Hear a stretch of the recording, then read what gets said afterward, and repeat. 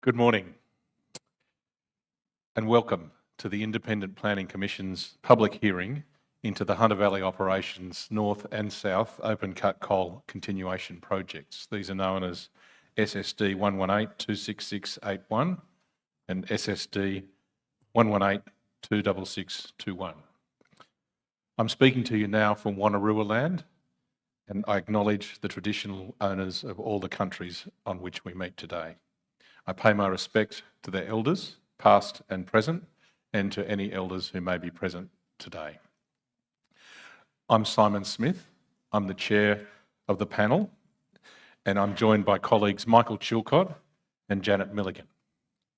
Our role is to decide whether this project should go ahead, and if so, under what conditions.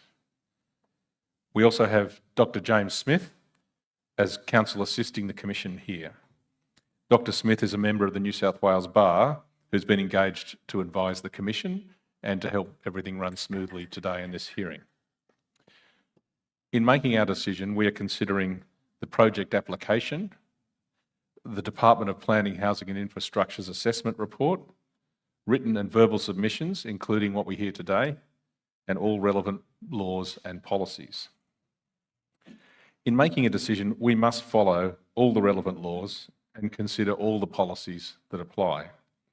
And public input is an important part of the process. We will be listening carefully to issues that are raised today, and we'll be recording everything that is said. But in particular, if there are important new issues that come up, we'll be asking the applicant to respond to those tomorrow afternoon or subsequently in writing. I'd like to thank everybody who has already made a submission. Please be assured that each and every submission will be read by the Commission, and I think we've reached over 3,500 submissions already. If you have any questions about the Commission process, how to make a submission, which you can do after today, making a submission or the content or anything on the Commission's website about this project, you can talk to a staff member in the foyer located behind you within this building. They'll do their best to answer your questions. At this hearing, what we want to hear about are your thoughts on the Department's assessment report and the recommended or proposed conditions. If you oppose the project, please also tell us if your concerns could be addressed through conditions. We will consider all options that are put. Next slide, please. Now, this is a very important process and decision for many people for many reasons. We want to make sure that everyone has a chance to be heard. We have 134 speakers registered to speak over the 3 days of this hearing. So please be respectful to all speakers. Please listen and don't interrupt or call out. Please be respectful also of the staff from the Commission. As public servants, they are bound to be impartial. So please ask for their help and be respectful to them. I'll now hand over to General Counsel, who's going to lay out how the hearing process will run today and to begin. Thanks. Next slide. Thanks. Right. Good morning, everyone. Thank you, Commissioner. So, as was introduced, my name is Dr. James Smith. I'm a member of the Independent New South Wales Bar, and my role today is to assist the Commission in the conduct of this public hearing. Now, it informs an important part of conduct under the Environmental Planning and Assessment Act, and the decision of the Commission is not made until after the conduct of this hearing and the evidence is given. And primarily today, I'm going to ensure that that decision is able to be made with clear evidence being received. And in order to achieve that, I need to make sure that everyone has a sufficient opportunity to provide their evidence. For that purpose, we've published the order of speakers. You should have a hard copy provided on your chair, and there is also a copy which has been made available on the Commission's website. And so I'll be endeavouring to ensure we stick to that system as closely as possible. Of course, I'll need your assistance to do that by being respectful, obviously, to all evidence that is given. If you wish to take a phone call or discuss matters amongst yourselves, we have a marquee presented outside, which also has the live stream taking place simultaneously, so you will not miss out on anything that's transpiring inside the room. If you haven't done so already, we are now live and being recorded both online and by an official written transcript. So if you haven't set your mobile phone to silent, can I please ask everyone to take a moment just to check that that be done now. We will be operating pursuant to a bell system to keep everybody on track. Just so that there is no surprises, we'll just do a quick sound test of the bell so you know what it will sound like. Now, if I can get the single bell. So this will sound when there's 1 minute remaining, and then we will do a second bell when your time has expired as follows. Now, to the extent that you're unable to provide your oral evidence within that allotted time phrase, and you had something which was essential or important that you wanted the Commission to hear or understand, we will be having a further written submission opportunity up until the 2nd of August 2026, where any written material you wish the Commission to be apprised of can be uploaded onto the IPC website, and you can see the staff in relation to how to do that. If you did bring speaking notes with you, or you had a presentation or any other written statement or evidence, the planners who are at the table to my left, you can provide a physical copy to them as well. So if you don't get to the end of the oral presentation you wish to make, be assured that the material will still go before the Commission and it will be considered before they make their decision. As was indicated, the Commission's privacy statement is available on the Commission's website. Any evidence you give or any material you do provide will be made publicly available in due course. Just in terms of additional housekeeping, you can see that we've got our exits both at the rear of the building and to the side. The amenities are at the rear, as well as tea and coffee making facilities, but as I indicated, we do have the additional marquee at the rear of the building that has the similar live stream that's taking place here. Can I just reiterate the Chair's remarks in terms of the providing of evidence? Again, this is a formal public hearing, and we need to ensure that the process is conducted in such a manner.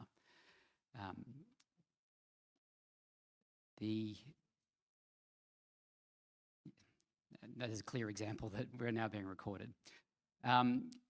The issue here is to make sure that you provide your evidence. This is not an information session. There is an abundance of information that's already publicly available, and that's what you can go to in terms of becoming informed. The key role of today's hearing is for you to provide your information to the Commission. So without further ado, the Commission will hear first from the applicant, then from the department, and then we will go through the public speaking list. So can I please call the first three speakers that will be speaking on behalf of the applicant.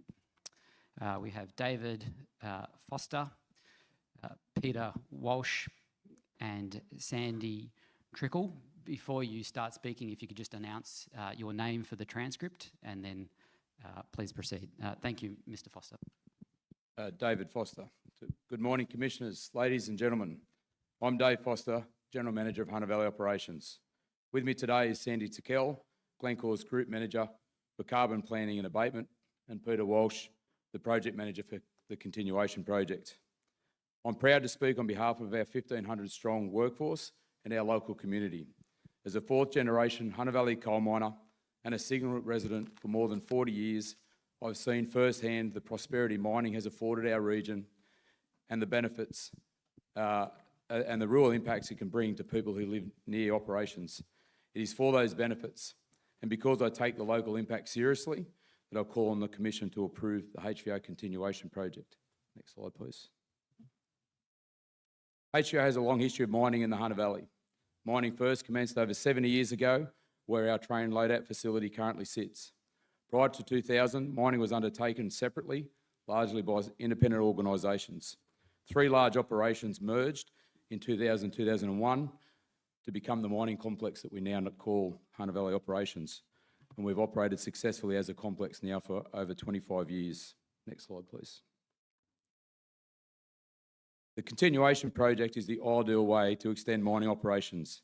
This is a brownfield extension of our existing operations for another 19 years, mining largely back through areas previously mined.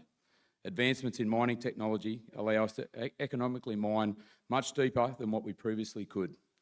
By doing this, the project only disturbs a very small area of natural ground, which minimises the ecological impacts, which you can see on the shaded yellow on the right. We're also limiting impact on our local community by largely mining away from our near neighbours and managing the impacts of noise, dust and water in the same way we've successfully been doing for over 25 years. For these key reasons, the Department of Planning considers the project to be in the public interest. I'll now hand over to Peter. And next slide, please. Thanks, Dave. I'm Peter Walsh. Like Dave, I too am a Hunter Valley local. In fact, I started my mining career at HVO just over 42 years ago. The HVO project is a brownfield life extension project. We are looking to extend the life of HVO North to 2045, and as Dave pointed out, predominantly mining back through areas that have already been mined. In HVO South, we are mining in an area already approved, but have not yet mined. We haven't mined as fast as originally planned, so we're looking to extend the life of HVO South from 2030 to 2042. We currently have approval to mine at 22 million tonne a year ROM in HVO North, which we are seeking to maintain. At HVO South, we have reduced our maximum mining rate from 20 million tonne to 13 million tonne a year ROM. Moreover, we are reducing our effective maximum mining rate from 42 million tonne a year to a complex cap of 26 million tonne a year ROM.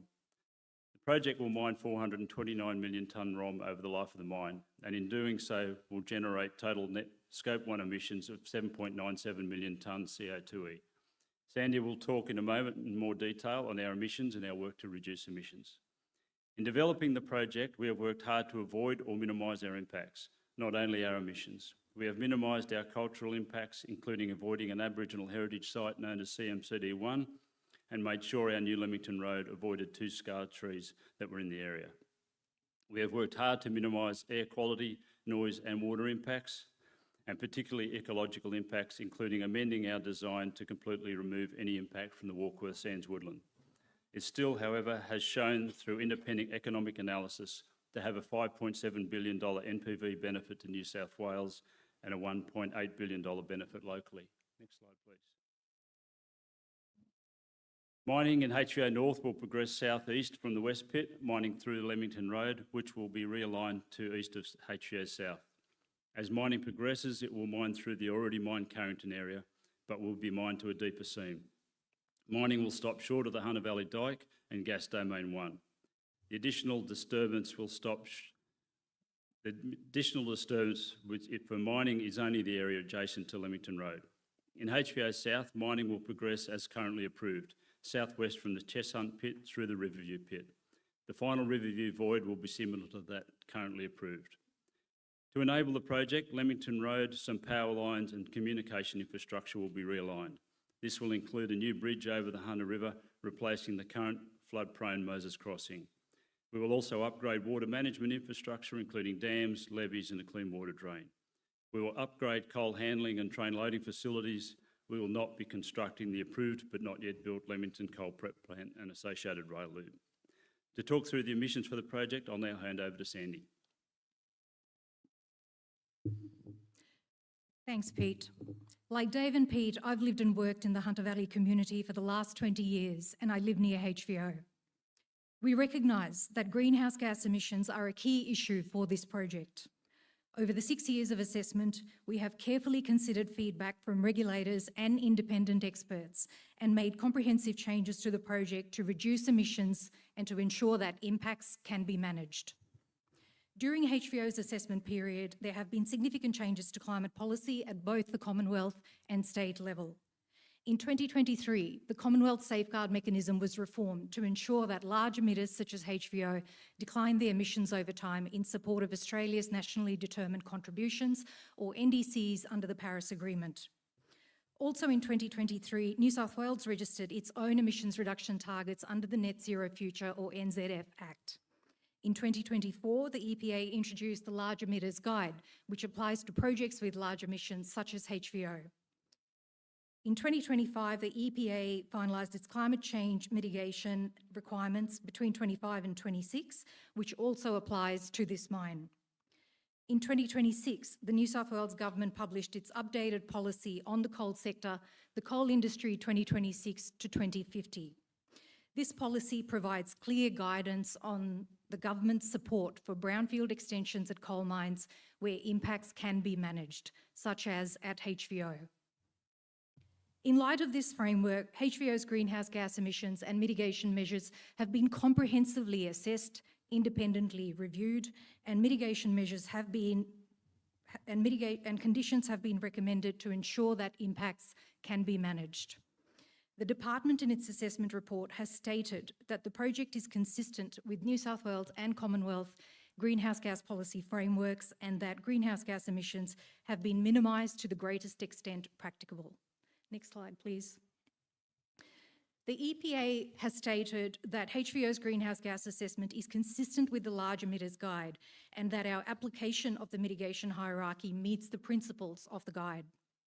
Our avoidance of gas domain 1 and the mine design changes in HVO South have reduced Scope 1 emissions by 43% and Scope 3 by 23%. We've committed to undertaking a gas pre-drainage trial at HVO South, as the Advisory Panel for Mining has noted that open-cut pre-drainage to reduce fugitive emissions is currently unproven.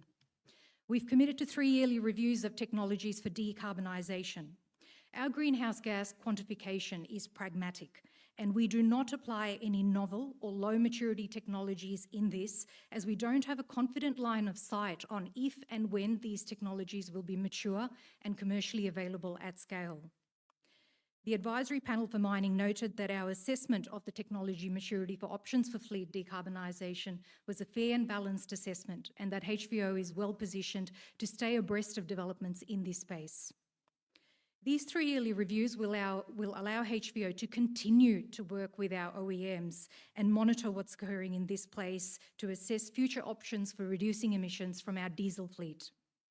In addition to our obligations under the safeguard mechanism, HVO has offered a further voluntary commitment to reflect the higher targets in the New South Wales NZF Act. Collectively, HVO's application of these mitigation measures is consistent with the EPA's requirements. Next slide, please. We will now step through the changes and the commitments the project has made to reduce emissions to ensure that the net emissions decline for the project is consistent with the New South Wales trajectory. The red bars represent circa 11.6 million tonnes CO2e that we have avoided through not mining in gas domain 1 and mine design changes in HVO South. The green bars represent a further 5.5 million tonnes CO2e that we would need to abate or offset to meet our safeguard obligations. The blue bars represent a further 1.5 million tonnes CO2e that we would need to abate or offset to reflect our extra voluntary commitment to reflect our consideration of the NZF Act. Finally, the grey bars represent the net emissions from the project and total just underneath 8 million tonnes CO2e. And the red dashed line that we can see on the chart reflects the net emissions trajectory of the project, which is proposed to be the project's annual enforceable emissions limit. These commitments result in HVO's net emissions declining consistent with the New South Wales emissions trajectory, and on an annual basis, these emissions represent less than 1% of New South Wales annual emissions. Next, please. The chart on the left-hand side is included in the department's assessment report, and it is sourced from the New South Wales Government's own emissions modelling. If I can draw your attention to the black dashed line, that reflects the impact of the Commonwealth Safeguard Mechanism on coal mines in New South Wales. And what it shows is that net emissions from the coal sector are declining consistent with the New South Wales emissions trajectory. Emissions from the original HVO project are included in this modelling. This chart shows that coal sector regions and our communities are doing our fair share to reduce emissions, in respect of Commonwealth and state emissions reduction targets. Next slide, please. In respect of Scope 3 emissions, the changes made in the amended project have reduced Scope 3 by 23%. And if you look on the right-hand side, they are the countries we have most recently exported to. All of these destination countries have their own NDCs under the Paris Agreement or have followed an equivalent standard. The project's total emissions equate to about 809 million tonne of CO2e, and that equates to about 0.048 of a 50-year global emissions budget as last published by the Climate Change Authority. We anticipate that Scope 3 emissions from the HVO project would be managed consistent with the climate targets of the destination countries we sell our coal to. I will now hand over to Dave to talk about the benefits of the project. Thanks, Andy. HVO is an economic anchor for the Hunter Valley. We have completed an economic assessment. Can we go to the next slide, please? We have completed an economic assessment of the continuation project in line with planning policy and guidelines, which show an overall net benefit to New South Wales of $5.69 billion. The numbers on the right, however, show the direct benefits of our operation for the last 4 years, with a total direct spend of $6.9 billion, with the majority of that spent in Australia, supporting 780 Australian suppliers. Next slide, please. We have strong local support for the project, including support from Singleton and Muswellbrook councils. Through true submission processes, the original EIS in 23 and the project amendment in 2025, the public has shown very strong support for the project. We've seen over 90% support from over 1,000 submissions on each occasion, with the majority of this support local. Most objectors to the project are from areas outside of the Hunter region, and I would like to briefly take the time to thank the businesses and the community for their support. Next slide, please. 1,500 workers' jobs rely on the approval of this project. However, it is far more than just the 1,500 directly employed workers. This number is multiplied many times when considering the families, local businesses, and the regional economy that relies on HVO. Given BHP has announced the closure of Mount Arthur in 2030, and Yancoal recently announced the upcoming closure of Ashton Underground with another 250 jobs, the continuation of this economic anchor is now even more important. The project has been through 6 years of scrutiny. We've made numerous changes to minimise the impacts and meet rapidly changing policy on greenhouse gas emissions. Experts from government departments and independent experts have concluded that this project meets all Commonwealth and New South Wales state government policy and is in the public interest. The project provides a stable pathway for the Hunter to retain its economic resilience, but also meet government's long-term environmental commitments as we transition to net zero. Next slide, please. And is why the approval of this mine matters. Thank you, Commissioners.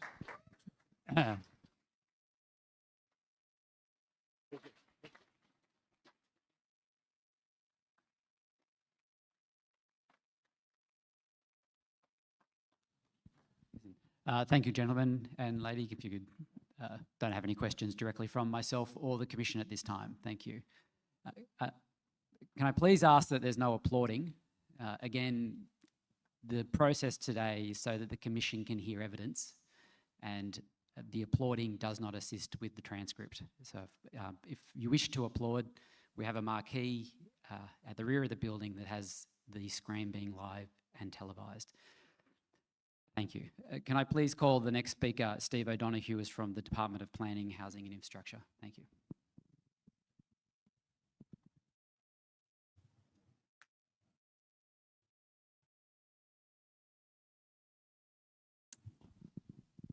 Thank you. If you could just state your name and then please provide your evidence. Thank you very much.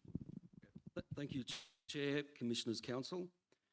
Good morning. My name is Steve O'Donoghue, and I'm attending in my substantive role as Director of Resource Assessments with the Department of Planning, Housing and Infrastructure.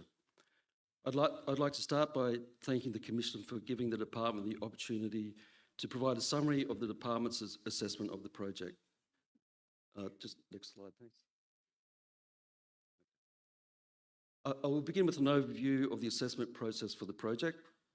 The slides will show the key steps through the assessment. Separate development applications were lodged for HVO North and HVO South, which reflects the existing approvals arrangement for the HVO mining complex. The project is classified as State Significant Development under Section 4.36 of the Environment Planning and Assessment Act.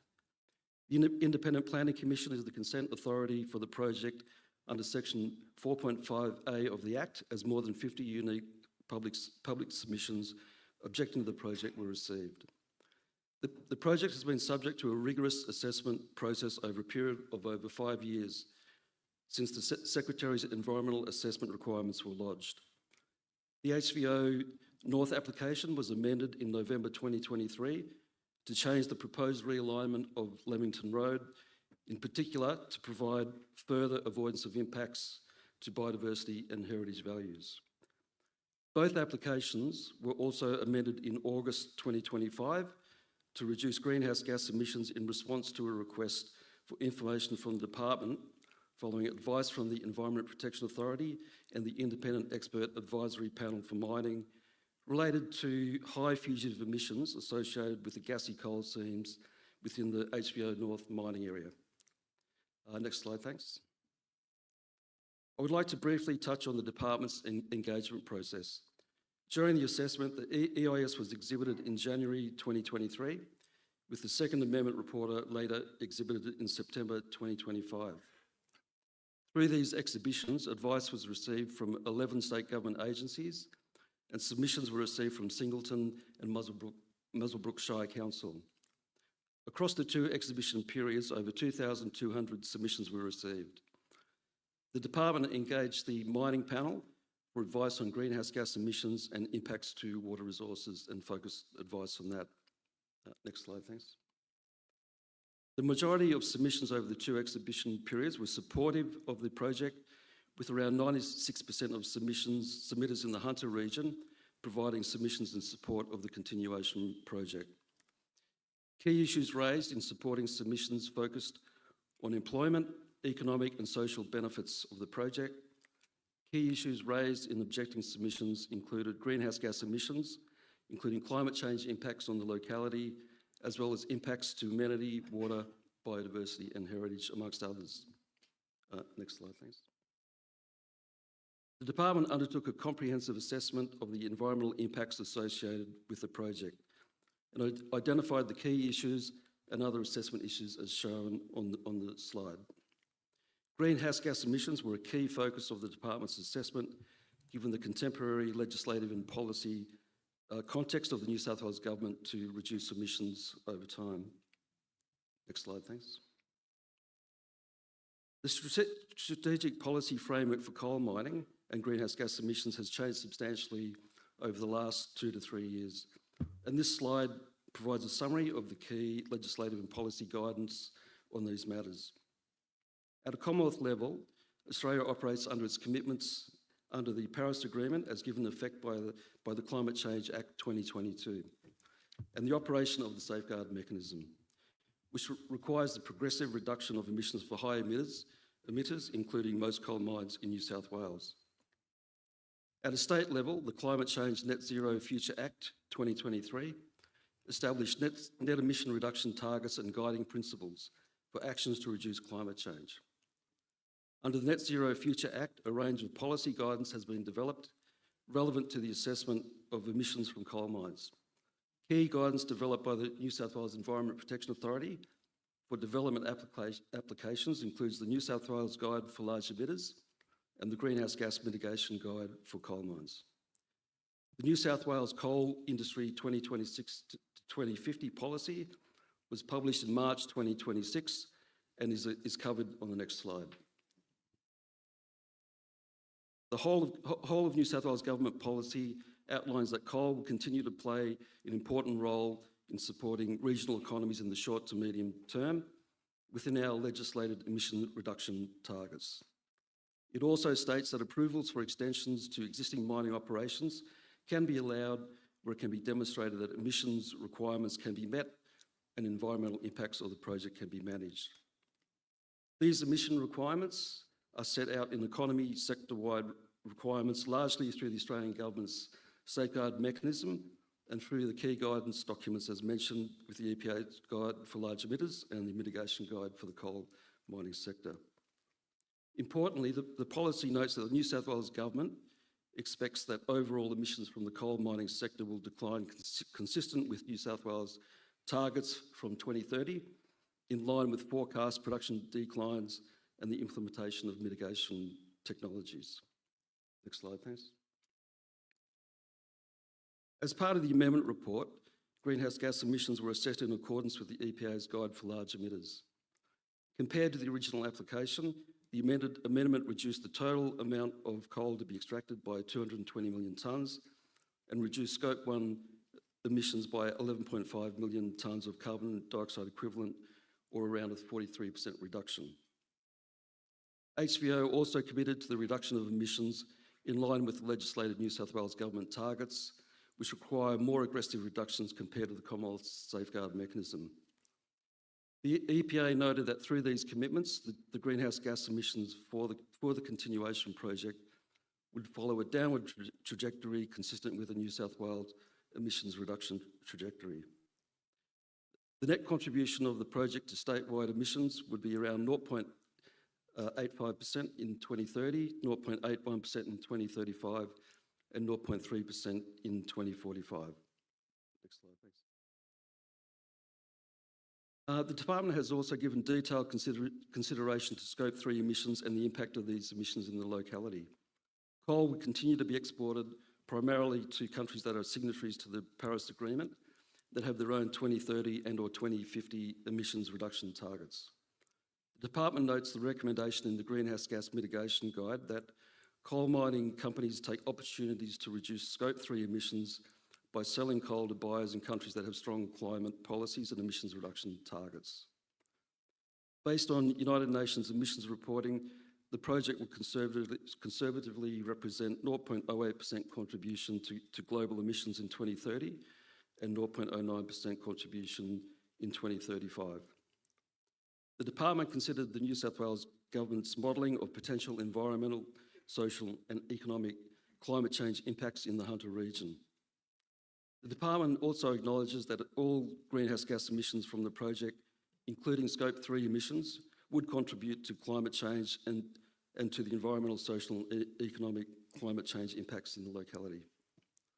Next slide, thanks. The Department has recommended HVO prepare a greenhouse gas mitigation plan. This will document the mitigation described in HVO's assessment and provide a mechanism to track emissions against the reduction goals in the amended application. Consistent with the advice from the mining panel, the Department has also recommended a gas pre-drainage trial, which, if successful, has the potential to reduce direct Scope 1 emissions by up to a further 11% through the mitigation of these fugitive emissions. It is important to note, however, that if the trial was ultimately unsuccessful, based on technical, operational or financial considerations, the net emission reduction targets will still be required to be met through offsetting. Ongoing regulation would be primarily the responsibility of the EPA, and the recommended conditions are designed to complement this with the EPA's requirements for the coal mining sector to prepare climate change mitigation and adaptation plans. I will just briefly summarise the Department's consideration of other key impacts, which was subject to rigorous assessment, including input from New South Wales government agencies and independent advice on water resources. The Department's assessment report provides a comprehensive details on these key environmental impacts. The Department considers these impacts are generally of the scale of the impacts from the existing mining operations located within an established mining precinct, acknowledging that the impacts would be extended out to 2045 if the project were to be approved by the Commission. It is estimated that the project would generate direct and indirect benefits in the order of $5.7 billion in net present value terms. It would provide ongoing employment for up to 1,500 full-time equivalent workers, which represents about 10% of the directly employed mining workforce in the Hunter. The Department is confident that the project has been thoroughly evaluated to inform the Commission as the consent authority is supportive with additional information, independent expert advice. Should the Commission determine to approve the project, the Department has provided recommended conditions, which includes operating conditions to manage impacts to acceptable levels under New South Wales Government policy settings, including performance measures with associated monitoring and trigger response action plans to monitor performance and respond accordingly. That concludes our presentation, and thank you for your time. Commissioners, do you have any questions?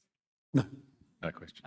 Mr. Donoghue, so just in relation to the pre-feasibility trial and the condition that's been imposed, so in circumstances where that trial is demonstrated not to be feasibly or technically possible, the conditions that the department has recommended then provides an alternative offsetting mechanism, and that offset is to ensure that what would otherwise be mitigated by the pre-trial estimate is otherwise achieved. That's correct. So the applicant has committed to a goal. If the mitigation is successful, if the pre-drainage trial is successful and you're abating more of the fugitive emissions, then that would reduce the offsetting liability to get down to that goal. If it was unsuccessful, there would still be an obligation both under the safeguard plus the additional commitments to get down to that goal. But in essence, in terms of the projection that's been made, it has an alternative pathway to ensure that the projection is achieved. It is, but under the hierarchy, we'd still be looking. There's still that avoidance, minimise, offset hierarchy. So the emphasis would still be on mitigation rather than offsetting, if that's technically feasible, and also looking at operational and financial considerations as well. Understood. All right. Thank you. Thank you for your time. I'd next like to call Jeffrey Stevenson, if you could please come forward. Thank you, sir.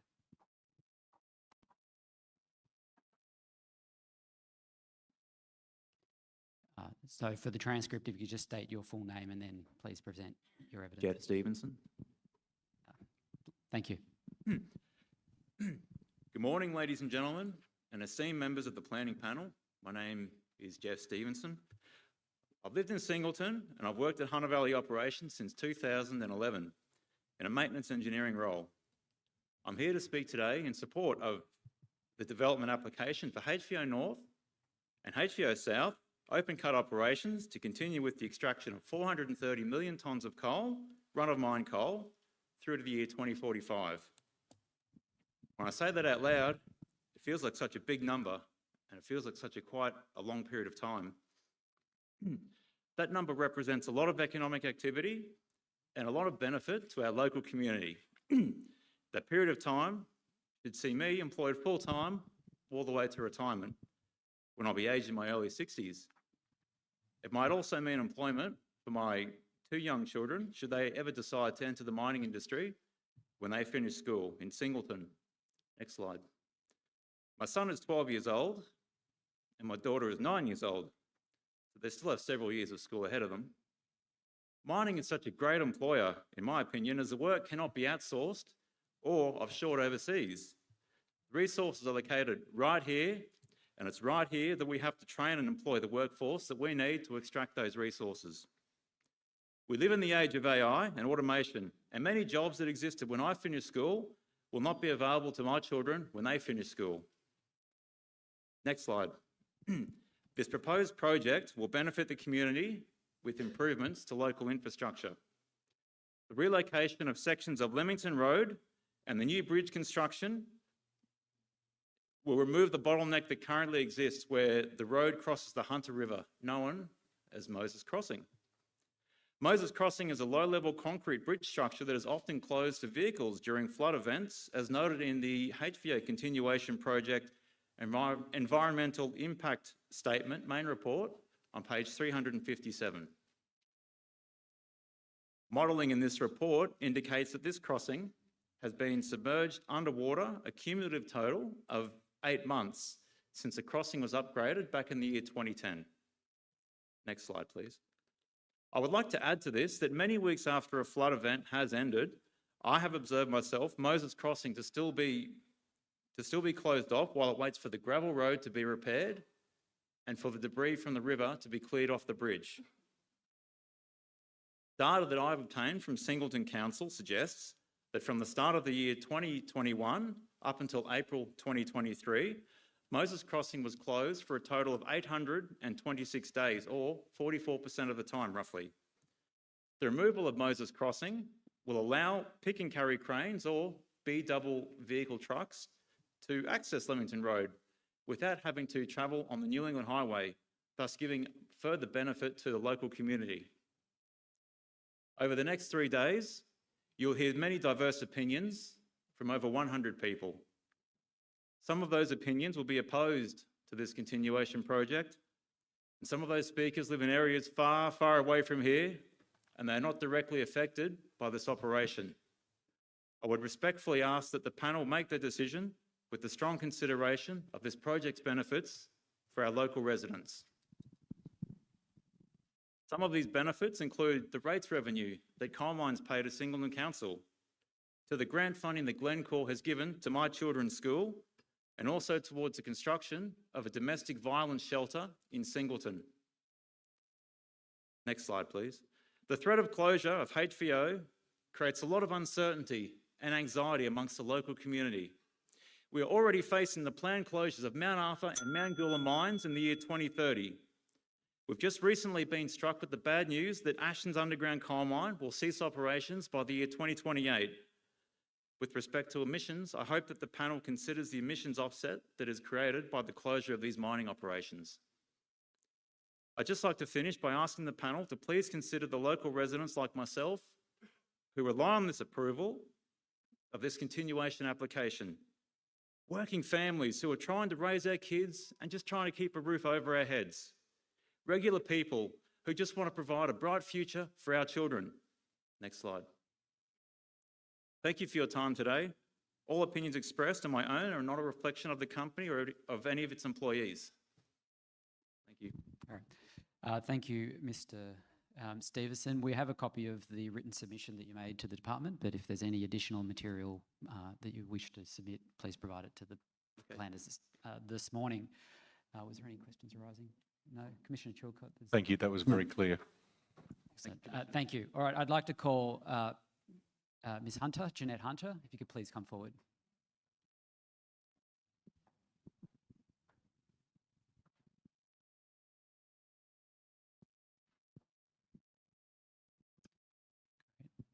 Thank you, Ms. Hunter. If you could please state your name for the transcript and then provide your evidence.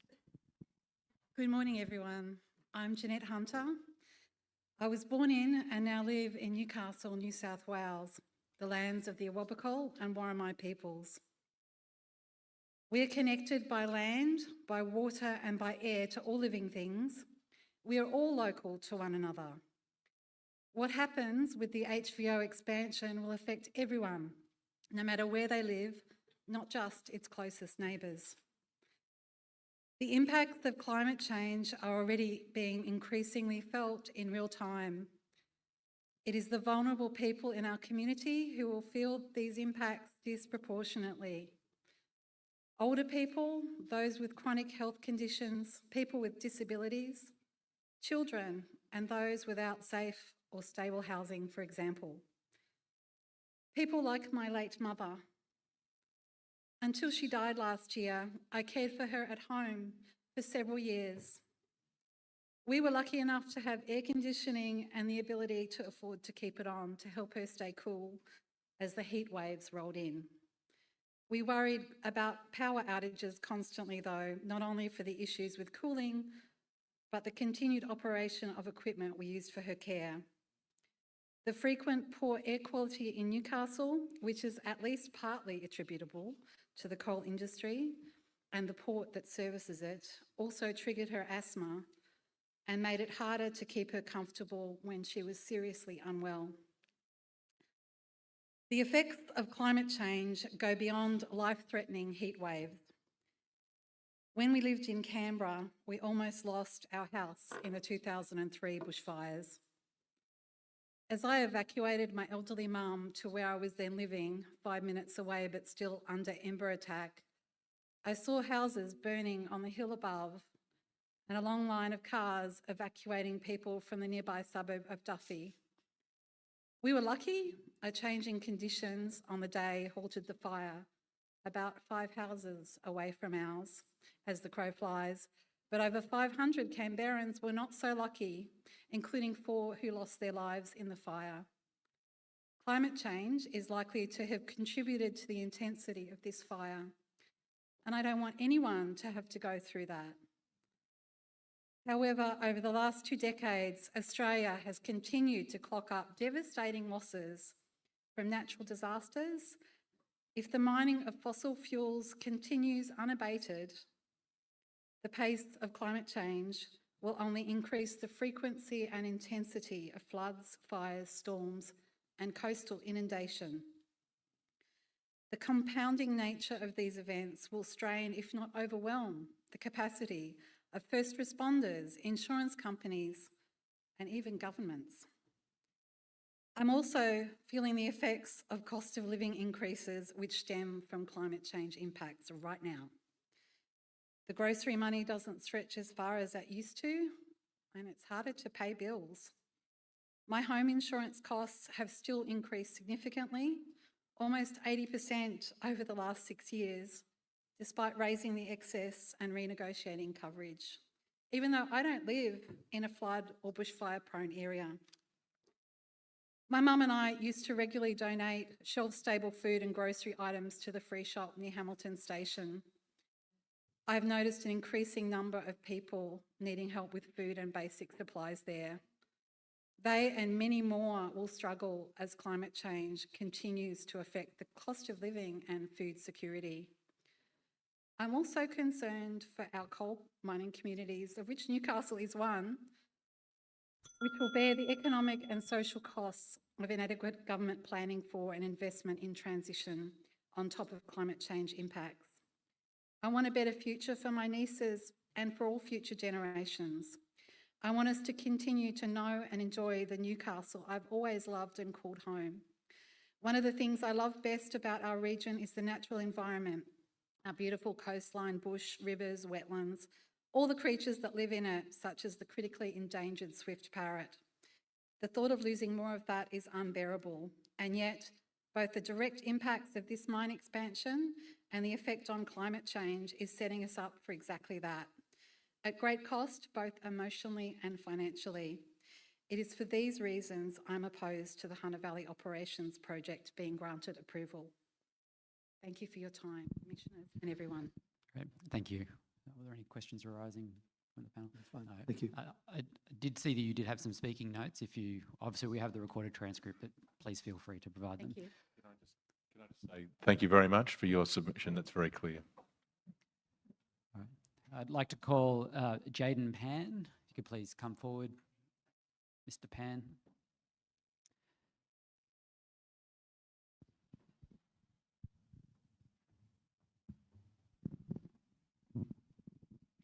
Could you just please state your full name for the transcript and then provide your evidence? Sure. My name is Jaden Pan. I'm an environmental scientist and volunteer firefighter, and I'd like to express my opposition to the Hunter Valley Operations Coal Mining Project. Here we go. All right, next slide, please.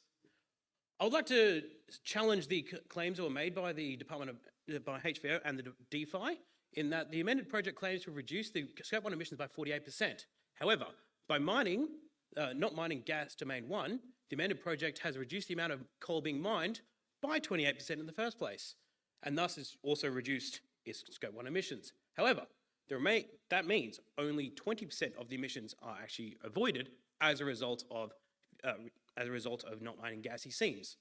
And I believe that it should be accounted as separate issues, in that because you are mining less coal, you are then not avoiding it and avoiding fugitive emissions. And also, all this only accounts for 2% of the emissions that will actually be generated by the project, in that Scope 3 makes up 98% of that. Next slide, please. Now, in the transcript to your meeting with DeFi, as was mentioned by the department earlier, they claimed that the coal mining industry is on track and expects to reduce its emissions to meet emissions reductions targets. The Net Zero Commission strongly recommends otherwise. We are not on track to meet our emissions reductions targets. This question was danced around by the department and was taken on notice in your meeting with them, whereas very clearly in a letter to DeFi, it claimed we are not on track to meet our emissions reductions targets. This was as of May 2026. We are going to exceed our legislated emissions reductions targets by 6.6 million tonnes of CO2, and coal mining emissions will rise between now and 2030. 60% of that comes from 8 coal mine expansions. Since these numbers were run, 3 of those expansions have been approved. This makes the rest of the New South Wales economy have to reduce our emissions in a more aggressive manner than that of the coal industry. I realise this goes into direct contradiction to the claims made by the coal mining industry statement 2026-2050 and that of the department's assessment. HVO is the largest coal mine and most emissions-heavy expansion in New South Wales history and is inconsistent with our legislated targets under the Net Zero Future Act. The proponent also claims that given that we're only 1% of the New South Wales emissions, it's mostly insignificant. But that is a direct contradiction to the guiding principles of the Climate Change Act and therefore must be considered important, as was noted in the Statement of Reasons under the Chain Valley Bay coal mine expansion. This project is 10 times that size. The models aren't working. They're going to claim we're on track because we think it's going to work, but the models aren't working because we're not on track in the first place. Next slide, please. HVO's own assessment states that climate change will negatively impact the region of the Hunter. This is not just a claim by me, this is a claim by HVO. Appendix E of the amendment report says, it acknowledged that climate change is driven by the cumulative effects of emissions globally and that any new or continuing source of emissions, no matter how small, contributes to that total. Greenhouse gas assessment, it then goes on further to explain that greenhouse gas assessment impacts water. Move on next. I'm a decorated volunteer firefighter. I come to you bearing many medals awarded to me by the Governor-General of Australia and various premiers of New South Wales during my 12 years in the New South Wales RFS. Next slide, please. I've seen the effects of climate change firsthand. These eyes and these hands have fought it. Here is a photo of it when we're at Araring, protecting, ironically, the largest coal-fired power station in Australia. And these are the photos that were taken out the back of Milbrodale. We started in the day, worked all night. Next slide, please. At Mount Victoria, which people might say this is not part of the local area, but that is actually the Gospers Mountain Fire, which was a different front of the same fire that impacted the local communities of Cessnock, Milbrodale, Broke, and Putty. It was that big. I will request additional time if possible. Yeah. Have you got many slides to go? One more.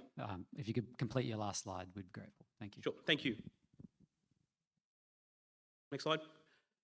And I live in Gosford. I back onto the Coolewong fire. And when I was evacuated from that area, the place I went was directly to the fire station to help fight that fire.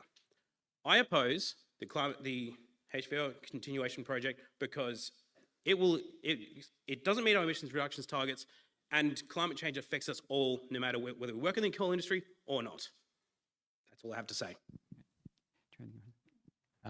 Yes, Commissioner, if you had a question. Can I ask you please to say a little more on why, looking at the original application and the amended application avoids Domain 1 and reduces the life of the mine. Can you tell us why you're dismissing or feeling that that assessment should not be taken into consideration as avoidance? I'm not suggesting it should not be taken into emission avoidance. I'm suggesting that it should be taken in less of a greater consideration due to they intend to mine 30% less coal. If you were to mine 30% less coal in a different area, which then you would only have a 30% decrease. However, if the original application were to go in as part of that, it would be a smaller application in the first place. So simply by reducing the fugitive emissions from a gassy seam, only 20% of that proportionally is of a greater intensity. Does that make sense? I understand what you're saying. Thank you. Cool, thank you. So a question in relation to your critique of the material. Did you have an opportunity to read or consider the independent advice the department called for from Drs. Moore, Dr. William and Professor Estel in relation to the greenhouse gas emissions? Was that the IPEAM submission to the proponent? It was a request for advice independently from the department that informed their report. So there was Same document. There was two. Yeah, so there was two opinions that were received and that form part of the department's assessment report that go directly to this issue. Firstly, in a matter of fairness, have you had a chance to consider that material in forming your evidence?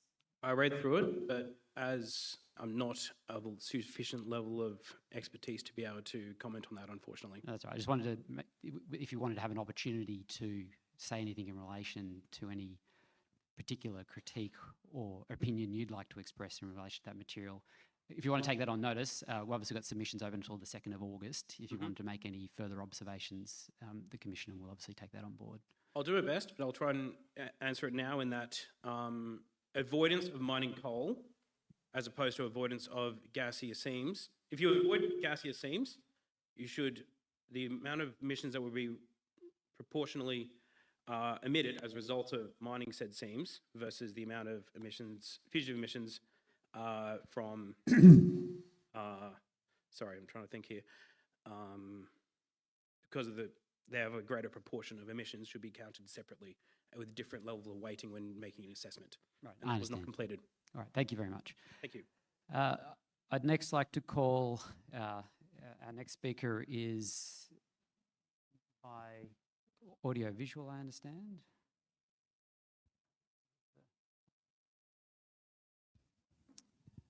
There we go.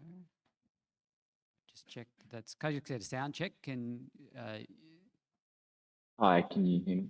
Excellent, yes. All right, if you could please state your full name, I can confirm that we can both see you and hear you. If you could state your name for the transcript and then provide your evidence. Thank you. Thank you. My name is Pranav Dayal. Good morning, everyone. Thank you, Commissioners. I'm an analyst at ACCR, the Australasian Centre for Corporate Responsibility. Next slide, please. ACCR is a not-for-profit research and shareholder advocacy organisation focused on addressing the systemic and physical risks posed by climate change to financial systems and society at large. Our research team combines finance, investment, industry, and climate science expertise to deliver actionable insights to institutional investors and policymakers. I have experience in assessing the economics and valuation of energy and resources projects, including how project outcomes change under different market, transition, and warming scenarios. Next slide, please. I'm appearing today on behalf of ACCR with my colleagues Dr. Dimitri Lafleur and Dr. Sophie Lewis. Our presentations will be followed by a written submission by ACCR recommending that the Commission refuse the development applications for the HVO continuation projects. Together, we will be addressing the Commission on the following issues, which will be dealt with in more detail in ACCR's forthcoming written submissions.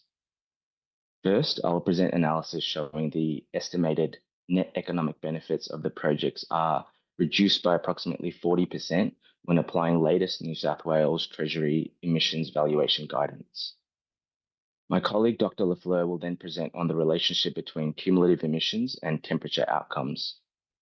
It will also highlight how the project's emissions estimates are likely significantly understated and cannot be sufficiently mitigated. His analysis leads to the conclusion that the projects are consistent with more than 2 degrees of warming. Finally, my colleague Dr. Lewis will present on the environmental, social, and economic impacts that will likely be experienced in the Hunter Valley region if the projects proceed. Next slide, please. I want to start by focusing on how the project's emissions have been treated and valued in the economic impact assessment. The proponent's economic impact assessment contains a cost-benefit analysis in which emissions have been valued using a damage consistent approach and apportioned to New South Wales by its share of global population. The latest Treasury guidance, TPG 2434, carbon emissions in the investment framework, however, suggests a New South Wales specific target consistent approach as the preferred approach for valuing emissions costs. TPG 2434 reflects New South Wales legislated emissions reduction targets and states that all emissions occurring within New South Wales should be considered within the scope of the assessment. The proponent's economic impact assessment estimates an emissions cost of approximately $3.8 million. We compare this estimate with the methodology recommended in the latest New South Wales Treasury guidance.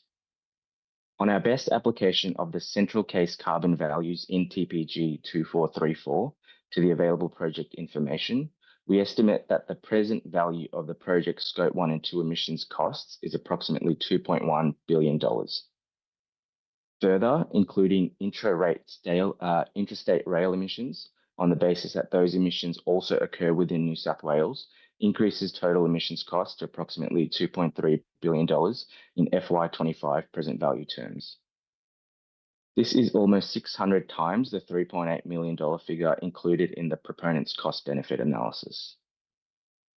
Holding the other assumptions in that analysis constant, this adjustment alone would reduce the estimated net benefit of the projects to New South Wales by approximately 40%. Other matters, including additional project-related emissions occurring within New South Wales, future coal price assumptions, changes to carbon values and sensitivities, and the calculation of gross economic benefits could also materially affect the estimated net benefit from the projects. I set out this analysis in greater detail in our forthcoming written submission. I'll now hand over to my colleague, Dr. Dimitri Lafleur, and thank the Commission for the opportunity to present. Thank you. Is Dr. Lafleur here in person? On the screen. Excellent. Thank you. Doctor, if you could proceed with your evidence. Thank you. Just checking that you can click the slides forward from your end. We can. Thank you. Yes. Okay. Thank you. Yeah, good morning. My name is Dr. Dimitri Lafleur, Chief Scientist at the ACCR. I have a PhD from the University of Melbourne that focused on the emissions from Australian fossil fuel exports. And I will address 3 points today related to the HVO continuation projects. First, how cumulative emissions, including the emissions that will be produced by the projects, relate to temperature outcome. Second, why the projects will likely cause emissions in excess of what has been reported due to the underestimation of fugitive emissions. And finally, the limitations inherent in the project's planned use of offsets to reduce its emissions. So on cumulative emissions, cumulative global greenhouse gas emissions determine long-term temperature outcome and therefore climate impacts. And cumulative project-specific emissions determine a project's contribution to New South Wales cumulative emissions, and that is acknowledged by the department.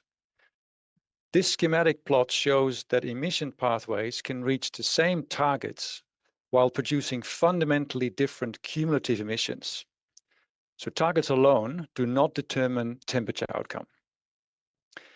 In 2022, I and researchers from around the world published a peer-reviewed paper in Environmental Research Letters showing that by 2018, cumulative emissions from existing fossil fuel extraction had exhausted the remaining 1.5-degree carbon budget. Using the latest available data, these emissions have now exceeded the remaining 2-degree carbon budget that we have left today. This shows that we are rapidly locking in more extreme climate impacts through continued fossil fuel emissions. This also means that the cumulative emissions from the HVO continuation projects are consistent with more than 2 degrees warming. And it is therefore prudent to look at the climate impacts from breaching 2 degrees of warming, which my colleague Dr. Lewis will elaborate on. Next slide. This slide highlights that the project's Scope 1 fugitive emissions, so the methane and CO2 emissions from the open cut mine coal seams in the Hunter region, are likely underestimated. This matters because they contribute to cumulative New South Wales emissions. The plot shows satellite-observed methane concentrations in black. The yellow dots and line reflect the national inventory data provided by companies. The pink dots and line reflect data from independent data provider Climate Trace. And the Climate Trace data aligns much more closely with the satellite observations and is 2.5 times higher than the national inventory.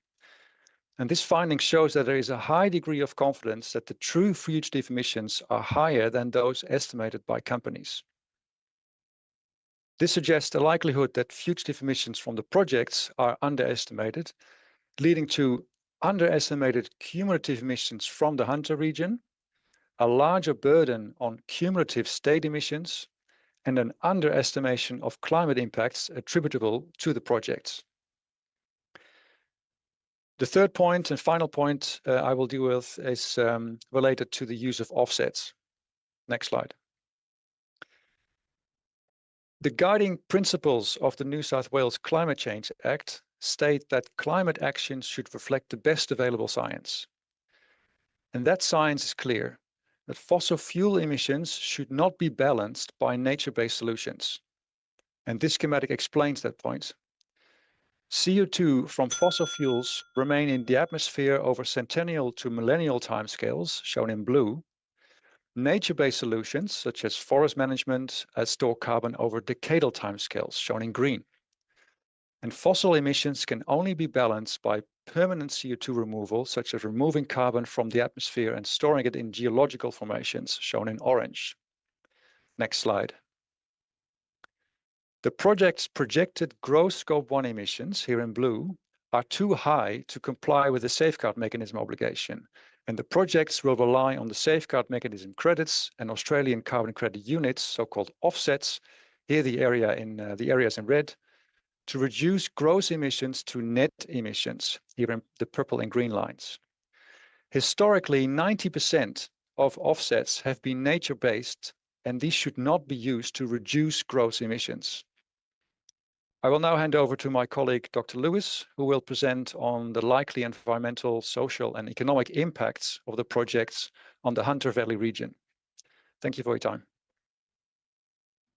Sorry, if you could go back to Dr. Lafleur, if you could. Just before we move to the next speaker, was there any particular questions that the Commissioner had from what we've just heard there?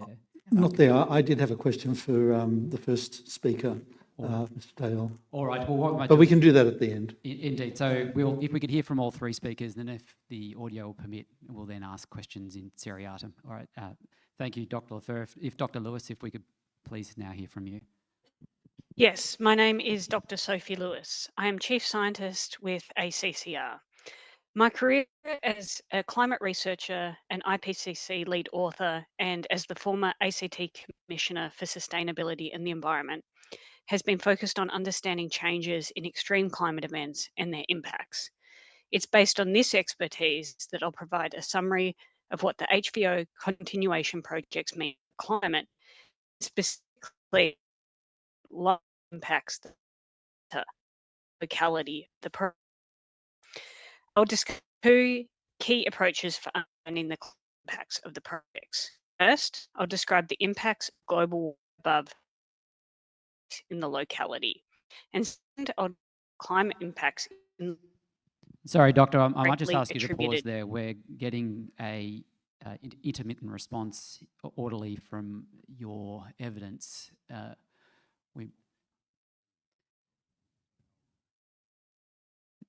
Yes, there we go.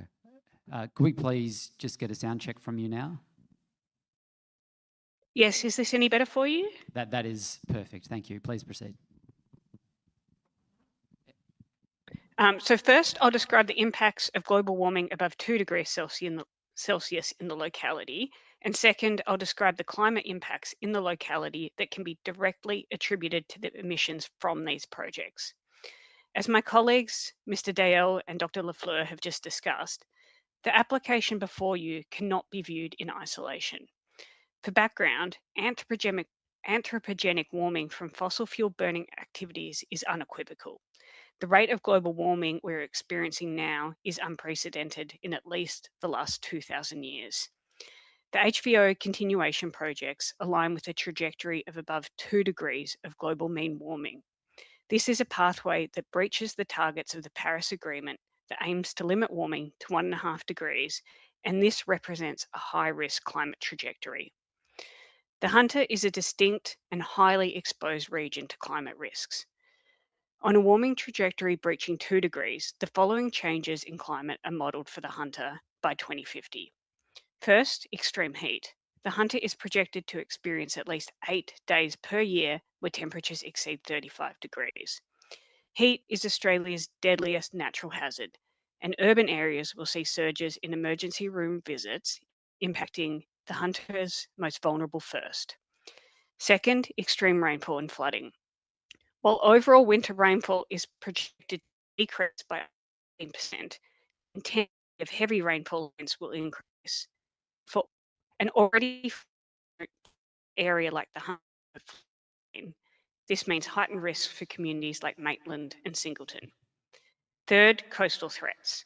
The lower Hunter, including Newcastle and Lake Macquarie, face significant exposure to sea level rise of at least 9 to 23 centimetres, leading to coastal erosion and estuarine inundation. And fourth, severe fire weather. The frequency of dangerous bushfire days will rise across the region, with the greatest increases hitting the upper Hunter. In my written report, I set out in greater detail the cascading social and economic impacts that will flow from these climatological changes in the Hunter.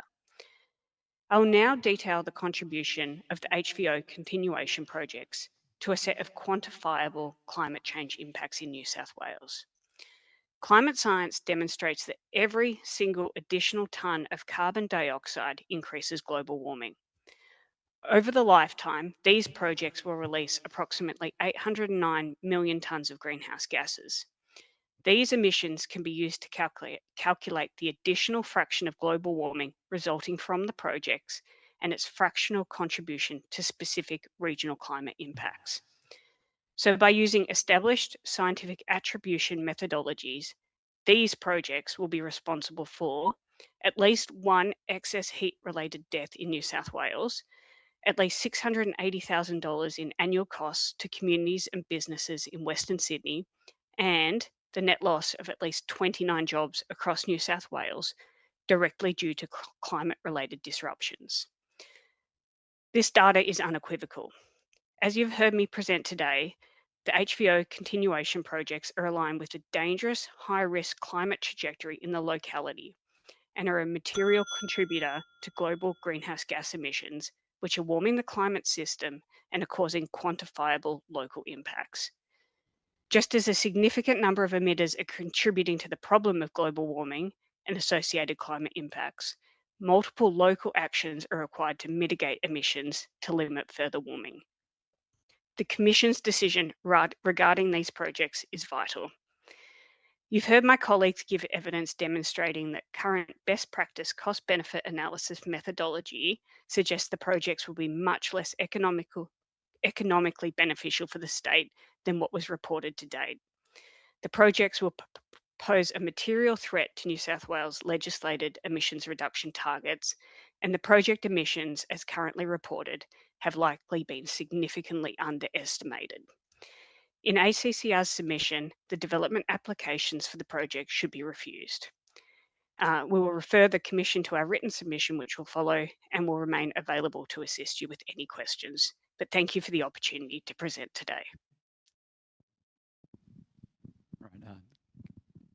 Great. Commissioner Chilcott, did you have a question in first instance? Yes, is it possible to get Mr. Dale back on? Am I able to ask a question directly to him?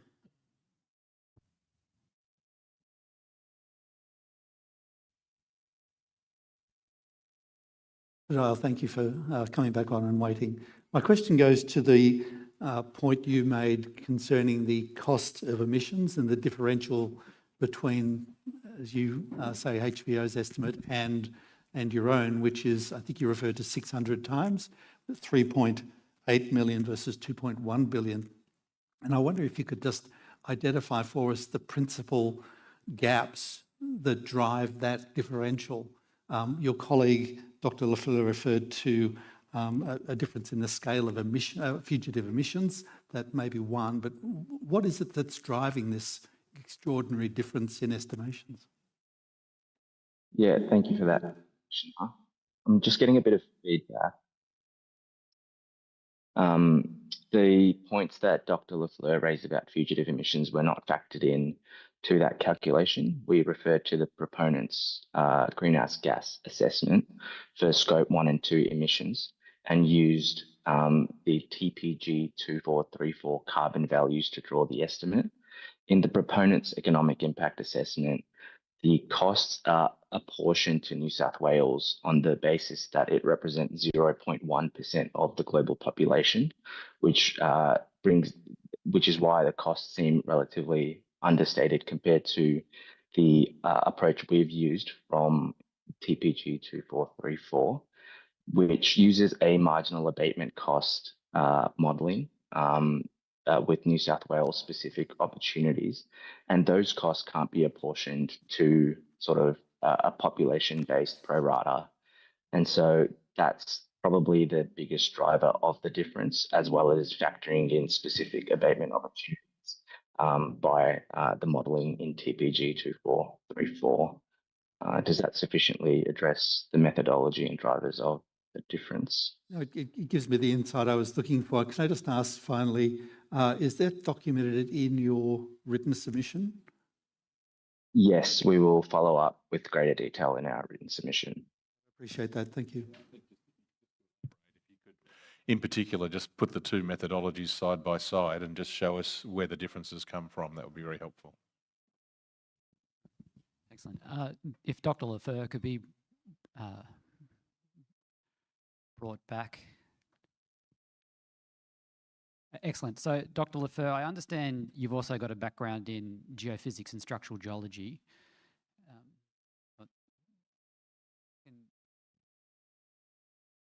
Excellent, thank you. So, I trust you're aware that there's the pre-feasibility trial for the gas drainage as part of the project. If you haven't done so already, can you provide any observation or your views in relation to the viability of that type of project, and in particular, if you've got any assistance you could provide in relation to the target it sought to achieve being reasonable and feasible?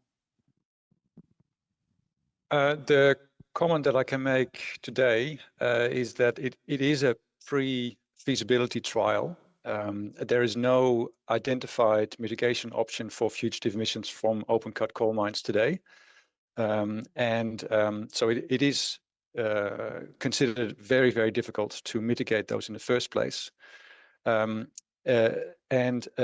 a trial is an opportunity to see whether it works, but it's not proven. It is a pre-feasibility trial, and therefore it cannot be seen as a conclusive mitigation option for a coal mine this size. So in that regard, it's obviously not proven for the subject site, but in terms of a geologically feasible concept, it is something that has been established and been proven elsewhere, but it just hasn't been proven to achieve the target specified for this particular project. Is that correct? It all depends on the amount of methane that you can capture, that's just not improving in any way. And second question, Dr. Lafleur, if you'd like to address it, and then also if Dr. Lewis would prepare to express any view, just in relation to local impacts in relation to GHG emissions, is there any literature, research, or if you'd like to express your own opinion in relation to if there is an offset, the location of the offset being simultaneously local, or whether there is any change or influence as to the location of the offset being interstate, nationally or globally? Scientific perspective, it doesn't matter where that offset sits. It is all about the time scale. So scientifically, that carbon in a biological offset stores carbon on a decadal time scale, and then it matures and it's given back to the soil and atmosphere. A fossil fuel emission resides in the atmosphere on a centennial and millennial time scale, and because of that difference in time scale, you cannot compensate or balance the emission with the storage. And that is from a scientific perspective something that needs to be taken into account. I'm grateful for that. If Dr. Lewis could be made audio available to see whether she agrees with that view or wants to express any further opinion. No, I'd agree with my colleague's opinion there. Thank you.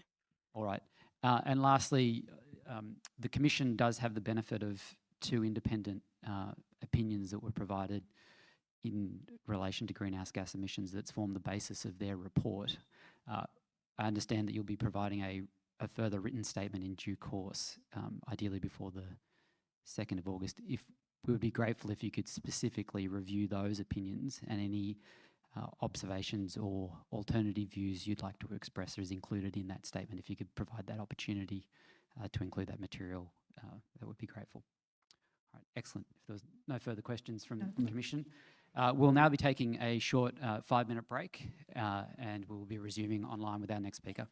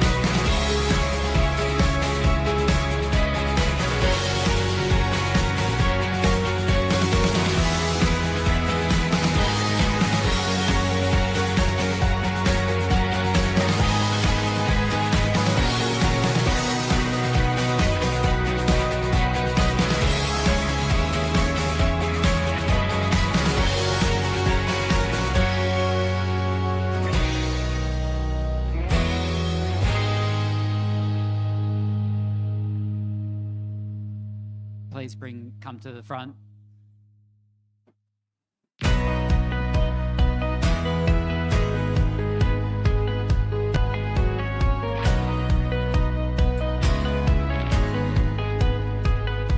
I'll do a count down to count.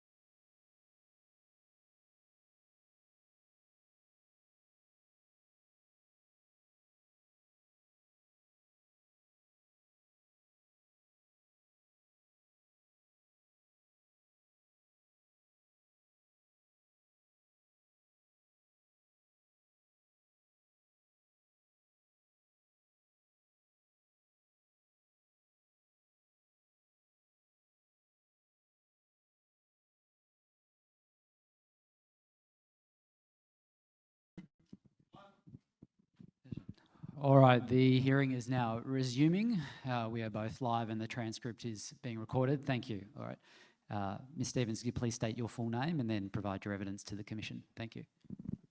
My name is Leah Stevens. So good morning, everybody. I'm a licensed conveyancer with 32 years of industry experience and I live in Newcastle. I'm here today because I strongly oppose the extension of Hunter Valley operations. And what I would like to speak to today is our experience with our conveyancing clients. So I'm dealing with people buying property every day. And what we've noticed for our clients, especially in the last 5 years, with the economic impacts of climate change and the high cost of home insurance. So by way of a background, Newcastle local government area is built on a floodplain. In 2023, Newcastle Council adopted a new flood study and that extended their flood maps. This means that 1/3 of the Newcastle local government area is designated as flood-prone land. What that means for our clients is, especially in areas where my office used to be in the suburb of Maryville. Maryville is close to Throsby Creek and the Hunter River. It is low-lying and it is close to the city and it is quite a popular suburb to buy in. We've had recent experiences with clients buying in Maryville where they have had really high insurance costs. So what we do with one lady recently who was buying in Maryville, the council planning certificate in your contract for sale states whether your property is affected by flood-prone land. Her property was. We strongly recommended to her to obtain a home and contents insurance quote before she proceeded with an exchange of contracts, so before she proceeded with the purchase. Her insurance quote was $11,000 to include flood coverage. Another couple, again in Maryville, similar situation. The property was designated as flood-prone land. They obtained a home insurance quote on our recommendation before they proceeded any further, and that insurance quote to include flood coverage was $14,000. So we are seeing really sharp increases in the cost of insurance, especially for people buying properties affected by flood-prone land. What is even more concerning to me is that these quotes that are coming in now may be $11,000 or $14,000 today, but I cannot give any guarantee to my clients that these costs aren't going to increase in the future, which with our changing climate, I am sure that they will. What also concerns me is that not just the rising cost of insurance, but Will we get to the stage where insurance companies, simply due to the risk, simply will not offer insurance coverage in certain areas? A big concern here is for anyone with a home loan. If you have entered into a loan agreement with your lender, you have insurance obligations in your loan agreement. If you own property in flood-prone land and you have a home loan, and if you one day cannot afford your insurance, or maybe one day can't obtain home insurance, you will be in breach of your loan agreement. Breach means you are in default, and there are terms in your loan agreement which set out the ramifications of default, and ultimately it means that your lender could sell your property. So these are obviously very serious financial economic concerns that I have for anyone. So again, I strongly oppose the extension of Hunter Valley operations. More emissions in the atmosphere, it is going to have a harsh economic impact on people, especially in Newcastle, with 1/3 of Newcastle being designated flood-prone land. Thank you. No. Great. No, I just wanted to say thank you. That was a very clearly made submission. Great. Thank you, Ms Stevens. Can I now call Jeff Drayton from Muswellbrook Shire Council?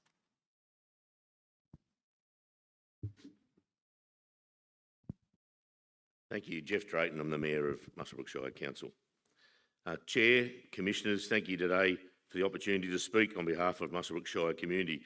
Thank you also to the welcoming I received to those outside. It is good to see today so many have visited the Upper Hunter for probably the first time, treating this process like a couple of days holiday away from home. The difference, I guess, with most speakers like myself supporting the project, it's certainly no holiday away from home for us. It is our home.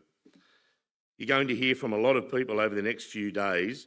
You'll hear from a lot of people supporting and not supporting the extension. Some of those people have probably never been to a mine or never been to the Hunter Valley for that matter, but nobody is living this more than the community of Muswellbrook. I'm a former miner and now the Mayor of Muswellbrook Shire Council. Mine closures and decline is a reality for us. We live it every day, and so do the other 50,000 people that are relying on mining in the Hunter region. Right now, this region is standing at the most consequential economic crossroad in its history, and it is standing there twice. The Hunter Valley Operations Extension Project is before you today. At the very same time, the Mount Pleasant Optimisation Project is before the High Court of Australia. These are not two separate stories. They are the same story told twice, because Muswellbrook and Singleton do not experience these projects as isolated approvals. We experience them as one regional economy, one labour market, one housing market, and one set of family incomes. If either project does not proceed, the impact on our communities will be serious. If both do not proceed, in the same window of time, this region will face an economic and social shock without precedent, felt in mining jobs, in the contractors and in small businesses that service this industry, in housing, in retail, and in many family budgets of thousands of households right across Muswellbrook and Singleton. This Commission does not carry that risk alone, but this Commission's decision materially shapes whether that risk becomes a reality. The New South Wales Government's own Coal Industry 2026-50 policy recognises what this community already knows. Coal remains part of this state's economy for years yet, and that time needs to be managed deliberately, not ended abruptly by default, project by project, through the assessment system. Approving the HVO extension project with the Department's recommended conditions is consistent with that state policy pathway. It buys this region something it cannot buy in any other way: time. Time to build what comes next, in a way that is planned, not panicked. Because let me be very clear, Muswellbrook Shire Council is not asking this Commission to keep this region dependent on coal forever. We are asking for the runway to reposition it. This council is already doing the work. Alongside the New South Wales Government, the Net Zero Economy Authority and BHP, we're delivering the Mount Arthur Coal Post-Mining Land Use Pilot, turning former mining land into the master planned industrial land that this region needs for the next economy. That pilot depends on a functioning regional economy to fund it, resource it, and give it time to succeed. Hunter Valley Operations' continued operation is part of what keeps that runway open. That is what we call powering the future economy, means in practice. Not coal instead of transition, coal helping fund the transition. Council has engaged closely with the department on this assessment. We support the recommended conditions requiring a post-mining land use strategy, a closure social impact management plan, and a construction workforce accommodation strategy. These conditions mean this approval is not open-ended. It is a responsibly managed, time-limited bridge with closure and community transition planning built in from day one, not bolted on at the end. Council has also been direct with the department and the proponent about where we believe the current package falls short, particularly on the scale of direct financial contribution to council relative to comparable operations and on productive interim use of mine buffer land with the life of the mine, not just after closure. These remain live issues for us, and we will keep pursuing them, but they are only reasons to strengthen this approval, not reasons to withhold it. I haven't seen a project bring people together before like this application has. The people of the Hunter, particularly the Upper Hunter, realise the consequences of this application if it isn't approved. They will be economically unrecoverable. Commissioners, this region has powered New South Wales for generations. We are not asking you to freeze that role in place. We're asking you to approve this project with strengthened conditions so this community has the time, the revenue and the stability to power what comes next. For Muswellbrook, for Singleton and for the entire Hunter. Thank you. Mayor Drayton, just one question, please, from Commissioner Milligan. Thank you. Can I ask you when the transition planning started, when Council started its transition planning, and can you tell us how advanced you feel it is? I think transition planning, there will be plenty in the room that might giggle at this answer, but transition planning has been going on both with state, local and federal governments now for some 10 or 15 years. I think it's difficult to answer because if we're talking how far into transition we are, I would say not very far. Certainly not as far as we should be, but certainly councils now, and particularly our council, Muswellbrook Council, have done an awful lot of work in the last 2 years, and certainly have an awful lot of work to go with what we know is ahead of us and with the closures I spoke earlier about in 2030. Thank you. So just following on from that, in terms of the council's own local environmental planning instruments, is there an intention for rezoning to deal with the introduction of industrial precincts and so on? That rezoning process is, you might have seen it in the media the last couple of days, but that rezoning process is well and truly down the track. And in fact, we expect a lot of that rezoning process to be finalised before the end of this year. Thank you. Thank you, Mayor. Can I now call Jane Harris? Yes. Good morning. My name's... Yes, we can hear you and see you clearly. So if you could please proceed. It's just okay. Full Thank name you. thank you. I'm a little bit nervous. I've had some technical difficulties. Good morning. My name's Jan Harris. I'm retired from paid work. I'm a mother to 2 and grandmother to 3 young people. I live on the lands of the Diranjan people of the Yuin Nation on the south coast of New South Wales. I'm a keen ocean swimmer, a member of my local surf club, and am amongst a growing group of Australians who have sadly lived experience of being on the front line of climate disaster. Like so many others who have lost to fire and flood, I'm just an ordinary person who has survived extraordinary events. My personal experience has led me to speak publicly about climate and its impact. How to convey in a couple of minutes the deep impacts of climate disaster. On March 18, 2018, on a day of catastrophic weather, we lost our home. I'm normally up and about walking or running in the bush early in the morning. Not that day. The wind was just horrendous. Our son came in to our lounge room at about 12:34. I know the time, not about. I know the time because we were actually watching ABC live news coverage on the TV, and said he could smell smoke. He and my husband went to investigate. there was a small wisp of smoke and the wind was pushing it straight at us. My husband suggested our son put stuff into the car as things might kick off in a few hours. Minutes later, I went to look and it was just a wall of smoke coming straight at us. We decided to leave, or my husband decided we would leave.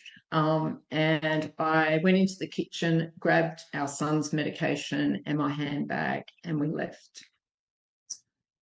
Earlier that morning, my husband was working on something in his shed. He picked up his hammer and paused. The hammer was one he'd inherited from his dad. As he used it, he thought of our son using it after he was gone. He said it made him feel both connected to the past and the future. These are the things that we lose. We lost everything in that fire. No amount of money can replace those precious items that have deep meaning to us.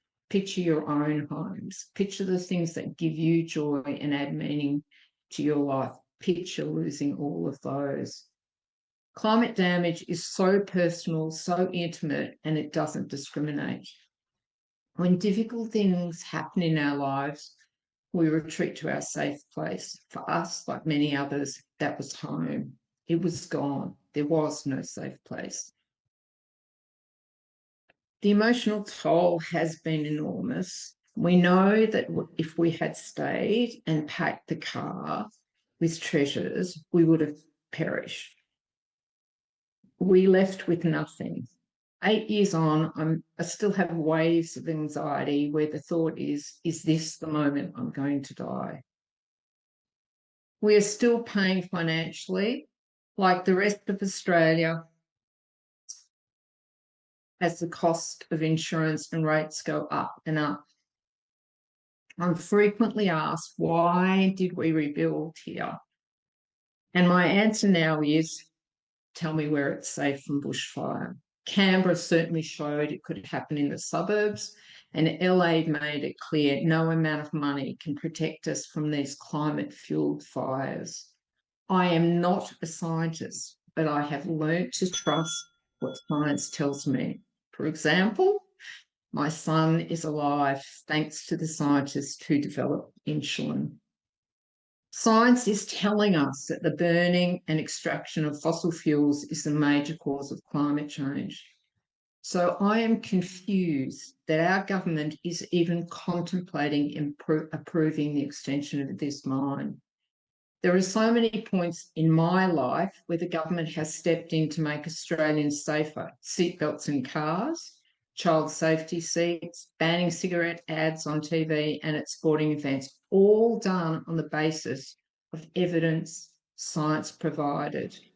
So why are we ignoring the advice of scientists in regard to the extension of this mine? I want my government, both at state and federal level, to walk us into a future where we are safe from these disasters. So I'm asking that the recommendation is a hard no to the extension of this mine. Another question I'm frequently asked is, why do I keep reliving the trauma of that day and speaking out? It is difficult and it does take an emotional toll. However, I know the true cost of surviving the disaster, and I don't want to see other Australians endure what my family has. Thank you. All right. I want Australians to be safe. Thank you for your time. No, thank you. If there's any additional observations or evidence you wish to make, can I please ask you to reduce them to writing and lodge them online by the 2nd of August? But thank you. We've heard clearly everything you've said this morning.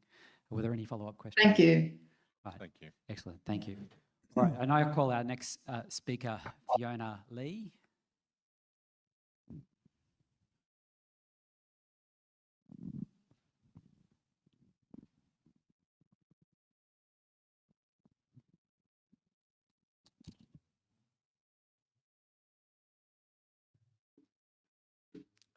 Hello, my name's Fiona Lee. Thank you for the opportunity to present my objection to the Hunter Valley Operations Extension. I live on the mid-coast of New South Wales where I grew up, and I've spent 15 years living in Newcastle. I make this presentation today as someone whose life has been irreversibly changed by climate change, and I strongly oppose the HVO extension, the largest coal project ever proposed in this state. Before I begin, I'd like to draw your attention to the July 2025 Court of Appeal ruling on Denman versus Mark Energy, which found that decision makers on coal projects are legally required to consider the impacts of climate change in their decision and are not limited to the locality, which wasn't defined in that ruling. So I want to share my story of climate impact, and my family's home, like Jan's, was burned to the ground in Black Summer in 2019 and incinerated absolutely everything my family had worked so hard for. Our home, our Hilux, our possessions, my daughter's first bedroom, all gone. I also lost my job that day, and I just received a promotion. The Black Summer fires burned more than 24 million hectares, directly causing 33 deaths and almost 450 more from smoke inhalation. Over 3,000 homes were destroyed, including mine and 18 of my neighbours. Estimates of the national financial impacts are over $10 billion. Sadly, soon after, the Royal Commission into the bushfires said, as the events of the 1920 bushfire season show, what was unprecedented is now our future. As I stood in the ashes of my home, I saw this future, but I don't want to accept it. I have a young daughter. That's why I stand here today to encourage you to reject the HVO extension and the around the 800 million tonnes of life cycle greenhouse gas emissions it would produce, which will make climate change and bushfires worse. The Intergovernmental Panel on Climate Change has found that each additional tonne of greenhouse gas emissions increases the impacts of climate change, and that there was a near linear relationship between the cumulative CO2 emissions and global warming. The CSIRO and the New South Wales Bushfire Inquiry both concluded that climate change made the Black Summer bushfires worse. Strong adaptation measures are certainly needed to respond already to the impacts of climate change. My family has built back, and we've done absolutely everything we can within our power to prevent our house from burning down again. We've cladded in tin, we've added sprinklers, we've done clearing, we've secured our water, we've joined the Rural Fire Service and made another bushfire survival plan. But we can't adapt our way out of climate change. We must stop mining and burning fossil fuels, including coal, from HVO to keep our communities safe. It's taken a really long time for our family to get back on our feet, having shouldered the financial burden of rebuilding our lives from nothing. And emotionally, the toll has been devastating. But for my community on the mid-coast, the disasters didn't stop when the fires went out. Since Black Summer, we've been hit by rolling extreme weather events, including the devastating flooding in Taree last year. One of the major bridges into nearby Wingham, my regional centre, was completely destroyed, as was the public pool, and they're still not rebuilt. The supermarket was closed for 6 months. These ongoing disasters mean that my local council has had to apply for disaster funding 16 times in just the 6 years since Black Summer. And these disasters are happening to my community more often because of climate change, driven by the mining and burning of fossil fuels, including coal, that's being dug up and shipped out of the Hunter. Glencore and Yancoal continue to post huge profits while they're fueling extreme weather events like bushfires and floods, which are costing ordinary people like me and my family everything, but they are paying none of the price. It's ordinary families like mine who are left to carry the burden of the impacts of climate change they are responsible for creating.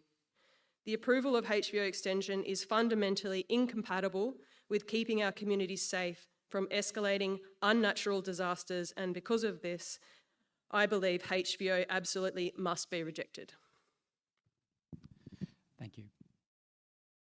Nothing arising. Thank you for your time and presenting this morning. All right. Our next speaker is Terry Morgan. Can I please ask Mr. Morgan to come forward? Thank you.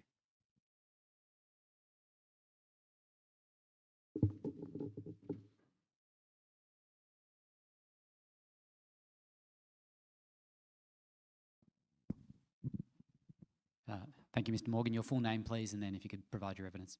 My name is Terry Morgan. Thank you for the opportunity to address the hearing, and I oppose the expansion and extension of HVO mining operations. I'm 75 years old, a father and a grandfather, and I've recently become a great-grandfather. This should be a source of pure joy, but I lie awake at night worrying about the hostile world this tiny, vulnerable human being will face.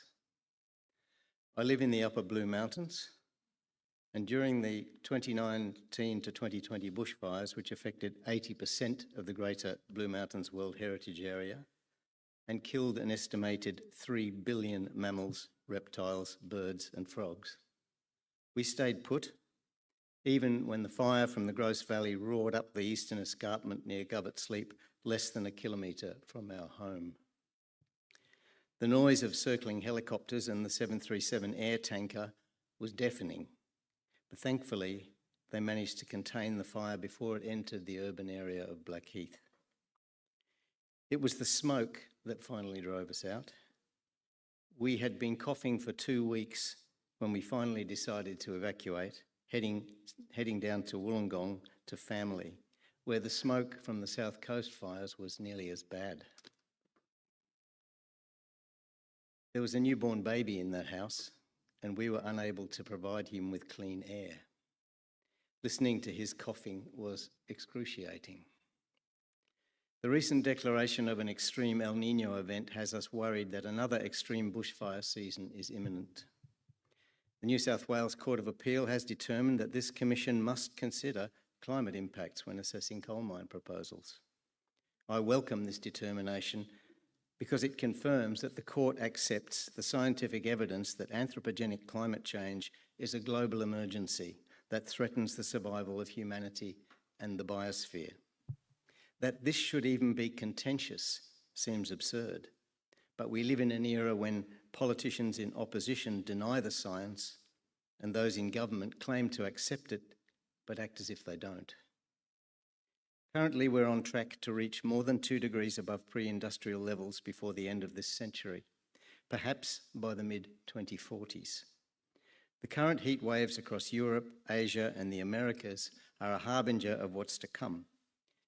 Catastrophic sea level rise, temperatures above survivable levels, the demise of our food systems and probable civilizational collapse. All of this is documented in the reports of the Intergovernmental Panel on Climate Change, the International Energy Agency, and a range of reputable scientific research organisations. I'm not likely to be alive when the worst of these things happen, but my grandchildren will be in early middle age, and my great-grandchildren will be teenagers. I'm frankly terrified about what's in store, not just for them, but for all of your grandchildren and children too. Many of these changes are locked in because of the greenhouse gas levels already in the atmosphere, but the extreme changes can be mitigated if we stop burning carbon now. We need to pressure our governments to stop approving new fossil fuel projects and extending the life of existing ones. In turn, our governments must pressure other countries to do the same. And then we need to do more, much more. I understand the anxiety of workers in the coal industry about losing their jobs. A just transition for coal workers into other industries will be difficult, but not impossible. I'm a lifelong unionist. I'll support coal workers in this struggle. We must think long term. After all, there are no jobs on a dead planet. Thank you, Mr. Morgan. Is there anything else? Thank you. I'd like to call our next speaker, Joanna Lynch.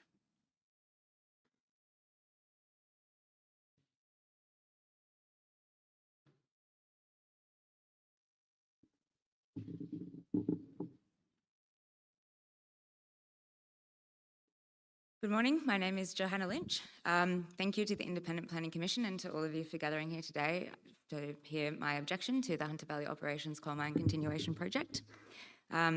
I am speaking on my own behalf today as a lifelong Hunter resident and someone who loves this place and all of its people, and feels very strongly that we have a lot more in common than we might think. So I will declare that I am the Newcastle Hunter Coordinator with Lock the Gate Alliance, but I speak on my own behalf. I object to the Hunter Valley Operations Continuation Project primarily due to its adverse impacts on the environment and ecology of the Hunter, the severe disruption to the Hunter alluvium and displacement of the river, its encroachment onto the alluvium, the increase in particulate air pollution, contributing to health burdens that are already borne disproportionately by the people of the Upper Hunter, the loss of native vegetation, which is unique to the Hunter. There's just under 200 hectares of vegetation to be lost. It doesn't occur anywhere else, and there are some river red gums and quite a significant amount of bushland that will be impacted. Even though the seams are being mined deeper, there are extent impacts that shouldn't be underestimated. I object to this proposal on the basis of its contribution to global greenhouse gas pollution over its proposed lifetime to 2045, which will contribute to global warming and fuel more extreme weather and events and ecological collapse, which will harm our society and our economy and our community. Accelerating climate change is an urgent and present problem, and it's increasingly impossible to ignore here in Australia and New South Wales and the Hunter, as you've heard from speakers today already. I've seen for myself the devastation of the flooding that occurred in Lismore and assisted with what were valiant and ongoing community recovery efforts from the 2021-2022 floods. I've seen the pain on the faces of my friends, who you heard from earlier, about having to start again completely in the wake of the 2019 bushfires. Like many people of my generation, and many people, increasingly many people, the thought of purchasing a home at some point is remote. And the increasing cost of living pressures that all of us are subject to are an affront to our dignity and to the value that we have to bring to society. And I understand that coal mine workers are also struggling from cost of living because it's relative, right? That's all of us. The impacts of extreme weather events are immense on individuals, on families, on entire communities and regions, as you've heard. The psychological, emotional, financial toll of these events lasts long after the event itself. And they last throughout the recovery and reconstruction period. Indeed, people carry the scars of these events with them for their whole lifetimes. These events also strain our supply chains, and they're reducing the productivity of our food crops, and they're putting up the cost of living for every single one of us at the grocery store. Climate change has already seen every Australian household lose about $20,000 of their average annual income, and in a high emissions scenario in which Hunter Valley Operations is approved, that will continue to go up year on year for every household. State royalties and the taxes contributed to the state of New South Wales by the coal mining sector will not cover the costs of the damage from the pollution that will be produced by the coal mining sector. Royalties and taxes from the mining sector paid to New South Wales will be far exceeded by the costs of extreme weather events by 2050, a couple of years after this. Mine, if it's approved, is set to close. The exposure to loss and damage of life and property for everyone in New South Wales and Australia is increasing as global average temperatures rise, and we are all being asked to foot the bill for that, while coal corporations make their profits. These are unjust terms for every one of us here today and all of our community. Export coal, the source of our region's economic prosperity, job security, identity of this place, has enabled the Hunter's economy, us here, to thrive, all of us, for the last few generations. And I say that as someone who's not employed in the industry, but our whole economy here is, centralised around the mines, where no one's denying that. It's in decline, we all know that. The Mayor said as much. I think it's urgent that we implement plans to prepare for this decline, to shield every family and individual who will suffer economic impacts from the necessary closure of coal mines. New economic opportunities are needed in order to sustain ourselves and the good life we have here in the Hunter in years, decades and generations to come. There's no shortage of potentials and probably more opportunities than we think to explore on this front when it comes to economic diversification, landscape rehabilitation and revegetation, green steel and renewable manufacturing, the expansion of cultural and ecological tourism, the revival of agriculture and primary production. I know I'm not alone in holding some of these visions for a post-mining economy and good work and good jobs for us, you here in the future. These new economic opportunities and our commitment to realising them are urgent because we cannot afford the cost of coal pollution any longer. If the Independent Planning Commission is to give due consideration to the environmental, social and economic costs of this particular proposal, it is my contention that it must be rejected. And with that, I would like to thank you for all of your time. All right. If you have any questions. No, thank you for your time. If you did have speaking notes that you want to provide to the planners. I will be making a submission, yeah. Great, thank you. Okay. Much for your presentation. I call our next speaker is Susie Russell.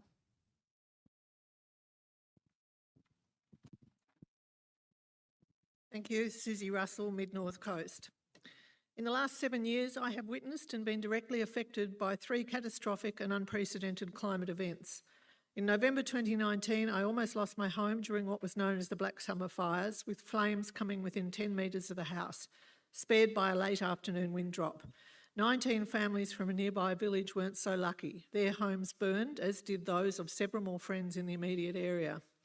In March 2022, I arrived in Lismore just after an historic flood peak that completely shattered the city's previous record, overtopping the CBD levee wall by more than 3.7 metres and displacing over 12,000 residents. The impacts of that catastrophe are still very present today.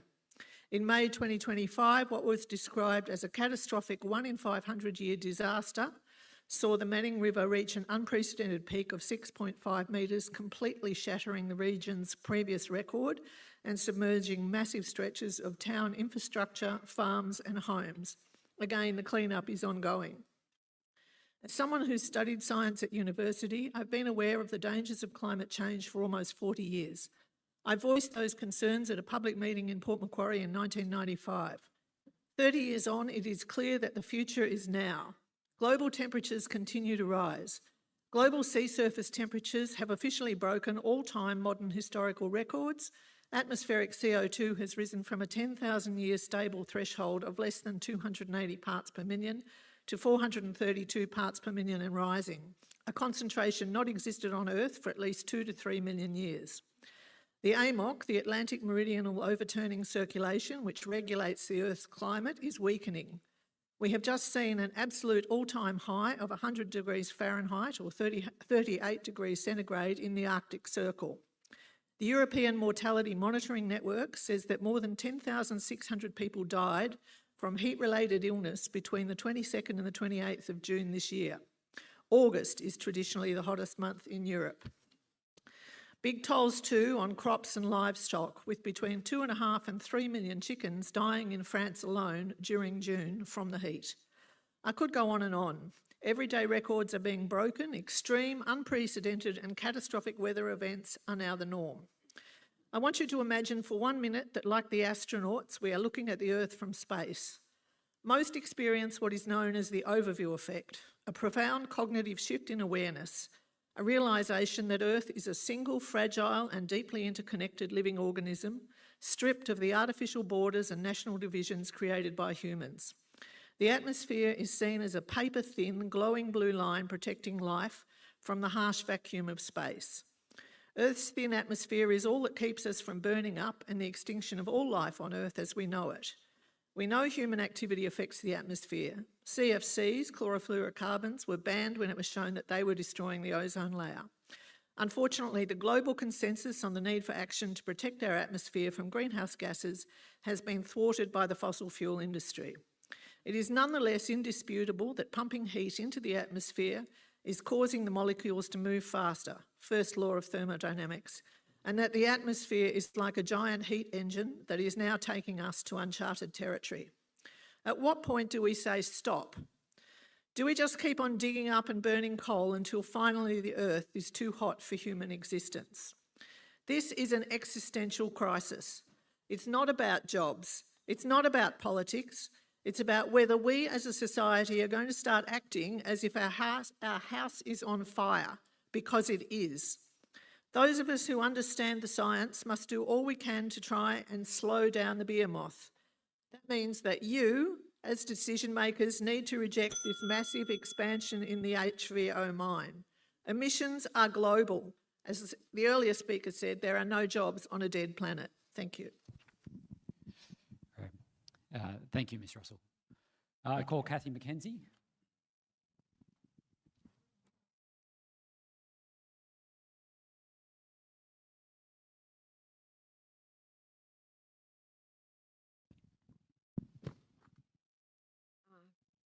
My name is Kathy McKenzie.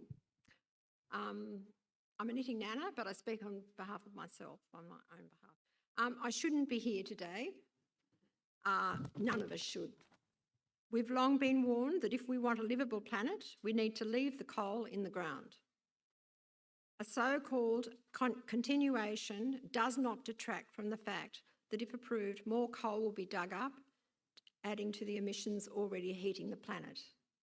My first memories of the Hunter are from the 1960s, when my family drove through the valley on our way to Sydney. Every year, my dad, a farmer and grazier, looked out the window at the lush green fields and said, "This is beautiful country." Around 2010, I moved to a remote community at the southern end of the Singleton local government area. On trips out west to see my family, I began to see beyond those banks along the Golden Highway and into the massive coal mines. Singleton was no longer a country town, but a mining town. Fluoro utes lined the streets. In early 2019, the land was parched. A bushfire started in the Wallamai National Park and came to within 500 metres of our home. 5 helicopters filled up at our dam. The big plane, the pink plane, dropped the fire retardant. 20 RFS vehicles from all over the state had a briefing at the bottom of our hill. Then it rained and they moved on. In October that same year, the infamous Gosper Mountain fire started to the west of Putty. It reached us in December when there were fires across New South Wales. This time we saw no helicopters, big planes or RFS vehicles. Our local fireys kept our community safe and we did what we could. Here's some extracts from my diary from the 31st of January 2020 at 3:30 a.m. It's been like being in a bubble. We concentrated on saving our house, the shed, and our neighbours' shed and hut. Inside the bubble, I felt as if I was in control. But yesterday, the bubble burst, and we could see the outside world again. The enormous cost of the drought, the heat waves, and the fires. Our poor country. I can't sleep thinking about it all, how the climate is changing. This is the new norm. What have we done? Then the floods hit. Usually the bridges go over and we're stuck for a few days. Not a problem. It happens every couple of years, normally. However, in 2022, the bridges were impassable 6 times. In March, the main bridge was under for 8 days. Houses went under, stock were lost, people were really frightened. The electricity was out for 8 days, so landlines and mobile tower didn't work. Some houses were supplied with generators for months. Using a satellite internet powered by solar and battery storage, I was able to liaise with Singleton Council staff about what the community needed. Food and medicine was delivered by helicopter. Council staff was stretched to the limits, dealing with the compounding damage to the Singleton local government area. Then sinkholes appeared at Broke. Ash and dirt washed down the hillsides and onto our gravel road. Sections collapsed. Council said to wait for disaster funding to fix it, but we couldn't. The worst part was paid for and fixed by landholders, including my 80-year-old husband. Council eventually repaired parts of the road and creek crossings, but the road was riddled with deep potholes, making it unsafe. We became very isolated. We drove to town rarely, discouraged visitors from fear they would damage their cars. After many letters and phone calls, we were told that there was no council money for our road. Last year, we bought gravel and again fixed the road ourselves. The Putty Road, a major inland road between Sydney's northwest and the Hunter Valley, was closed for a week due to the flood, and to this day, long stretches, as many of you probably know, are still under repair today. And still, the New South Wales government approves coal mine extensions. It's rural and regional residents, not the coal companies, that are paying the costs. Unaffordable insurance, repairs to infrastructure, the reduction and pollution of water resources. Very few Australians profit from the coal exports, and it's the exports expense of all Australians' water and security and food security. Excellent. Thank you for your time. If you did have notes that you wanted to provide, or if there's anything further you want to say, the 2nd of August. Oh, thank you. All right, can I call Rosemary Hadaway, please?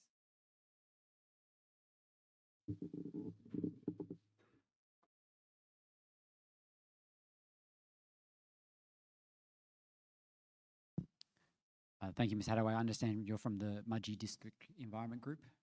That's correct. Great. If you could state your full name and please provide your evidence. Thank you. Good afternoon, everyone. My name is Rosemary Hadaway, and I'm the President of Mudgee District Environment Group, and I speak today on behalf of the group, which strongly opposes this project. This project does not stand alone. It must be assessed in context with its neighbours, the catchment, and beyond. I will speak to just one aspect of the environmental impact of this project, an aspect that has major consequences for intergenerational equity. The cumulative impact of salt export from coal mines has long-term implications for the groundwater, the river systems and the resilience of riverine and groundwater-dependent ecosystems, and of course, our own human use of water. Above this project in a catchment, Yulin, Moolarben and Wilpinjong coal mines on the Goulburn River have discharge licences that equate to a potential salt export of over 28 tonnes per day. 100,000 tonnes per year of salt. And that doesn't include the indirect passive seepage of saline groundwater from the disturbed mine areas, or the disposal of the saline concentrate from reverse osmosis plants into the disused pits and used as a dust suppressant. The mine water discharge I referred to affects salinity levels and salt loads over the 225 kilometre length of the Goulburn River and the Hunter River below Denman. This salt load influences the function and viability of your own Hunter River salinity trading scheme. The salt load from the Goulburn River mines affects the landscape and the context of this project. Over time, open pits hold increasingly saline water, requiring ongoing management and security for many generations. The post-mining restabilisation and partial recovery of the water table has the potential to activate and mobilise sequestered salts, heavy metals, organic compounds, the stuff that no one likes, benzene, toluene, ethylbenzene, xylenes, phenols, all contained within the coal measures and the overburden. This represents a significant hazard over time to water quality, particularly when combined with the extreme climate variability that we are already experiencing. There is a risk that saline seepage and spills associated with large rainfall events will be dispersed downstream, polluting surface and groundwater in the entire Hunter River system. No management plans or offset can prevent these natural processes. MDEG does not support the rather glib statement in the assessment report from the Department of Planning. They suggest that regarding water, cumulative impacts would not result in significant impacts to aquifers, waterways and the ecosystems that depend on these water resources. There is much else in the assessment report that we do not support. Of course, I have focused, telling you there, thank you for your patience, regarding the salt load. Many other cumulative impacts, of course, involve our intergenerational equity that we are required to take note of under the legality of the EP&A Act. The cumulative footprint of the mines, The ones I referred to cover 3,000 hectares. This one will cover an additional 1,000. Biodiversity, our loss of our threatened ecosystems, our endangered species, the air quality, particulate matter that is quite likely to respond differently as it drops out, the inversion layers change with that uncertain climate. The Aboriginal heritage, that we are diminished with its continual destruction. So much. MDEG submits that the impacts of this project are substantial and long-term. The project should not be approved. Thank you for your time, Commissioners. No questions. No. Yes, thank you. So, Ms Hadaway, I don't understand that you've made, or the MD has yet submitted a written submission. Is it going to be providing a written submission in due course? Yes, Okay. yes. When it does so, if you could take the opportunity, I know you've made reference to the departmental assessment report. The department sought specific independent advice in relation to water-related mitigation and monitoring measures, and there's quite a detailed independent expert advice that's available on the department's website. In that submission, if you could take the opportunity to critique that and provide any comments or submissions you wish to make in relation to the specific salinity water matters Yes. for the Commission's assistance, that would be Yes, appreciated. Right. yes, indeed, we will do that. In the main text of the assessment report, the word salinity does not occur. The word salt occurs once. Understood. All right, thank you so much. Thank you, we will review. All right, our next speaker is from J&S Engineering and Maintenance. I understand Kirsty Bunt will be providing evidence. If Ms Bunt could come forward.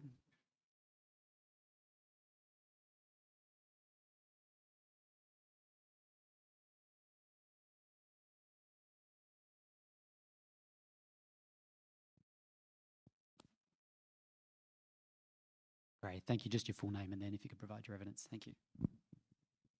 My name's Kirsty Bunt. I am the General Manager of J&S Engineering in Rutherford. I hadn't planned on getting up to speak today, but I'm here now, so here we are. Sorry. Good. J&S is a family-owned company based here in the Hunter Valley. I live here in the Hunter Valley. I actually live in this community. Next year, we will be celebrating 40 years in business. My father founded the company, and while I've worked there for the past 28 years, the truth is it's been part of my life for as long as I can remember. So when I speak about our company, I'm not just speaking about the company. I'm speaking about something that's deeply personal to me and to my family and the 105 employees that we have. For nearly 4 decades, we've experienced the highs and lows of the mining industry. We've watched businesses much larger than ours close their doors. We've watched companies that have been operating in our region for generations simply disappear. We know how quickly work dries up, and we know how hard it is for businesses to recover. And we also know that once skilled people leave this region, it's hard to get them back. Our history with HVO stretches back decades. The names and ownerships have changed throughout the years, but one thing has remained consistent. The operation has supported local businesses like ours, and businesses like ours have supported it.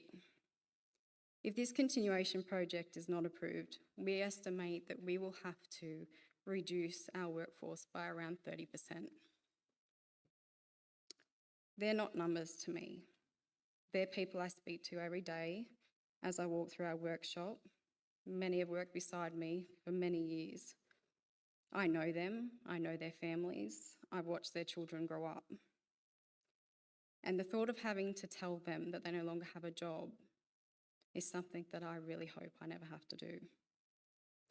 Large operations like HVO, together with local businesses like ours, we follow the rules. We jump through the hoops. We do everything we can to support our communities. We employ local people who buy homes, raise families and spend their wages throughout the Hunter. The money that's earned here stays here. We are just one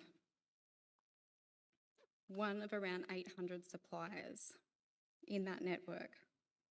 not to mention the 1,500 direct employees. If an operation of that scale is removed from the region, the impact reaches far beyond the mine itself. I understand the Commission must consider the broader impacts of this project, including Scope 3 emissions. I believe that broader view must work both ways. This will not remove the demand. This is not a new mining region or even a new mine. They're not even asking to increase their capacity. This is a continuation of an existing operation that has supported this community for decades and provides certainty for thousands of workers, families, suppliers, and local businesses. I'm here today in support of this continuation because of what it means to our business, to the many other businesses like our business, to the workers at HVO, and to the wider community. This is about hard-working people who show up every day, do demanding work, support their families, pay their mortgages, build a life that they can be proud of, and build a future of security for themselves. It's about businesses like ours continuing to invest in this region, to employ local people, to train up skilled tradespeople and build capability in the Hunter. And it's about Australia continuing to do this work responsibly under our strong standards.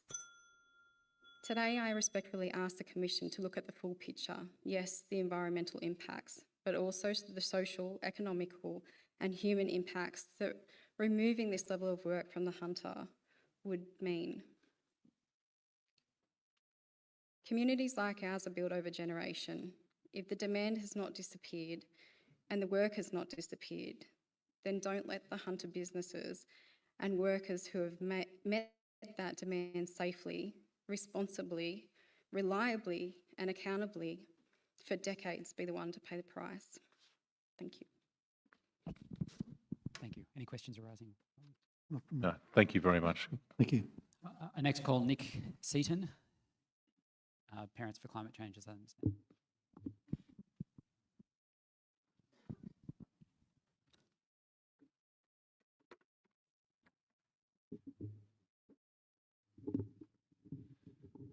How's that? Okay. Thank you, Chair, Commissioners. My name's Nick Seaton. I'm the CEO of Parents for Climate, an organisation that represents more than 26,000 grandparents, parents and carers from all across the country, including many families. We oppose these applications due to their costs on New South Wales families today, the harm that they will cause local families in the years to come, and the cost to our children who will inherit the outcomes of this pivotal decision. Our kids can't speak at this hearing, so we, as Parents for Climate, speak up for them. I'll focus on 3 key points: what this mine costs families, including those who live here, what a fair future for the Hunter communities could look like, and what we want to ask of you. First, the cost on New South Wales families is too great to bear. The Hunter is Australia's 10th most climate-exposed electorate in the federal electorates, with more than 12,000 local homes at high risk of fire and flood. The 2022 floods across Eastern Australia, which reached right into the Hunter, remain the costliest insured disaster in the nation's history at $6.4 billion in claims. That's the past, and the future will look different. That's why families here are watching their premiums climb year after year. Our research of over 16,000 respondents and 1,000 qualitative surveys found that families in every postcode are already stretched to the limit, that those costs are being made worse. Climate change impacts particularly on things like food, energy and insurance, and it is reducing the quality of life for those families and their kids. The Net Zero Commission found that in the same year, an individual in New South Wales is on average $20,000 worse due to climate impacts.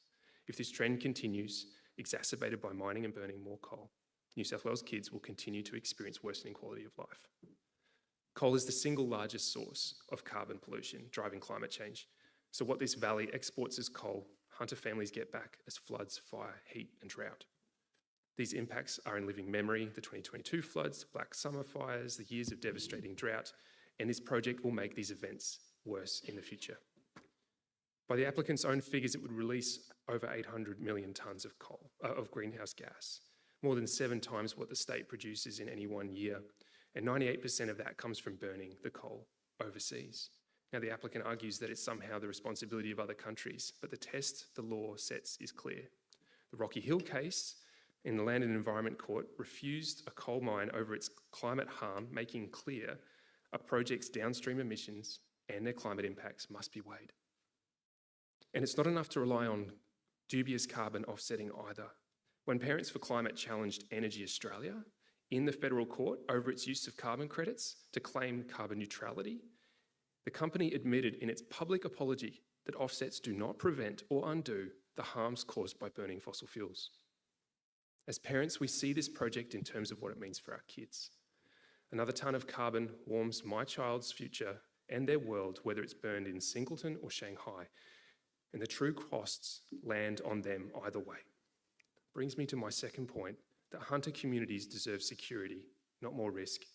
Hunter coal communities powered this state with skilled, essential hard work over generations. But the global decline of coal demand is now here. The proponent acknowledges that fact. The New South Wales government says the decline will contract this industry, and so approving this expansion doesn't protect hunter families. It does the opposite, tying even more of the region's jobs, businesses and schools and enrolments to the industry, most certain to shrink. When the market turns, companies can cut and run, but families can't. And every year that deepens this valley's dependence on coal is not a year building what comes next. The new industries, the skills, the investment that would let the hunter kids build their working lives, their families' lives and their futures right here at home, well beyond this mine, that's the security these families deserve. So what we're asking, well, the Net Zero Commission has already found that these coal extensions are not consistent with New South Wales' own climate laws. So we ask you to refuse this project. And we ask you and the New South Wales government to back these families, and the New South Wales government to do so with at least $150 million a year into the Future Jobs and Investment Fund, so that this community has a plan for a better future. Because parents of the hunter and New South Wales want what's best for the future of their kids, and our kids are counting on us to get this right. We're running out of time. Refusing this coal expansion project is the decision that is in our children's best interests. Thank you. Thank you. All right. Thank you, Mr. Seaton. I call Tom Morton.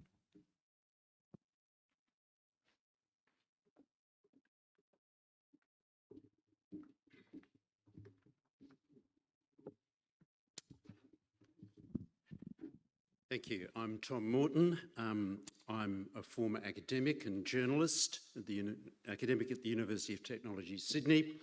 And in that time, I was a chief investigator on 2 Australian Research Council projects on coal, climate change and energy transitions. I've been coming to the hunter since 2013 in the course of my research and reporting. Over that time, I've spoken to many people who worked in the coal industry. I've spoken to them about how important that industry was, not just for their livelihood, but who they were, for their pride in who they are and where they come from.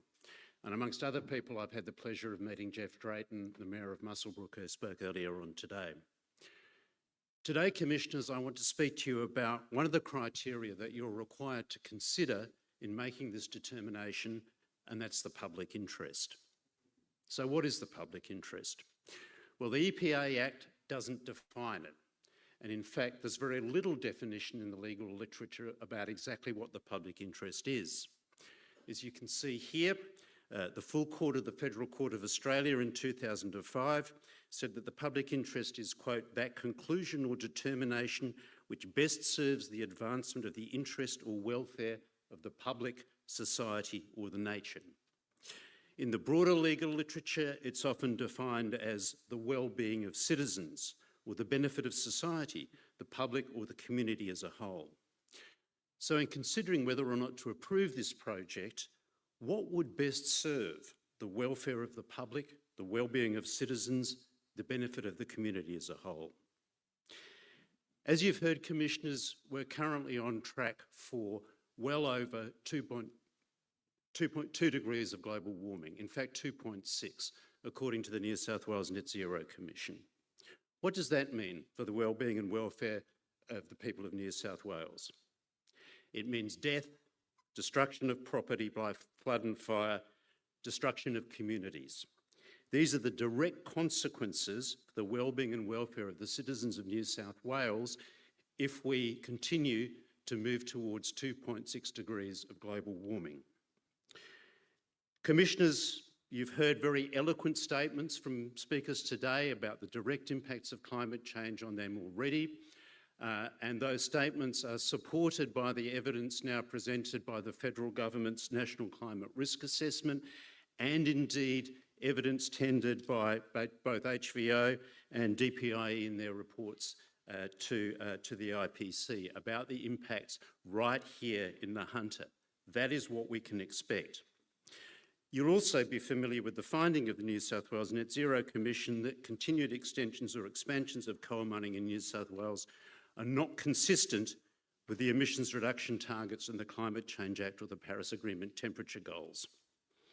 Well, the New South Wales Government has chosen to ignore that finding of the Net Zero Commission and say that it's pursuing a balanced approach. What does that mean? Well, it means having your cake and eating it too. On the one hand, if we have our cake, and what both HVO, DPIE and the New South Wales Government say is that the vast majority of the emissions that will result from this project can be managed in the countries where the coal is burnt. That's South Korea, China, Japan and Taiwan. If those countries meet their commitments under the Paris Agreement, demand for the coal that you mine, the coal that is mined here in the valley, will decline rapidly over the next 10 years, and demand will cease sometime between 2035 and 2040. That is the finding, for example, of the Federal Treasury in a report released last year, and a number of different reports which come to the same conclusions. If they don't meet their commitments under the Paris Agreements, then what we're headed for, can we have slide 3 please, is 1.5 trillion in cost to the New South Wales economy. It's a decline of 270,000 jobs over the next 50 years. And that's a finding of the New South Wales Net Zero Commission in a report commissioned from Deloitte Access Economics. So, Commissioners, you have a very, very difficult choice before you. You're required to choose, on the one hand, between the interests of many people sitting in this room who have jobs, families, mortgages and rent to pay, who don't know what their immediate future will be beyond the end of this year if this project is not approved, and between the welfare, the well-being, the livelihoods of generations to come.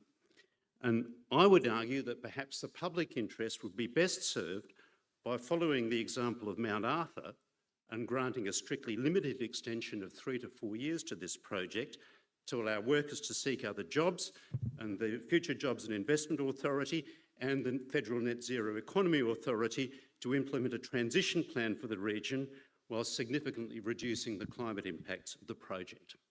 Thank you very much. Thank you. I note that I don't think you've provided a written submission to date.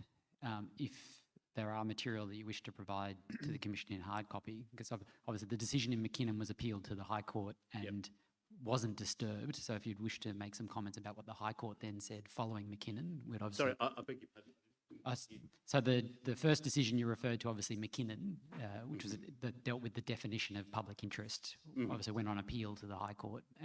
So if you, in your submission that you provide before the 2nd of August, if you wish to make any observations about what the High Court then said, yep, sure. Obviously we'll take that on board as well. Yep. Great, excellent. No, thank you for your time. Thank you very much. If we could call our next speaker, who is Nix Clyde.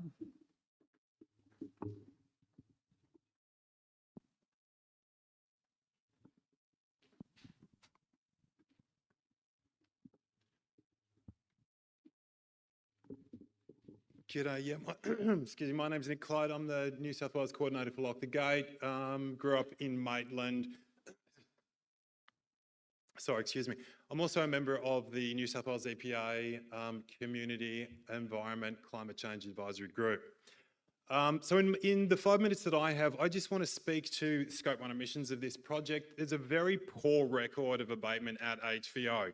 Can you believe, and there's a headline there from 3 years ago, HVO managed to get a greenhouse abatement plan approved by the New South Wales government that had 0 abatement actions in it, which is absolutely mind-boggling. Next slide, please. Given that they had an abatement plan with no abatement actions in it, it's perhaps hardly surprising that under the safeguard mechanism, emissions last year were at their highest level since the safeguard mechanism began. So no on-site abatement there, actually emissions increasing. Next slide, please. HVO plans to increase both coal production and Scope 1 emissions. That is clear from their own documents. Next slide, please. So if you go on the HVO website, you'll see an open letter there that submits that actually there'll be a reduction in coal, there'll be a reduction in methane, there'll be a reduction in diesel emissions, but none of that is true. There will be significant increase in coal production, significant increase in diesel emissions, significant increase in fugitive emissions. Next slide, please. Here's the production. So there it's very clear. In blue, you can see what HVO's reported in their annual environmental reviews. In orange was an estimate from the 2024 review. I don't think the 25 review has been published yet. In red are the figures, the ROM coal figures per annum that the company itself has provided. So you can see very clearly there is no reduction in coal production, quite the opposite. Next slide, please. There's a lot made about downward trajectory of Scope 1 emissions in the DeFi assessment report. There is no downward trajectory. There is a very significant increase in Scope 1 emissions that is projected. You can see that again, that's quite clear from the figures the company has provided. In the very first year of the project, a massive jump, 61% increase. Next slide, please. So in terms of what the law requires in New South Wales, the Parliament legislated emissions reduction targets. We need to halve emissions by 2030. That is the law in the state of New South Wales. This project makes achieving that target quite difficult. Actually, it's about 10 to 15% of the 6.6 million tonne abatement gap that is projected by New South Wales DQ at the moment. I understand the new figures, but we haven't seen them, and I hope to digest those figures when they emerge on the public record soon. But so a very significant part of the abatement gap. That is crucially important in this conversation. Next slide, please. Fugitive emissions. So these are methane, very potent greenhouse gas. My blue columns there, the data looks a bit incomplete because it's quite difficult to get the fugitive emissions data from HVO. There's a couple of there's some years that were reported. Then a breakdown was, HVO stopped reporting a breakdown of those emissions, but there's now some data that's on the Safeguard website from the Clean Energy Regulator in Canberra, and red, of course, is what the company themselves are projecting. The black dashed line is a kind of average fugitive emissions from the 4 years for which data is publicly available. As you can see there, in all but 3 years of the project out to 2040 or so, fugitive emissions will be higher or a lot higher than that at the moment. Next slide, please. Pre-drainage trial, there's a lot of talk about that this morning. That will be too late. HVO proposes to mine the very gassy seams at HVO South in the next 3 years. The trial will simply be too late, if it works at all, to deal with that. Next slide, please.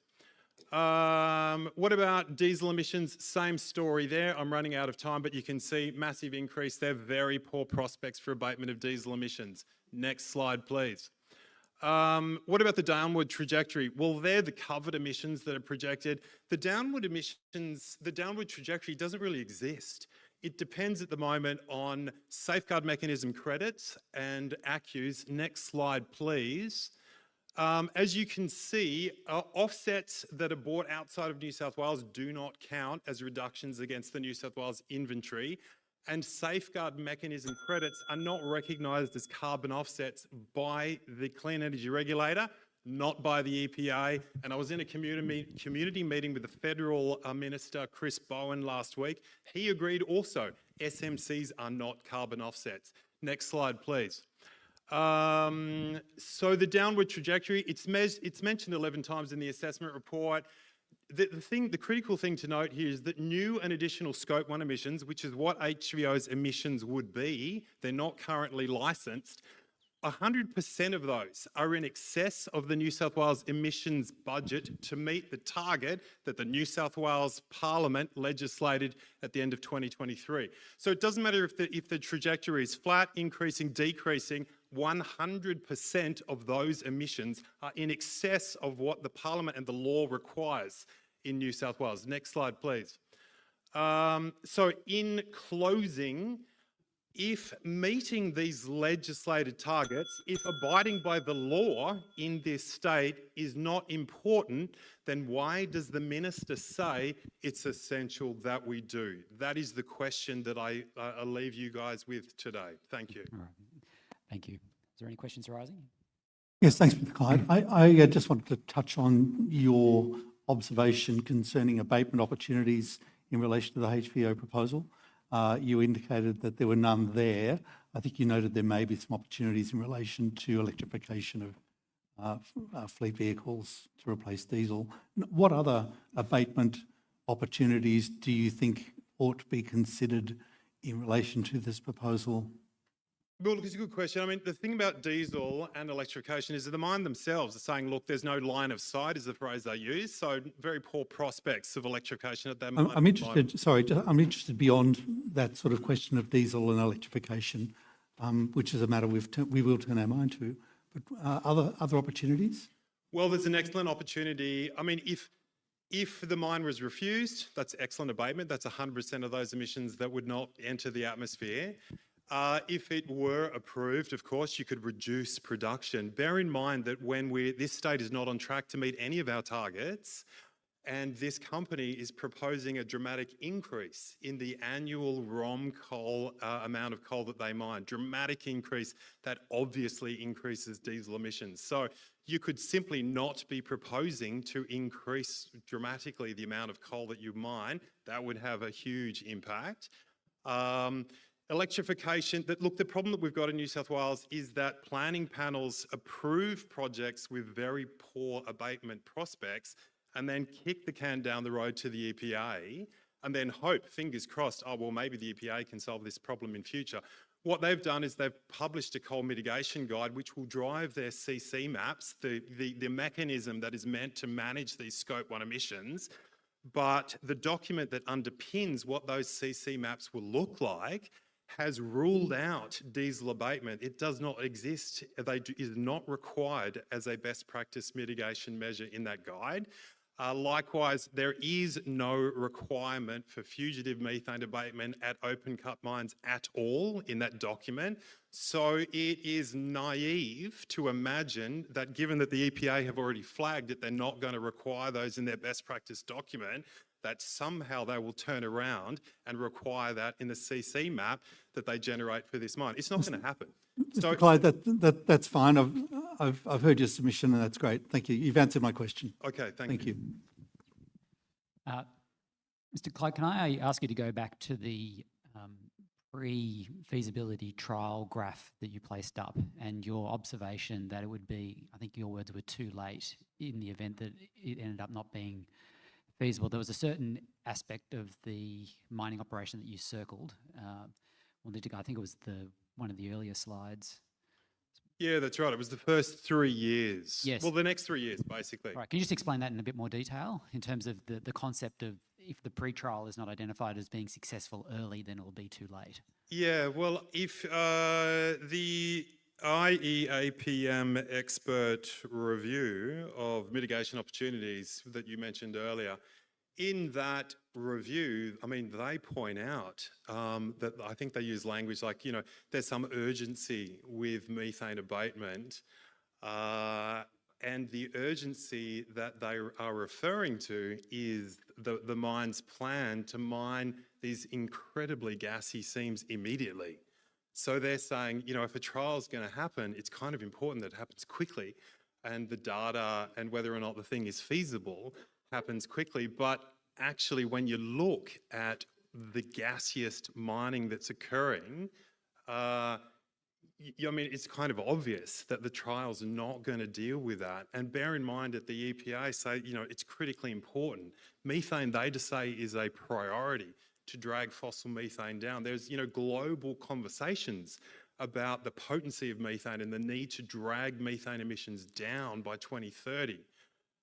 So to approve a project that would dramatically increase those emissions, and again, it's on with this promise that, well, look, maybe the trial will work. Maybe we'll be able to abate those fugitive emissions in future.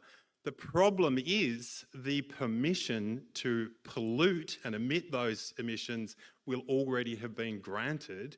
And I can tell you, as someone who's been watching how these processes work for a very long time, and I cited it at the front end of this submission, in the past we were told, oh, well, yes, we'll approve this mine. Don't worry about scope 1. There's going to be stringent conditions. We're going to require reasonable and feasible measures. And then when you follow that process through, which is very difficult as a civil society group, and you see what kind of plan the company eventually produces, it literally had no abatement measures in it, literally none at all. And that was signed off and approved by the Department of Planning. So we have very little confidence in proposals like that. Understood. All right. Is there anything further arising from the Commission? All right, thank you, everybody. We'll now be taking an adjournment. We will resume in exactly 1 hour, which will be 10 to 2. So if you could please come back to the hall 5 minutes before then. Thank you.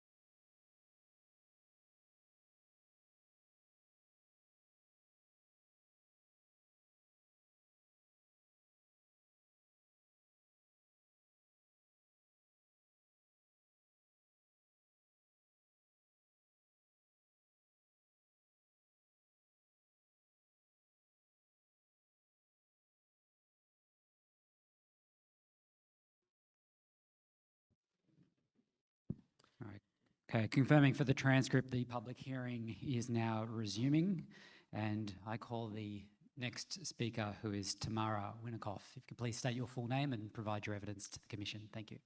Thank you. Good afternoon, Commissioners. My name is Tamara Winikoff. I'm a member of the Climate Change Balmain-Roselle Climate Action Group, and I'm not here to speak about my own future. At 83, I don't have much of that left. But I am here because I have grandchildren and they have a lifetime ahead. I want to be clear about why an octogenarian from Sydney has come to speak to you about a coal mine in the Hunter. It's because the emissions from this mine do not stay in the Hunter. They impact on all of us and everyone who comes after us. This application, the application asks you to approve mining that continues to 2042 and 2045. This is alarmingly close to when Australia has litigated to reach net zero. The proponent's own environment impact statement discloses that downstream Scope 3 emissions, the emissions from burning coal overseas, would make up 99.7% of this project's total greenhouse footprint, over 1.1 billion tonnes of CO2. The project has since been amended twice to reduce its scope, but even so, the company's own independent expert panel still puts direct Scope 1 and 2 emissions at about 30 million tonnes. And that is before a single tonne of the coal has been burned. Commissioners, the exact final number is moving as this application is amended, but whichever way it lands, one thing has not moved. Scope 3 is not a footnote to this project, it is the project. The proponent may tell you that Scope 3 emissions are not their responsibility, that it's this coal, that if this coal isn't mined here, it will be mined somewhere else. That's what has been called the drug dealer's defence. If I don't sell it, someone else will. It was rejected in 2019 when the Land and Environment Court refused the Rocky Hill coal mine party, partly on the strength of its downstream emissions. Just last year, the New South Wales Court of Appeal went further in a case concerning the Mount Pleasant mine, a few kilometres from here. It found that a general nod to global climate change is not enough. Decision makers must look at the specific local impact of a project's downstream emissions. And we've heard some very compelling evidence from earlier speakers about how disastrous that is. That decision is now before the High Court. We do not know yet how it will land, but I would ask you this. If there's a real chance that the highest court in this country will say you are legally required to grapple with these emissions, is now really the time to wave them through. The atmosphere does not care about postcodes. It does not care whether the emissions are logged in Australia's accounts or someone else's. It only counts the carbon. I want to say something to the workers and to the Singleton and Muswellbrook communities. I'm not here to threaten your jobs. I'm here because I don't want you sold a false promise. A consent running to mid to late 2040s does not protect Hunter jobs. It delays the planning the Hunters urgently needs. The honest thing is to plan transition now with rehabilitation funded and jobs sequenced, and not to keep extending the date and calling it certainty. When I was a child in the 1940s, carbon dioxide in our atmosphere was sat at around 310 parts per million. Today, it's over 420. That change has happened within one human lifetime. My grandchildren will be in their 30s in 2045. They will inherit what we decide in this room and rooms like it today. They will not read this transcript, but they will have to live with its consequences. I'm asking you to do the thing that our generation has been so bad at, to make a decision on behalf of people who are not in the room today and cannot speak for themselves. Please refuse this application. Do not sign a consent that our grandchildren will read one day as evidence that we knew and we did nothing about it. Thank you. No, thank you. I now call Angela McKells.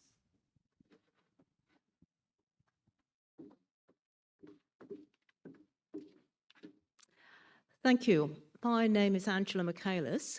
The project before us is the largest coal mine expansion ever proposed for New South Wales. It's to extract almost 430 million tonnes of coal and out until 2045. Its Scope 1 and 2 and 3 greenhouse gas emissions will accelerate the climate crisis. There's no doubt. When New South Wales is not on track to reach its own target to reduce emissions, and the world is not on track to stay within the Paris Agreement limits on temperature rise. I'm going to speak about what local climate change impacts look like: economic impacts, impacts on nature, and personal impacts. Last month, the New South Wales Net Zero Commission told us that global heating has already cost New South Wales residents over $20,000 per year, and that will continue if not worsen. It warned that under current global policies, higher global warming risks significant economic damages for the New South Wales economy.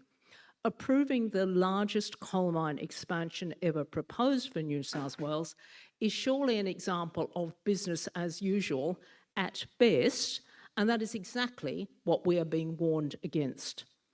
Now, my story is ordinary compared to those who've lost their homes through bushfire or flood, but we're all feeling economic pain in our insurance costs, at times in the cost of food, or if we are able, in trying to future-proof our homes.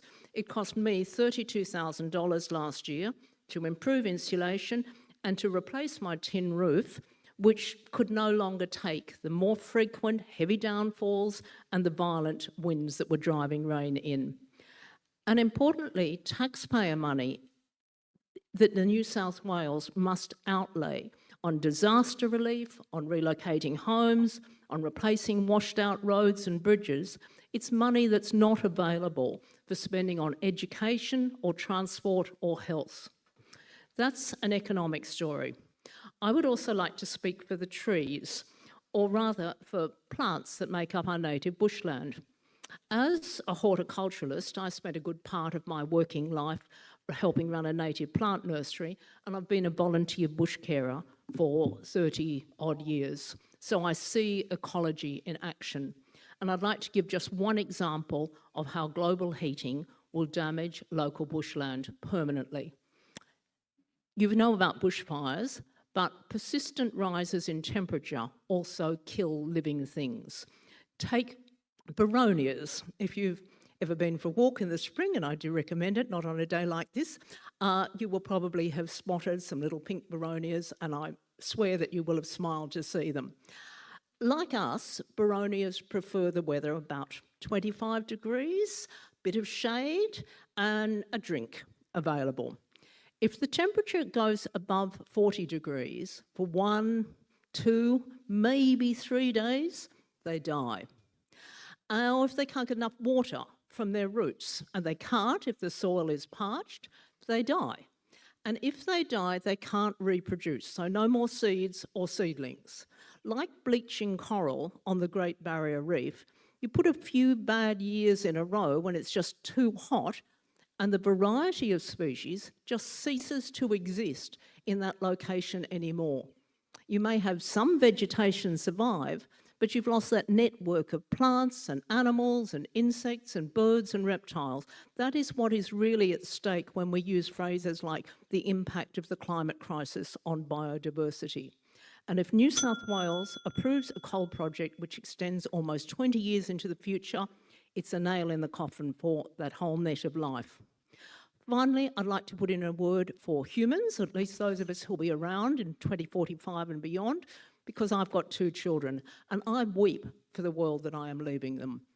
I ask you as commissioners to reflect on the climate impact if $800 million 800 million extra tonnes of climate pollution from these mines and their products into our atmosphere. You have the power to say no to the project, and approval will reward the shareholders of Glencore and Yancoal, but at the expense of all of us who live on the planet. These companies are blackmailing the hunter community. They have no plans in place for the transition to a world without coal, so they're asking for an extension until 2045. They can walk away from the project and the community at any time, but we are all left with the damage done to our Earth for many decades, maybe centuries ahead. Thank you. Thank you. Could I now call Christina Smith?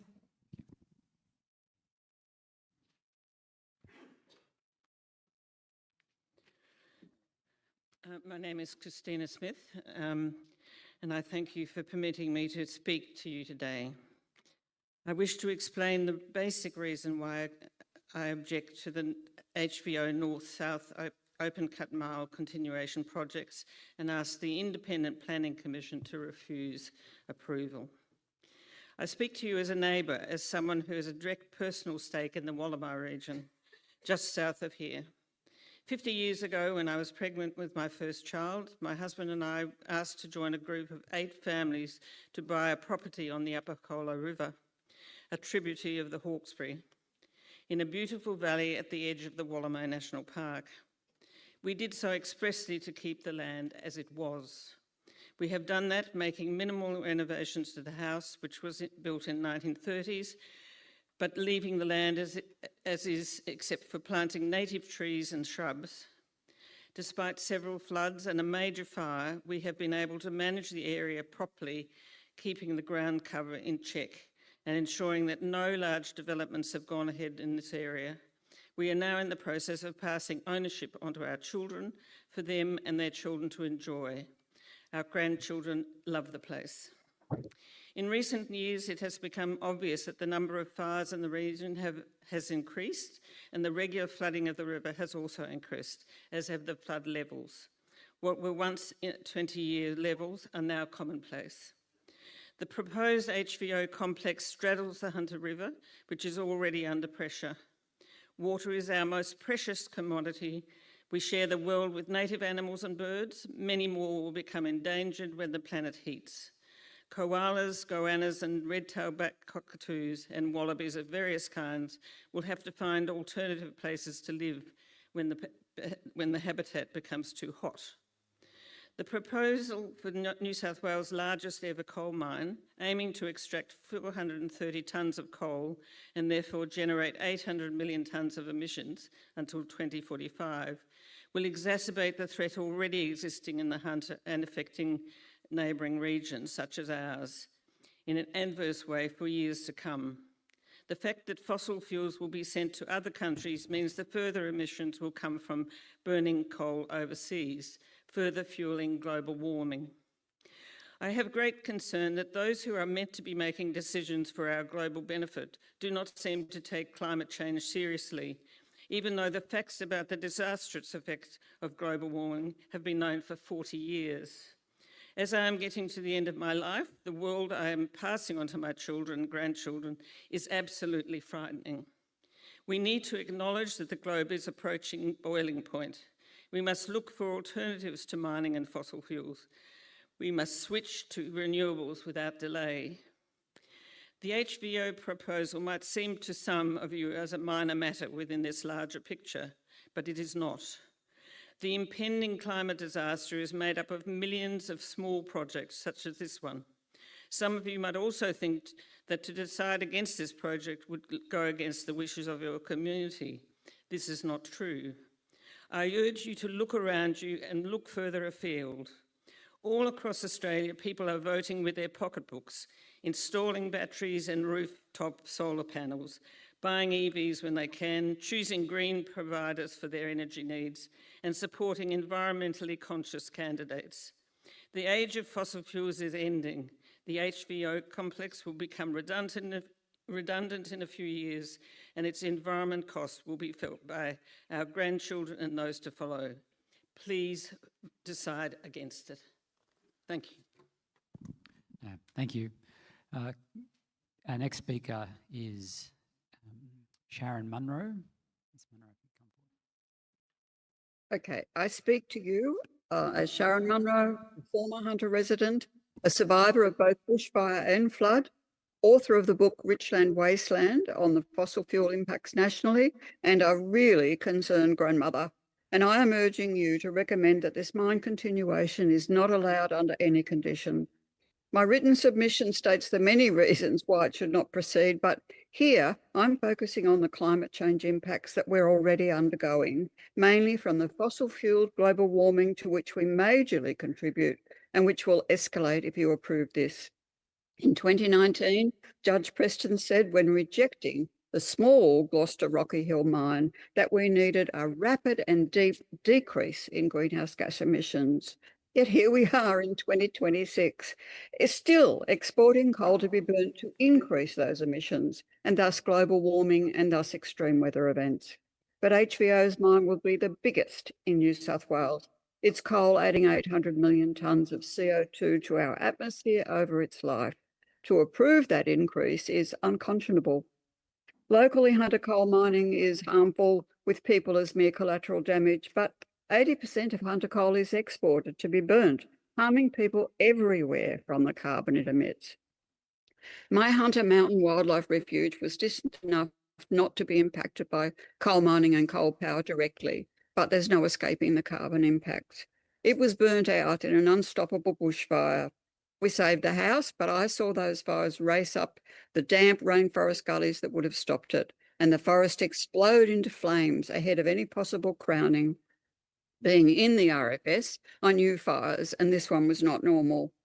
Afterwards, I was sickened by the skeletons of the wildlife in the burnt-out forest and by the 8 dead wallabies under my veranda where they'd come seeking shelter.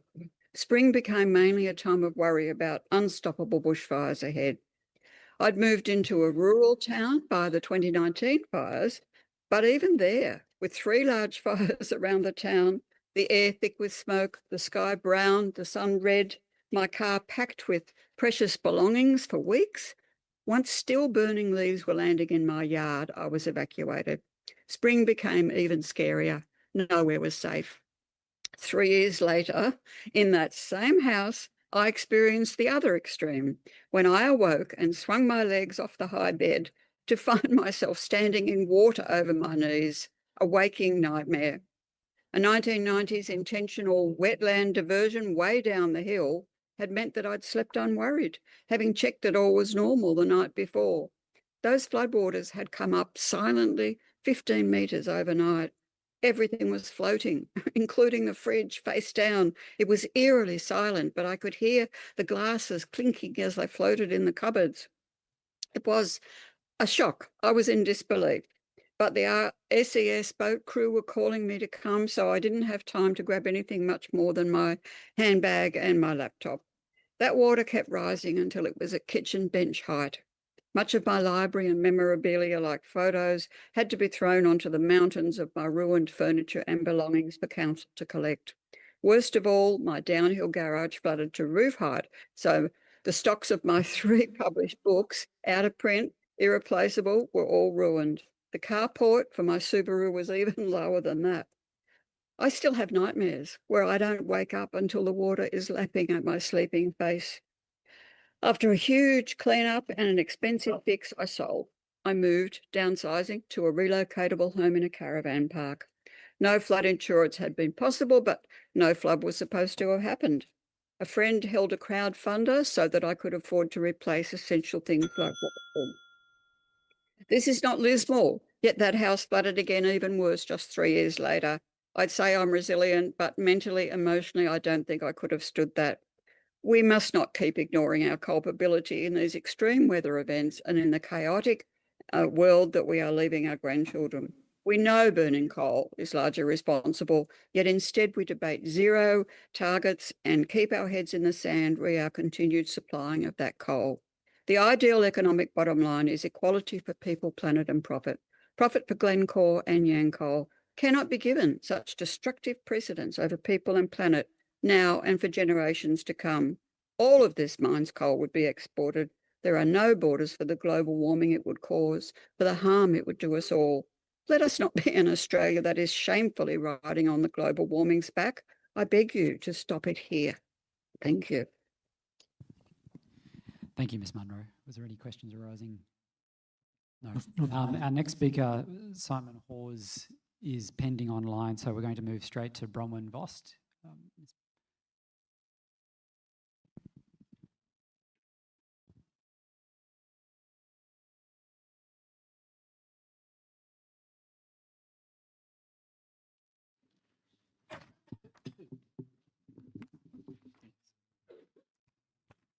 Good afternoon, Commissioners. I'm Bronwyn Vost. I'm speaking to oppose the HVO project because of the extreme risk it poses to a safe climate in New South Wales. I was born in New South Wales 77 years ago and have lived here continuously for all of those years.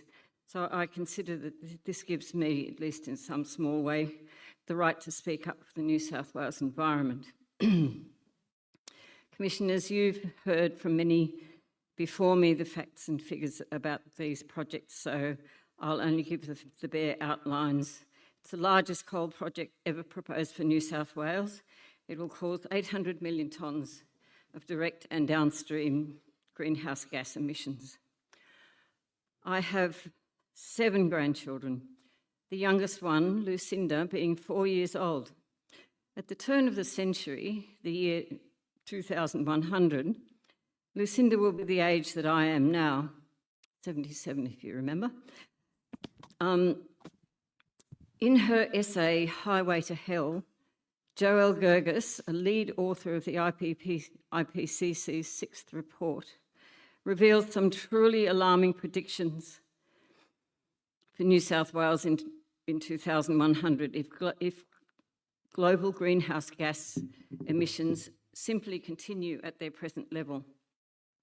The most likely average temperature will be 3.5 degrees Celsius of global warming above pre-industrial levels. The Earth is at present close to 1.5 degrees above. Gergis reminds us that there are hard limits to what is survivable for human societies beyond 2 degrees.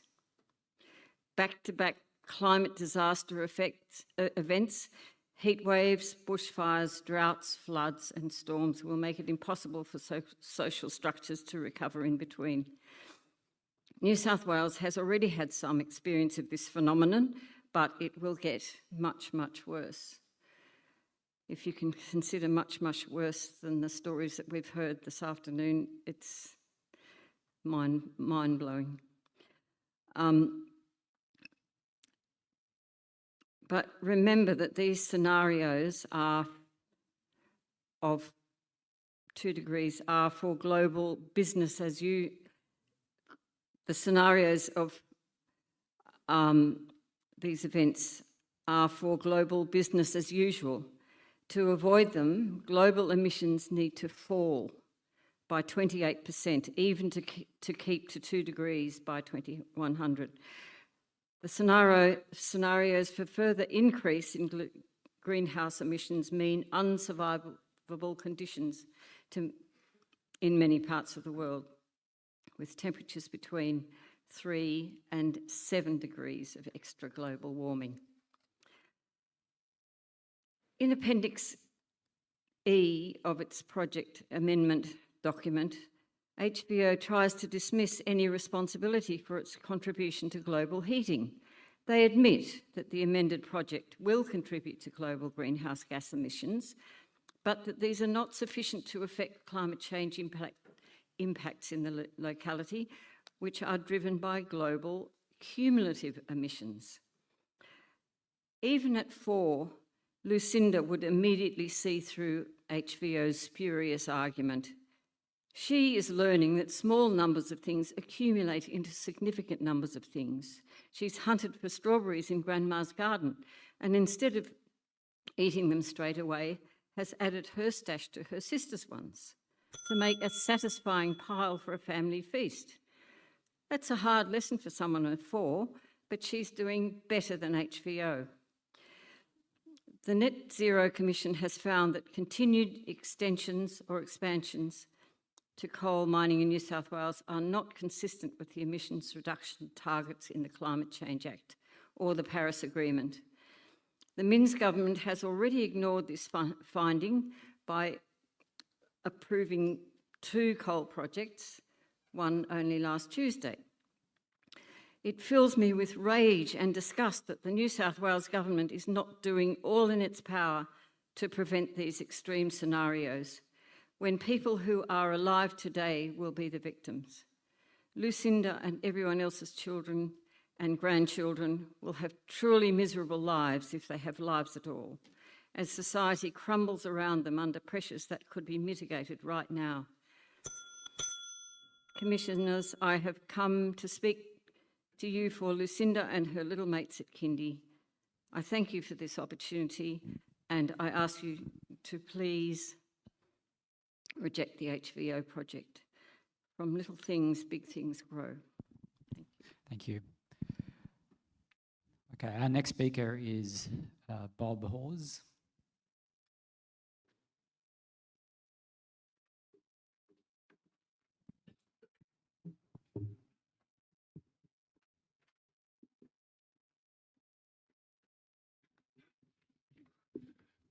Thank you. Good afternoon, Commissioners. I'm CEO of Business Hunter. Business Hunter, as the peak business group for the Hunter region, has more than 4,500 member and affiliate businesses in industries spanning practically all sectors of the regional economy and of all sizes, from startups through to large businesses employing thousands of people. Business Hunter has consistently advocated for a balanced and pragmatic approach to the energy transition and economic transformation that the Hunter region has before it. The transition and transformation must occur not at the expense of existing business and industry, but to evolve and progress by building alongside and on top of our existing diverse economic base. We seek to ensure communities, businesses, industries and government can navigate the complex shift towards net zero and economic transformation with confidence, certainty and stability. The HVO North and South Open Cut Continuation Project represents an essential step in continuing support for that same economic and community confidence, certainty and stability we must seek, while providing time for the region and its myriad of stakeholders to plan for and implement long-term transition and transformation strategies. No one should be under the impression that this region is there yet in achieving the transition and transformation objectives. And no one should suggest we unilaterally shut down existing businesses and industry in the quest for achieving those long-term objectives, given the enormous fragility across our regional economy and its businesses that Business Hunter witnesses daily. The objectives we purport are consistent with the New South Wales Government's coal strategy from 2026 to 2050. The strategy acknowledges the ongoing importance of the domestic coal industry and our export coal trade over the next 2 decades. It supports extensions of existing mining operations where those projects will deliver economic benefits, support jobs and energy security, and can meet regulatory requirements. We recognise that the proposed HVO extension will not only sustain employment for workers directly employed at HVO, but also workforces and families of the many supply chain businesses and contractors providing goods and services to the operation. These facts, I know, are well documented. The New South Wales Coal Strategy also clearly recognises the state's role as a reliable and trusted international trading partner. It endorses the continued export of high-quality thermal and metallurgical coal to our partner countries as they undertake their own development and their own net zero journeys. The high-quality HVO coal will continue to be in demand from Australia's key trading partners across Asia as they can continue to develop and urbanise. We surmise from the coal strategy that whilst New South Wales shifts away from approving new greenfield coal mines, the government remains supportive of extensions to existing mining operations, provided those proposals can, on balance, satisfy the rigorous planning and environmental assessment process. The process includes public consultation and addresses the range of economic, social and environmental factors that are considered in such applications. We acknowledge that the project application has attracted significant attention across the region and the economy more broadly. Business Hunter also recognises that the applicant's diligent work with agencies and authorities in the development application process to identify and address impacts arising from the project and proposing actions and measures to mitigate impacts where they arise. Development application determinations are not in and of themselves a judgment of the projected commercial market outcomes of an application. The commercial risk lies with the applicant and their assessment of the acceptability of conditions that often attach to those determinations, which in some cases may impact commercial assessment. The fact is, the economy of the Hunter that exists today has been built on progressive steps being taken by the community, business in key industries and on all levels of government. These progressive steps inevitably include development application process to achieve an outcome navigated in good faith by the applicants. It's our desire that this continuation project is considered fairly and similarly and transparently in respect of the relevant existing planning and development controls. It is our strong view that where requirements are under application frameworks and heads of consideration are satisfied, projects should be determined with an approval, albeit on a conditional basis. The IPC should ensure that the assessment process and the subsequent determination strikes the right balance in terms of dealing with the matters under the heads of consideration. Overall, Business Hunter is supportive of the project and the knowledge of its capacity to continue to support economic and social activity locally and across the region as the region continues to position itself in the energy transition and economic transformation pathways that lie ahead. We look forward to the application being determined, and I thank you for your time today. Yes, thank you, Commissioners. Could I ask you, Mr. Hawes, as representative of a chunk of commerce in the district, you talk about the importance of this application for providing confidence and space for the transition and transformation.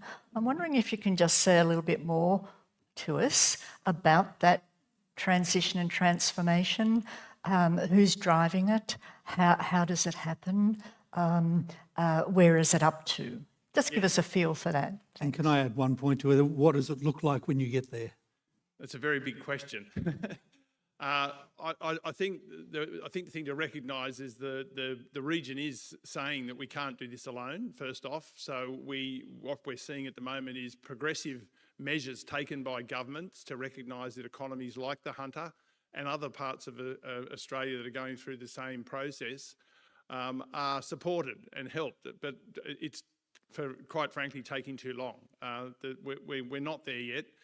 Projects that have been promised or initiatives that have been promised through in renewable energy, sovereignty in manufacturing, and so on and so forth, just have not materialised. We're way behind in terms of where we would like to be with some of those objectives from both business and a government level.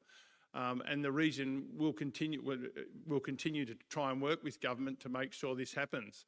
But what we don't want to see happen is a progressive closing down of our existing businesses and our existing industry in the absence of those new opportunities emerging and being established.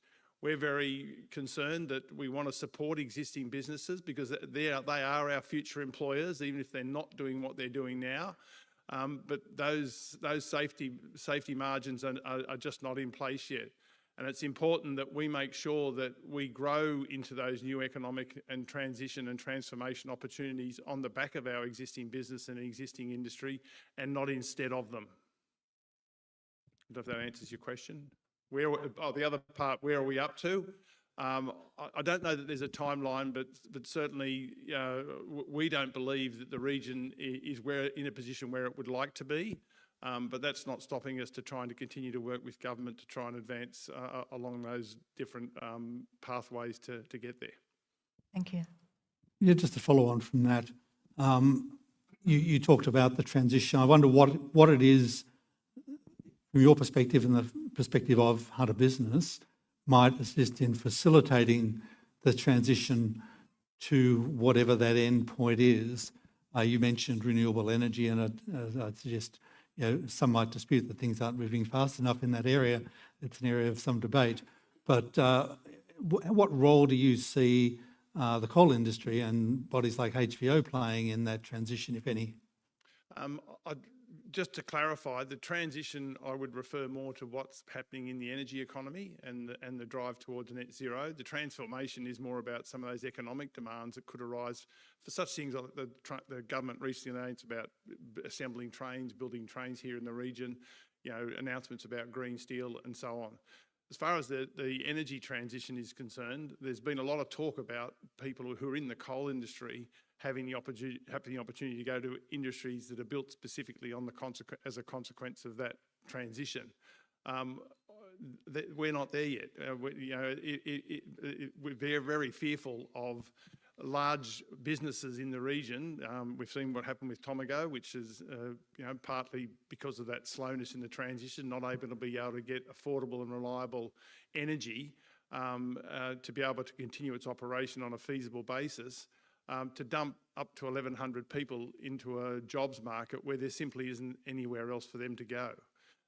That's similar for the mining industry at the moment, although the mining industry, for many of the workers that we see getting displaced in small numbers at the moment, they are able to find alternative employment. But there is simply not a safety net to shut down large coal mines and then expect all those people to finish on a Friday and find something else on a Monday, notwithstanding all the supportive retraining and redeployment intentions that are here at the moment. We simply don't have businesses sitting around with idle capacity waiting for workers to turn up to help them to not only achieve business as usual, but grow into that new opportunity and those new developments that we're hoping will materialise. We heard some evidence earlier this morning from Mayor Drayton in relation to the local government's quite advanced rezoning objectives in terms of industrial precincts and so on. If you could take this question on notice, I know that we haven't received any written submission from Hunter Business to date, but obviously there's that opportunity if you'd like to take it before the 2nd of August to obviously engage with what the local council has presented and whether you'd like to make any submission to address that in a more nuanced sense in terms of actual timing. Obviously you've talked about overnight and days. We've obviously got an application for a number of years. If you'd like to make further written submission to the Commission, that would be appreciated. Yep, no, we can do that. Thank you. All right, thank you. Thank you. So our next speaker, can I please call Dee Gee? Yep, that's me, Diane G. And you're on the telephone, so we can hear you Yep. loud and clear. Thank you. Very good. Okay. My name is Di. Okay. Okay. My name is Di, and I am president of the Jerry's Plains Public School Parents and Citizens Association. Thank you for the opportunity to speak today. I am not here as a mining expert, an economist, or a planner. I'm here as a parent, a grandparent, and a long-time member of the Jerry's Plains community, and someone whose family has generations attended our local school. Today, I would like to share what Hunter Valley Operations has meant to our school and community. Jerry's Plains Public School is a very small rural school with just 16 students. Like many small schools, we have big dreams for our children, but limited resources to make those dreams a reality. Partnership with organisations that generally care about our community make an enormous difference. For more than 10 years, Hunter Valley Operations has stood beside our school. During that time, they have never simply written a cheque and walked away. They have listened to our needs, understood challenges faced by a small rural community, and consistently supported projects that improved opportunities for our children. One of the most significant examples has been the Ready for School Transition Program, which HVO funded from 2015 to 2024. There are no preschool facilities within 30 minutes of Jerry's Plains. Without this program, many local children would have had little or no access to quality early childhood education before starting kindergarten. Thanks to HVO support, children attended a structural transition program led by a qualified teacher, giving them social, emotional, and academic foundations that they needed to begin school with confidence. When our transition program was no longer needed because we had no preschool aged children, HVO once again listened to what our school needed most. They supported additional learning and support for our students, assisted with funding for a new digital sign to improve communication with our community. And when our priorities changed, they were happy to fund those to be redirected towards a much bigger dream, a new playground. That playground is something our families have been funding towards for years. We knew we would eventually get there, but it was like a lifetime away. Many years of raffles, fundraising and grant applications. Then HVO stepped in. Earlier this year, Ben and Dave from HVO came to our school assembly to announce they would fund the installation of our new program, which was awesome. It's a moment I don't think anyone in our community will ever forget. The excitement on the children's faces, the relief for parents and the pride felt throughout the community reminded us just how genuine community partnerships matter. Our playground plans have now been finalised. Construction is due to begin in the coming weeks and our students are counting down the days. To our children, it is a place where they will play, learn, build friendships, develop confidence and create memories that will last a lifetime. Throughout my time working with our P&C and throughout my family's long connection with the Jerry's Plains Public School, HVO has never said no when we have approached them with genuine community needs. They've always treated us with respect, listened carefully and recognised that interested in children and investing in the future of rural communities. On behalf of our students, parents, staff and the wider community, I would like to sincerely thank Hunter Valley Operations for the support they have provided over the many years. Thank you for considering our perspective and thank you for allowing me to share our story today. Thank you. Thank you. All right, can I call our next speaker, who is Beverly Smiles?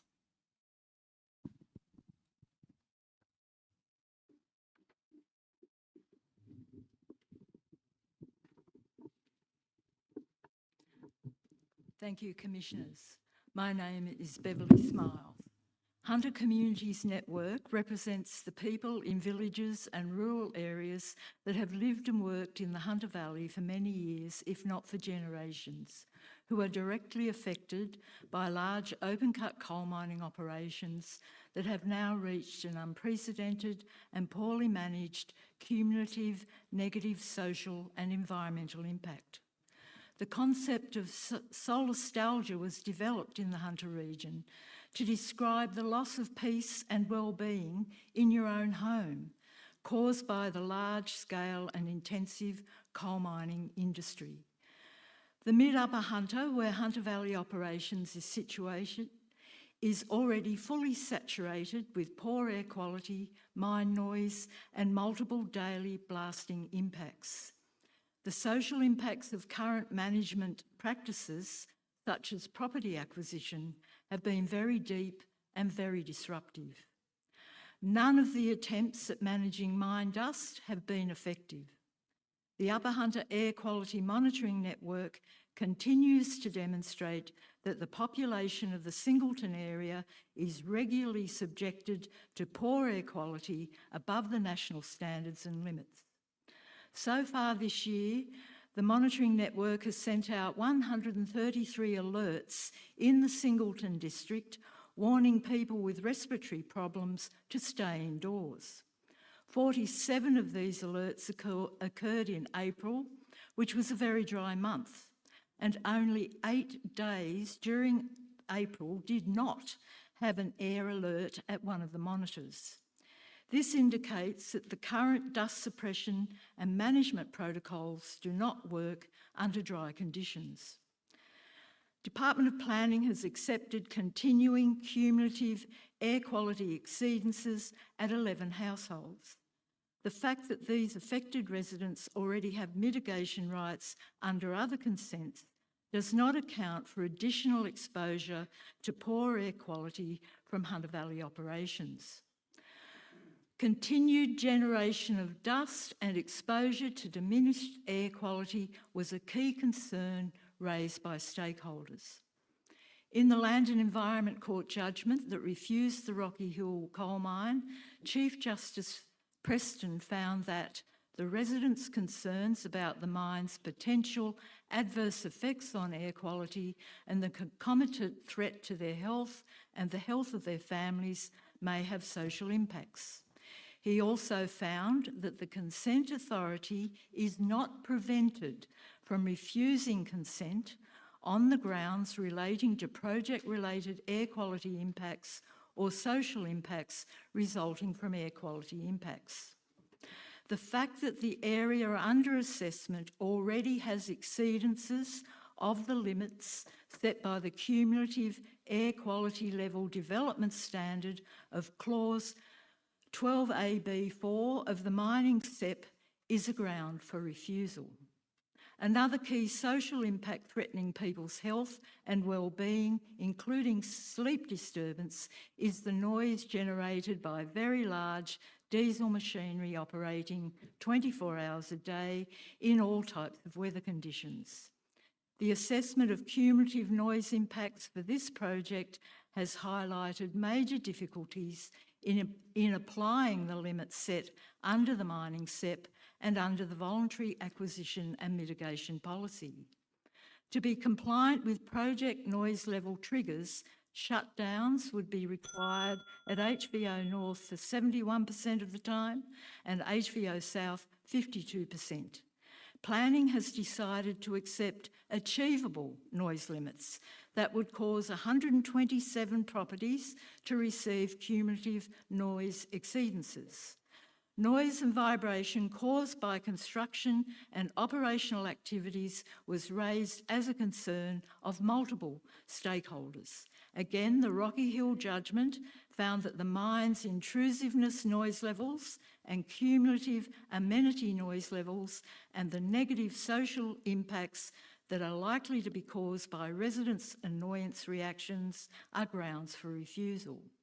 The fact that this project cannot meet the development standard for cumulative amenity noise level in clause 12AB3 of the mining SEP without extensive shutdowns is another strong ground for refusal. Thank you. How well the time went there. Thank you. In terms of our next speaker, I understand we have Simon Hawes now joining us on the telephone.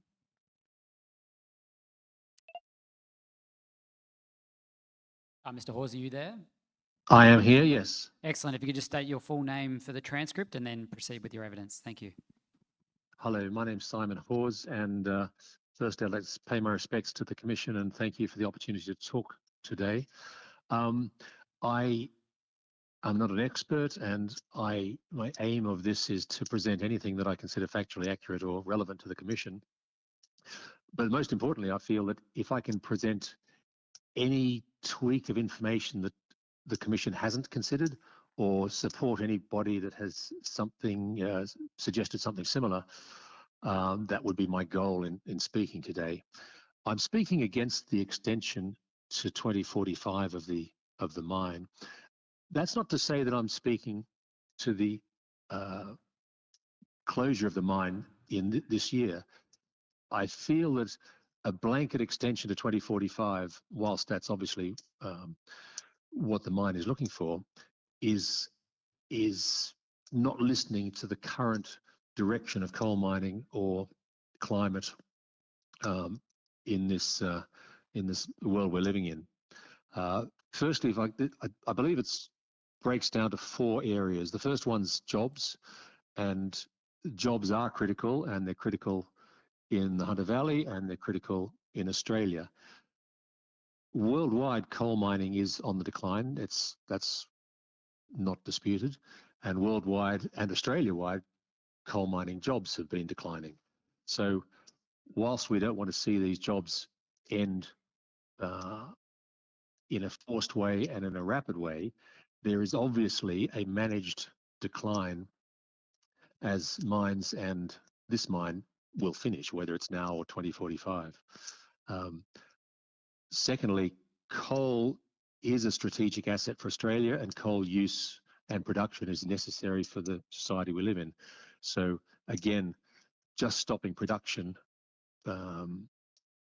is not necessarily the most best outcome, but a phased reduction and a managed reduction is beneficial both to the society, to the jobs, and to the Hunter Valley as a whole. There's been a lot of talk about the money and how much money the coal mine brings into the economy. And again, that's not disputed. It is just, if you look at any graph, it is in decline. So a managed withdrawal rather than a rapid closure is preferable for the state and for the community. And lastly, climate change and CO2. I'm sure you've heard a lot about climate change and CO2 in this submission. That's not in dispute. Coal is bad for the climate, and it's bad for climate change, and it contributes to the CO2. We all know that. It's again why I'm suggesting anything that can be managed rather than just a blanket 19-year extension is to be considered. That's really my aim and what I want to talk about. If the Commission has any power to manage the extension as opposed to just approve it or decline it, then that's where I would see the Commission providing a vital role in this process. If the Commission can only approve or deny, then my request would be for it to deny with a proviso that the mine comes back with a counter proposal to have a less lengthy extension and something which is manageable going into the future. Hopefully that's not just saying everything you've been told already, but if there's anything new in there, then that's what I'd like to see. So thank you very much for the opportunity to speak. Mr. Hawes, if you could just stay online for a moment. We've got a commission that wishes to ask a question, please. Sure. Can I ask you this question? When you talk about the Commission potentially having a role in managing, are you talking, I understand what you're saying is managing by providing approval for a shorter period of time. Is that what you mean by managing? That's what I'm suggesting, yes.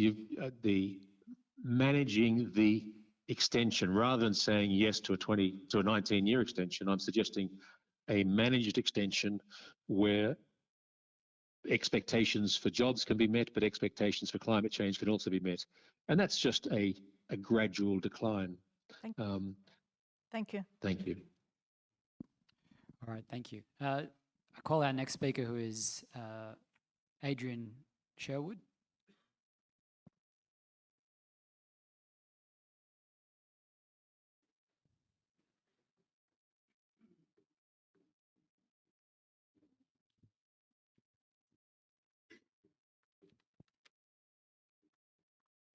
Good afternoon, Commissioners, and my name's Adrian Sherwood and I've lived in the Hunter Valley most of my life.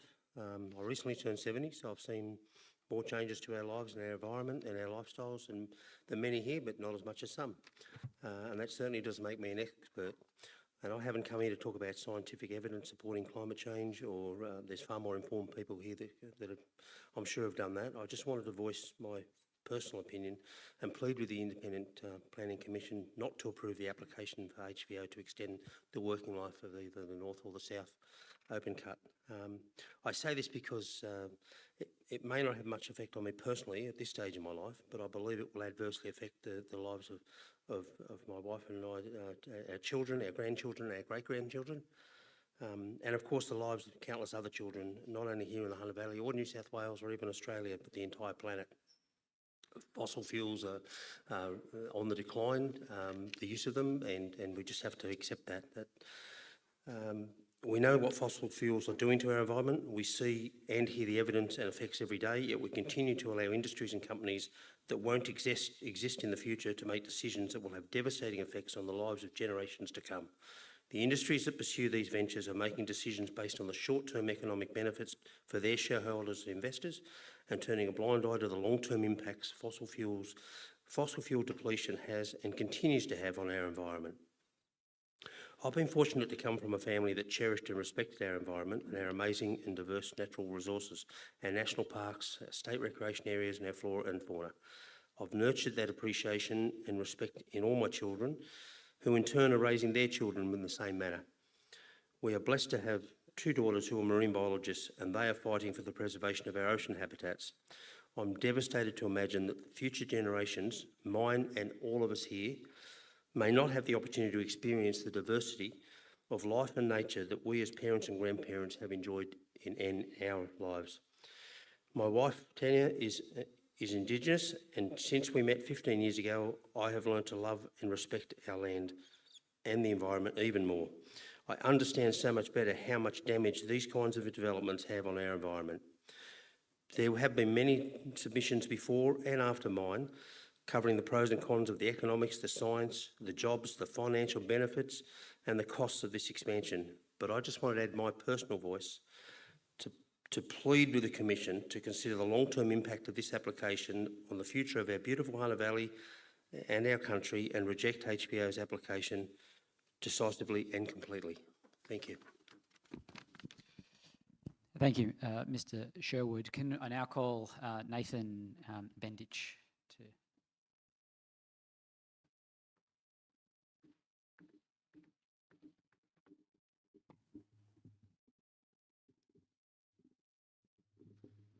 Good afternoon, and thank you for the opportunity to speak in support of the Hunter Valley Operations Continuation Project. My name is Nathan Bendai, and I'm a construction manager at Darracon Group based at Mount Thorley. Darracon Group is a locally owned and operated construction business who have operated across the Hunter Valley and beyond for more than 40 years. We employ around 800 people across regional New South Wales and are committed to building strong communities through long-term sustainable employment and local investment in the communities we operate in. Our relationship with HVO spans more than 2 decades and encompasses a diverse range of services including crushing and screening, stemming operations, civil construction, rail infrastructure works, poly welding, heavy haulage, quarry products and concrete supply. Over that time, we've seen firsthand the positive contribution that HVO makes to the Hunter region, not only as a major employer, but as a driver of economic activity via suppliers that supports countless local businesses and families.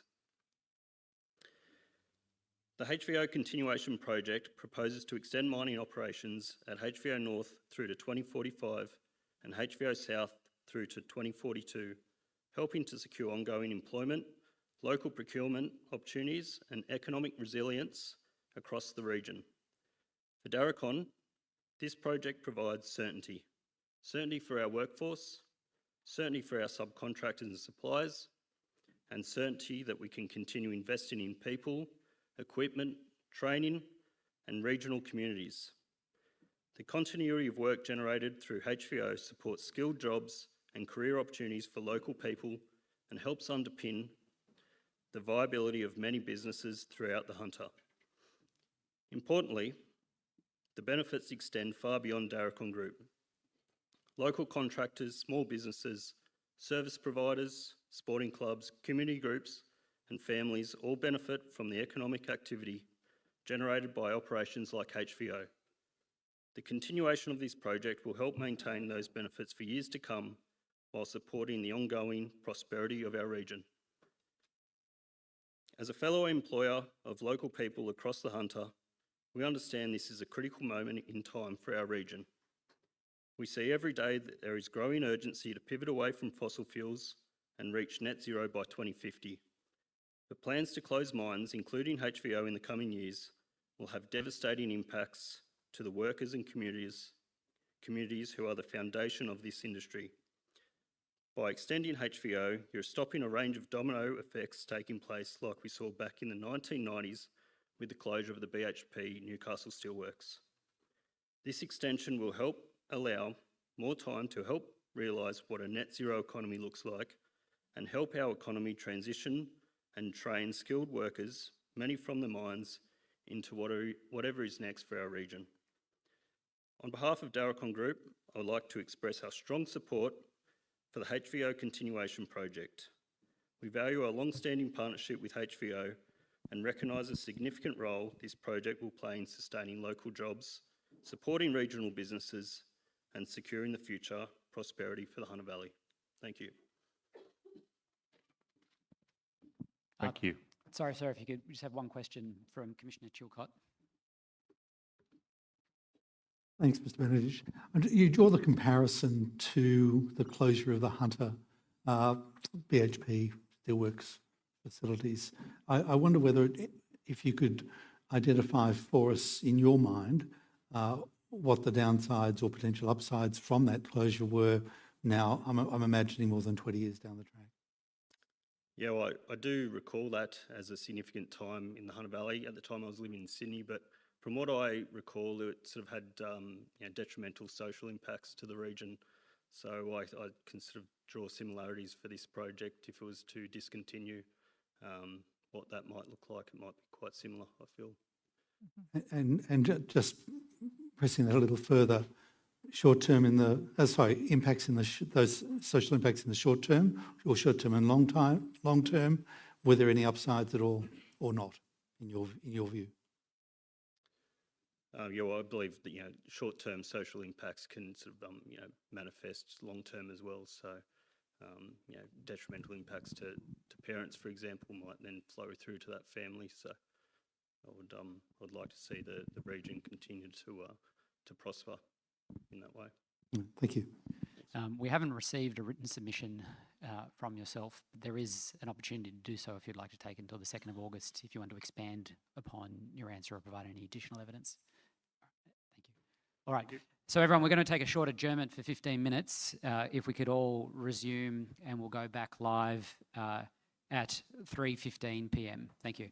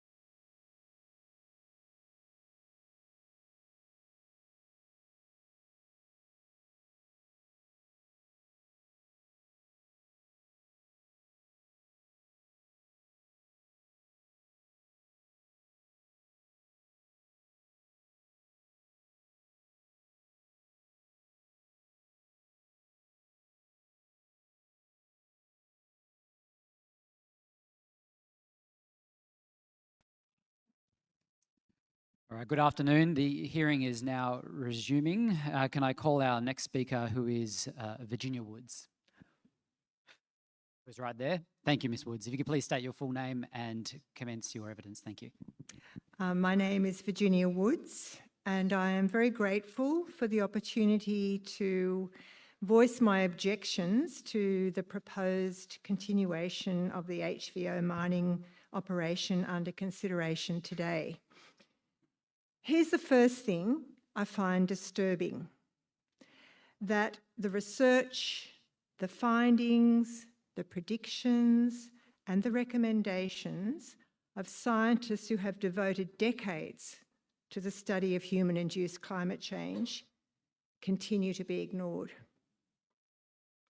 All of us gathered here know that for decades now, climate scientists have been exhorting governments to phase out, with a view to completely ending, the burning of fossil fuels, because this practice is causing, deepening, and accelerating climate change that threatens life on this planet.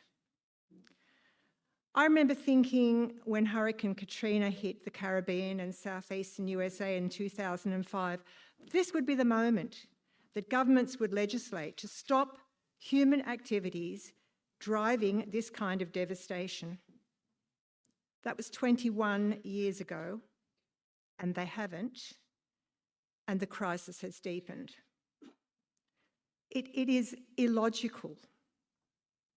We don't question the science that has given us the jumbo jet and the computer and life-saving medicine. We gratefully accept the science. We sensibly trust the scientists in all fields except climate science, it seems. Because we are gathered here today as fossil fuel corporations plan to expand coal mining in the Hunter Valley, contrary to the recommendations of science, illogical. My second objection is that the proposed continuation of this coal mining project in the Hunter Valley would represent a moral failure. I wrote the first draft of this speech on a day when France recorded its highest temperature ever, 44.3 degrees. Poor France, we thought. Poor Europe. We no longer need to imagine the scenarios projected by scientists. They're happening now. Warming oceans, inundations, extreme land temperatures, catastrophic droughts, more and bigger cyclones, apocalyptic floods, uncontrollable wildfires, suffering animals, dead animals, suffering human beings, dead human beings, all predicted, not heeded. It is a moral failure to go on digging up and burning coal that is accelerating climate change because it causes destruction and suffering and death.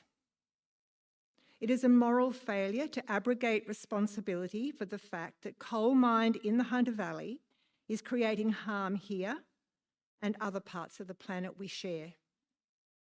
We have a duty of care to children, for our own children, for all the children of the world. It seems to me that this duty of care is fundamental to being human. I've been a lucky person, not least because I was born in 1952, and I've been blessed with great natural and social advantages in my 74 years of living. I feel so sad when I imagine the future that my 3 children and 4 grandchildren will face. I'll be dead, but they'll be dealing with the increasingly extreme effects of climate change. I am not a climate scientist. I am not an environmental activist. I am a mother and a grandmother, and I feel a duty of care, and that is why I chose to speak today. I'm grateful to the knowledgeable scientists and the passionate environmental activists who understand and resist the destructive impact of operations like HVO's planned continuation project in the Hunter Valley. They do this work on behalf of the children of the world and on behalf of all of us who feel a duty of care for their future. I have one more thing to say. The extreme effects of climate change are depicted in Tim Winton's 2024 novel, Juice. And I close with the dedication that he wrote at the beginning of that novel. To those who, from the beginning, saw blood in the machine, tasted death in the air, and cried, "Enough." Thank you. Thank you. I call our next speaker, who is Nigel Howard, who, as I understand, is online. Hello, yes. Can you hear me? We can hear you and see you, Mr. Howard. If you could please now proceed. Thank you. Okay, thank you. Good afternoon, Commissioners, and thank you for the opportunity to address this hearing. My name is Nigel Howard, and I'm a retired researcher and consultant, having worked in senior roles in the UK, US, and Australia. I'm a chemist by training with expertise in life cycle assessment, energy systems, and climate impacts across buildings, infrastructure, and transport. For the past 4 years, I've been working on a different project. I've been working with Peter Newman from Curtin University, reviewing the prior research, compiling the historical data, and developing a model of mortality associated with climate change, covering undernourishment, conflict, and disasters such as wildfires, storms, floods, landslides, and epidemics. The results are stark. We're on a trajectory towards a decline in global population from around 8.5 billion to approximately 5 billion by 2200. Already, there are about 10 million deaths per year, predominantly from climate-linked undernourishment. And if I had some slides, I'd be showing you what that means in human terms. We've all seen the pictures of severely undernourished children too weak to cry in the arms of mothers who know that there's nothing left to give. That scene is already real in many parts of the world. As climate impacts intensify and agriculture is compromised across more regions, those scenes will spread. They will not remain distant or confined to a single continent. Even if we achieve net zero emissions by 2050, our modelling indicates approximately 700 climate-related deaths for every megaton of CO2 equivalent emissions. Peak mortality is likely between the 2050s and 2060s, squarely within the lifetimes of our own children and grandchildren. So this follows on nicely from the previous speaker. So I ask you just for a moment to replace that distant anonymous child in your mind's eye with a child you know, your own, or a grandchild. Picture a world in which food insecurity, conflict, and climate-driven disasters make their lives more precarious, not less. That is the trajectory decisions like this will help to either reinforce or to change. The Hunter Valley Operations Project is documented to release about 800 million tonnes of lifetime greenhouse gas emissions, and the vast majority of that, 98%, are Scope 3 pollution from the combustion of the coal. Applying our precautionary metric, that translates to almost 500,000 climate-related deaths attributable to this single project over its life, even under the most optimistic of our assumptions.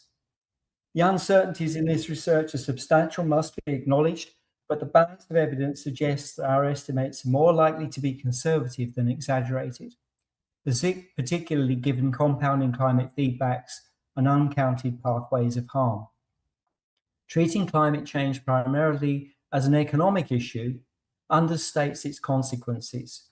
It is fundamentally a matter of lives lost or saved by our collective choices. There's also a governance dimension. Despite earlier decisions that sought to sideline downstream emissions, the New South Wales planning framework and recent case law now make clear that you must consider all three scopes of emissions in your assessments, regardless of where the fuels are ultimately burnt. The HVO's own project documents say 98% of the emissions will be Scope 3. Approving a large new fossil fuel project extension that extends out to 2050 is fundamentally inconsistent with the requirement to rapidly phase down and then phase out such emissions by 2050. If we are to avoid the worst outcomes in that sense, it is not just about economic benefits or local employment, it is about whether we add hundreds of thousands more avoidable deaths to an already mounting global toll. I therefore speak strongly in opposition to this project and urge you to reject it. In doing so, you have the opportunity to act in accordance with the best available evidence, with your legal responsibilities, and with your duty of care to future generations, including your own families. Thank you very much. Thank you. Oh, can we bring Mr. Howard back? We just have a number of questions from the Commission. Yes, yeah. Thank you, Commissioner. Thank you for your submission. Well, could you, or perhaps in writing subsequently, just provide more detail on, could you remind me the number of deaths that you said could be attributable to the total emissions from this plant? It's approximately, total emissions from this, the number of deaths from this project? Yes.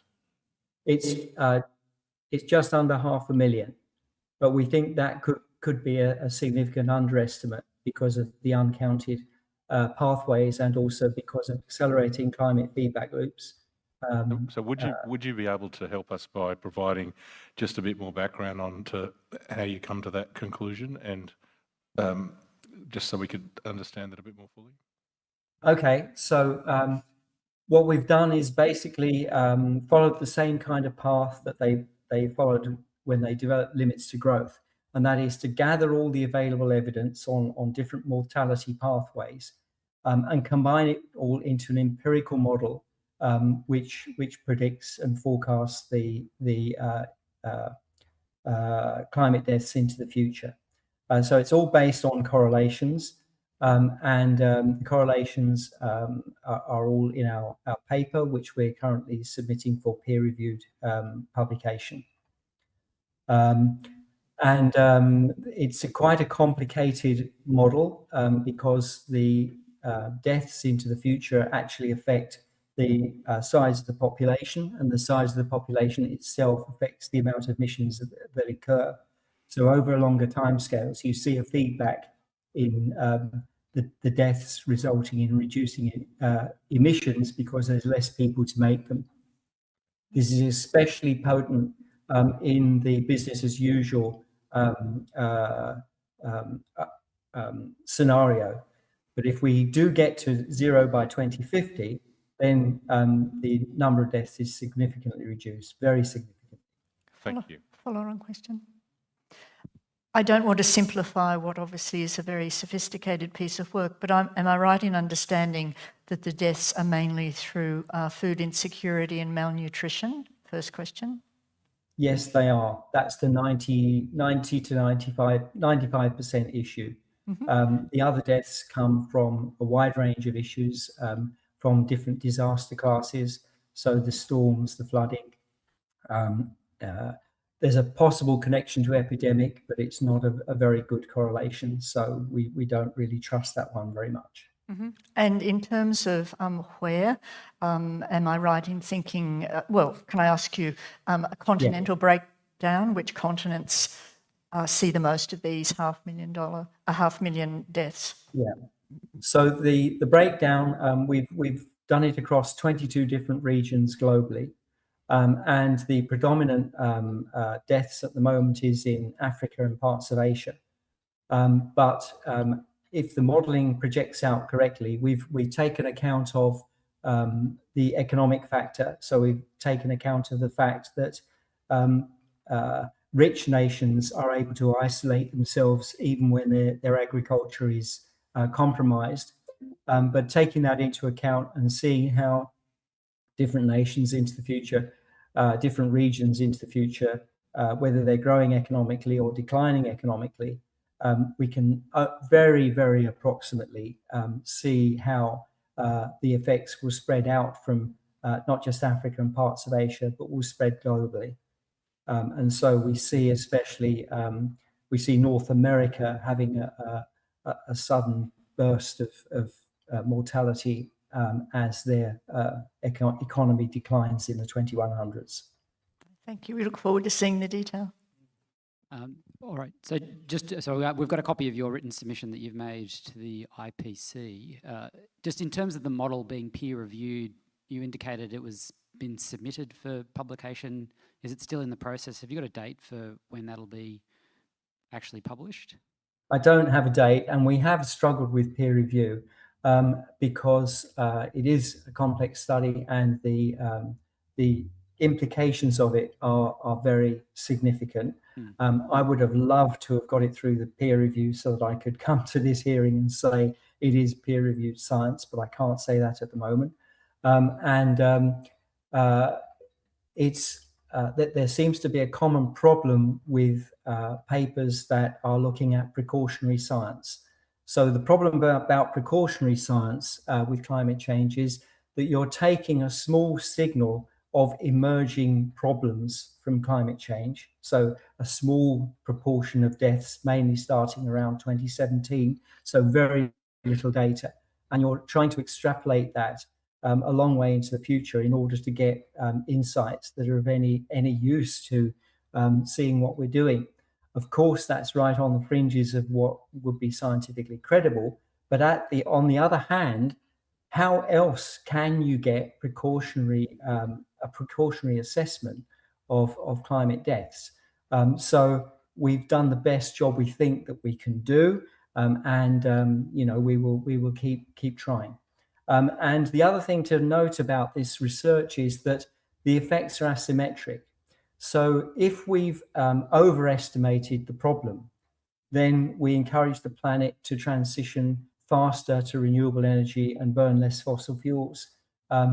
This renewable energy is the cheapest energy we can get, so it's hardly a downside. If, however, our research, and this is more likely, underestimates the deaths, the problem could be almost existential. So we need to act with precaution, as the UNFCCC urges member nations to do. All right. Is yours the only group present particular topic? Well, this was a real surprise. This was a really big surprise because there are lots of groups that are working on the subject narrow and deep. So there's a lot of groups studying heat deaths, and we've seen a lot of research recently published on heat deaths in Europe and some other epidemiological factors. They're looking at single issues and they're looking at them in a lot of detail. What we're trying to do is look shallow and broad and approximate and acknowledging the limitations of this work. But how else do you do it, frankly? How else do you get any assessment of the mortality impacts? And we're running a dangerous experiment if we don't even know.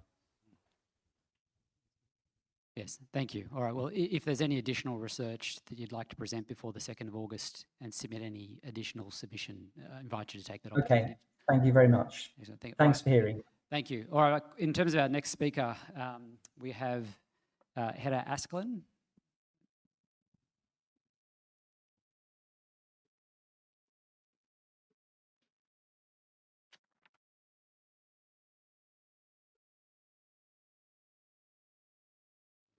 Thank you. Commissioners, my name is Dr. Hedda Haugen-Askland. I am an Associate Professor of Anthropology at the University of Newcastle. For more than a decade, I have been working with mining-affected communities across the Hunter Valley and regional New South Wales. I specialise in social impacts of mining and social impact assessment. I'm addressing you today because I have concerns about the social impact assessment for this project. My comments relate to the adequacy of the SIA as the evidence of which the department's conclusion rests. So it's not on to the broader question on whether coal mining should continue. In my expert opinion, the SIA for this project does not meet the intent or the expectations of the New South Wales Social Impact Assessment Guideline. And it does therefore not provide a reliable basis for the department's conclusion that the project's social impacts are manageable. My concerns can be summarised under 4 points. Firstly, the SIA is not based on sufficiently robust or representative evidence, which is proportionate to the scale and the complexity of this project. The primary evidence consists of just 10 community interviews, around 50 survey responses, and 10 near-neighbour interviews, 9 of which were conducted by the project proponent rather than an independent social researcher. For a proposal of this scale and duration, this is an extraordinary limited evidence base. The evidence is also not representative. It is weighted towards larger regional centres where many benefits are realised, whilst the communities that are carrying the greatest cumulative burden of impact, including the small village of Bolga, which was excluded from this study, are poorly represented. Finally, half of the qualitative interviews were conducted by the proponent rather than independent social researchers. This raises concerns about bias, power imbalance, and expertise. These interviews cannot be afforded the same evidentiary weight. My second point is that the SIA does not adequately identify, analyse, or evaluate social impacts. So ironically, despite the methodological limitations, there is qualitative evidence in the SIA that repeatedly concerns dust, noise, anxiety, uncertainty, and declining amenity. These are not simply environmental issues. They are social impacts affecting health, well-being, sense of place, and everyday life. Yet, these experiences are not meaningfully analysed. Rather, they are displaced by discussion of environmental modelling, regulatory thresholds, and technical management measures. The qualitative evidence is treated as illustrative rather than analytical, and the SIA repeatedly substitute environmental compliance for social impact assessment. The report also generalizes from this limited and constrained evidence base to make broad claims about community acceptance and the significance of impact, which, in my opinion, is not justified by the evidence that is presented. Thirdly, the assessment fails to recognize the cumulative and temporal nature of social impacts. Communities are not experiencing a new project in isolation. They are facing another 20 years of impacts after decades of living with mining. Social impacts are experienced through time. Living with another 20 years of dust, noise, blasting, uncertainty, and declining amenity is itself an additional social impact. Yet the assessment largely treats these as existing conditions rather than recognizing the way it is extending people's exposure and how this is a significant impact in its own right. The assessment assumes that extending mining is in itself a form of transition planning, and we have heard that today as well. Yet it provides no evidence of such assumptions. Successful transition depends on effective planning, not simply more time. And the SIA does not demonstrate that delaying mine closure will produce better social outcomes.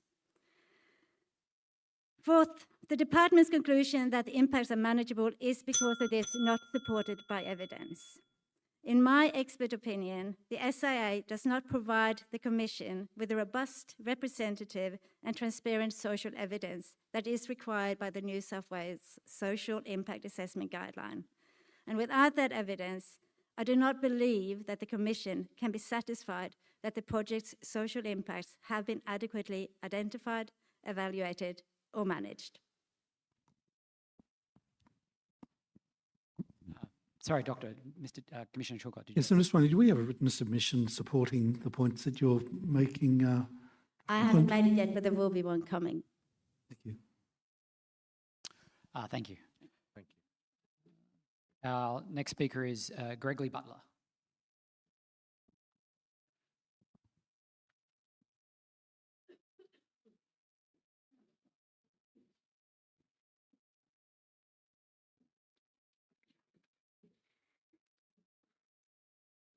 My name is Gregory Butler.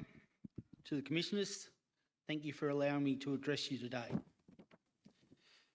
My name is Greg Butler, and with my children and grandchildren, I am part of 6 generations of our family to live in the Sealand and surrounding areas. I was fortunate to work at the Hunter Valley Operation Mine Complex for 45 and a half years before retiring in the middle of 2025. I started as an apprentice electrician in January 1980 and retired as an engineering officer in 2025 from HVO after working there for my entire working life. This mine has allowed me to support, raise and educate my family and support them into adulthood, with one of my sons now employed at Hunter Valley Operations. I am just one of thousands that Hunter Valley Operations has allowed to live and support our families in this community through their employment there. This mine has many families, with multiple members of the family having worked or still working there. Husband and wives, sons and daughters, brothers and sisters. A former colleague of mine, Peter Constable, couldn't be here today because he is looking after his grandson, but he wanted you to know this. He worked at Hunter Valley for 53 years. His 2 brothers, his son, his nephew and niece all worked at HVO, and other family members worked for various other mines in the valley. Families like mine and Peter's, with multiple generations of mine workers, we chose to work for HVO because they look after us, our extended families and our community. There are many employees with 10, 20, 30 and 40 plus years of service at Hunter Valley Operations. People say we should close mines and focus on renewables, but I don't know of any renewable project that would be able to support multiple people in a family over generations. This mine is part of the history of many families in the Hunter, and we want it to stay that way. If a decision was made not to approve this mine, it would have a significant impact on my family.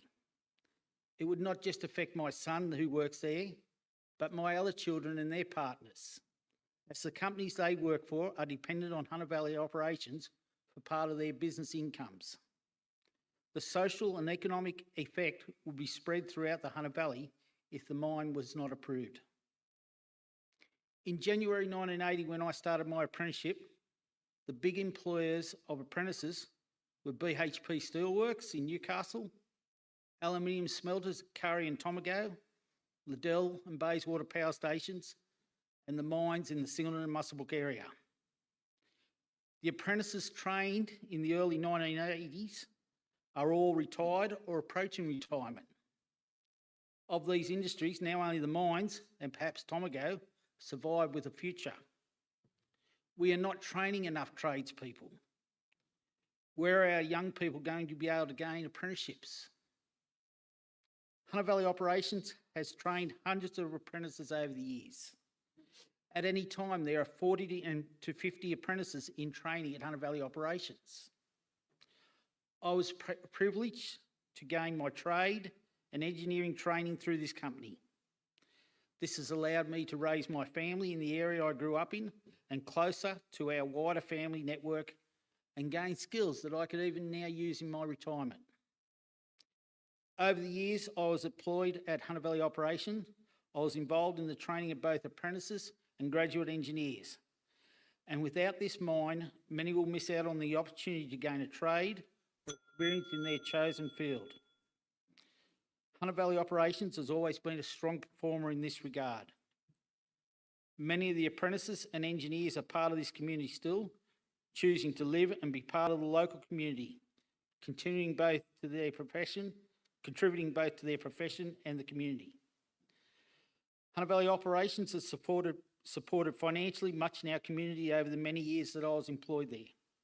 The church I am part of, New Vine Vineyard Church, based here in Branxton, was fortunate to be a recipient of a grant to help build a food bank in this community to help those that are struggling in our current economic climate.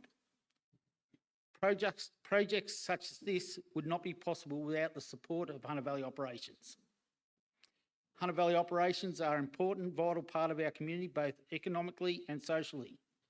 Being such a large employer in this area, their impact is great and the loss of them will be felt. I fully support this project. I believe Hunter Valley operations to be a reasonable corporate citizen in our region, and without it, this area and the state of New South Wales will suffer. Thank you. Thank you, Mr. Butler. Thank you. Right. Our next speaker is Jane Watson.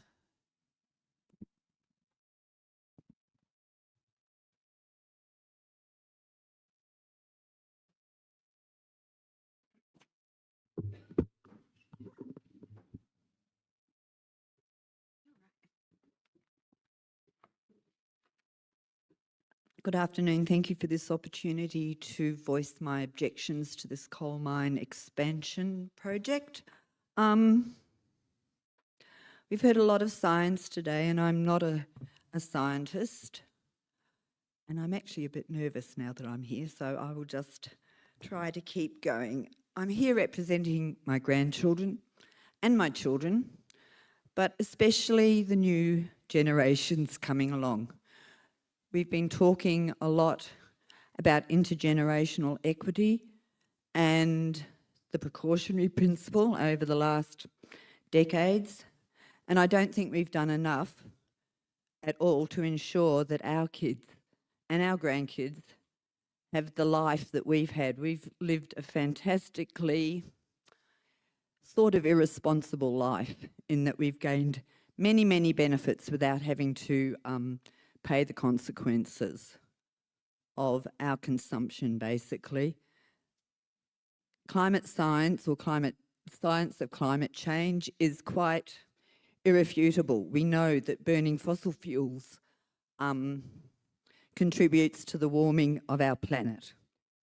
We can see in the warming of our air that it can now hold a lot more water that comes down in incredible intensity vis-a-vis the floods in my valley of the Manning last year, and in Lismore in 2022. I don't know how we can not acknowledge and accept these and still keep on going along our way that we are. As all my words that I was going to say today have been said by lots of other people. We can accept all the beauties, the computers, the increased communication, all the benefits in health and medicine that have come along, and yet we can still go, oh no, those are, those facts of science that regarding climate change, we can argue with those. We can't. They are irrefutable. And looking at all these people who work, I'm really sorry that you are that individually, you're in this position that you're going to have to maybe transition or change or lose your job. But it's happened all the time throughout our history that there's been periods where we've had to change, and change for the good of everybody. And we do have to have a just transition for these workers in what, whether they're gas miners, coal miners, wood chopper downers, whatever. We have to change, and someone has to bear the consequences. And I don't think the workers should. I think the companies that have made a lot of profits and have ignored all this talk about climate change for the last 30 years and are suddenly going, oh, we need more time to transition. I just think that is being very disingenuous, basically. They've reaped the profits of it for years and years and years, and now they have to help their workers transition to something else. I don't have anything else to add that's new, because everybody who has been here has talked about it. I'm here for my grandchildren, as I said, and I have to keep trying, because otherwise it's very hard to look your grandkids in the eyes and say, you're going to have a crappy future because none of us tried to make it good for you. Thank you, that's all I have to say. Okay, our next speaker is Janet Murray. Ms. Murray, come on.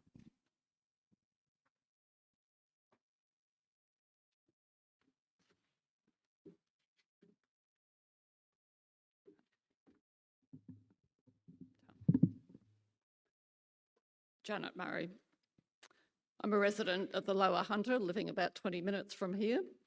I'm here today because I'm fearful for the quality of life that my children will have in a hotter world, and also the state of the natural world. I'm opposed to this extension. The coal industry is facing a major change, and I've had first-hand experience of a similar change. I was the superintendent of blast furnace operations in the lead up to the closure of Newcastle Steelworks. I'd like to focus first on some of the claimed benefits of this proposal. In the department's assessment report, paragraph 455, it identifies several social benefits of high to very high significance, including ongoing employment, continued royalty payments to the New South Wales Government, and allowing more time for transition planning. Ongoing employment obviously is a highly emotive issue in our community and can also be very stressful for those directly involved. If, however, we look at paragraph 464, it says surveys found that 82.6% of worker respondents felt at least some confidence in finding work in the mining industry if they were not employed by Hunter Valley Operations. So, despite the concern, it appears the vast majority of workers surveyed believe they will still have a job in mining without HVO. A relatively small number will be kept on to drive the same machinery, but this time to resculpt the landscape to something approaching natural or useful. Sadly, the older workers will probably never return to full-time work. Their redundancy will pay off their mortgage and debts. Many are happy to then give up work, especially if they're already carrying niggling injuries. The young workers will receive next to nothing on a redundancy that's based on years of service, and many will leave the area and go into a different industry. For the others, the first option should be employment somewhere within the Glencore stable. I'm sorry, did I say Glendor? Glencore. Glencore is obviously a large employer in Australia with many other coal mines and other mines. So workers not ready to retire should be first in line for a job somewhere else with Glencore, even if it comes to offering redundancies to over 55s in other pits. With blast furnace operators, they ended up everywhere from the rolling mills in Newcastle to jobs with BHP Minerals in Shanghai. It certainly can be done to relocate people within these major companies.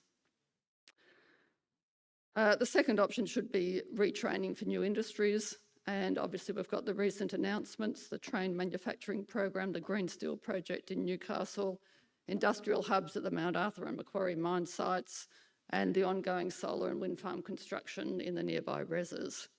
So this is, let me tell you, way more options than there were when the steelworks closed. So clearly ongoing employment is not dependent on this proposal being granted. The next benefit I'd like you to consider is the continued royalty payments to the New South Wales Government.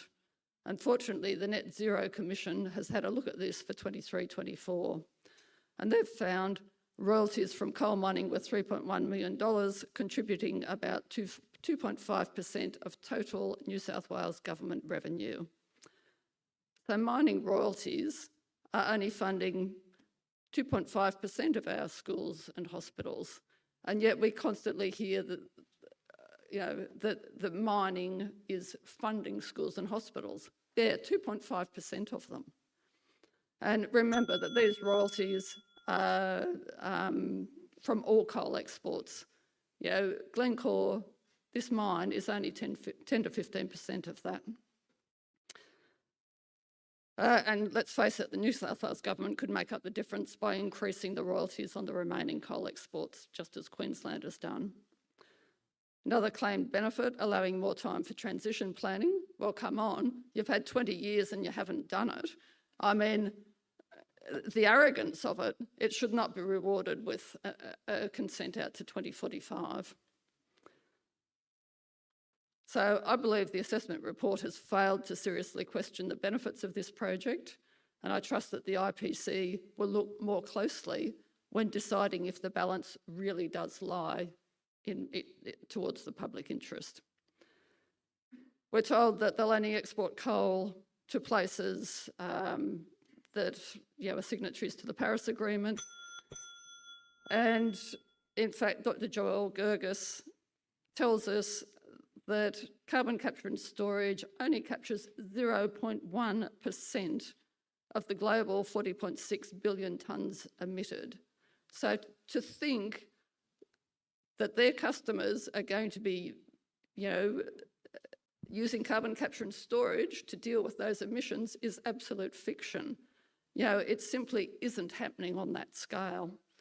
So I urge the commissioners to engage with the Net Zero Commission to ensure that all greenhouse gas emissions upstream and down and their local impacts are meaningfully considered and carefully weigh up whether this project actually weigh up against the actual benefits of the project. Thank you. All right, I call our next speaker, who is Mr. Ian Gagler.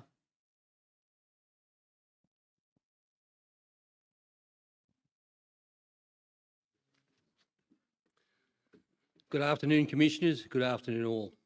My name is Mark Gagler. I've been fortunate enough to work at Hunter Valley Operations for over 37 years now. 11 of those years were at Howick when they were our own identity.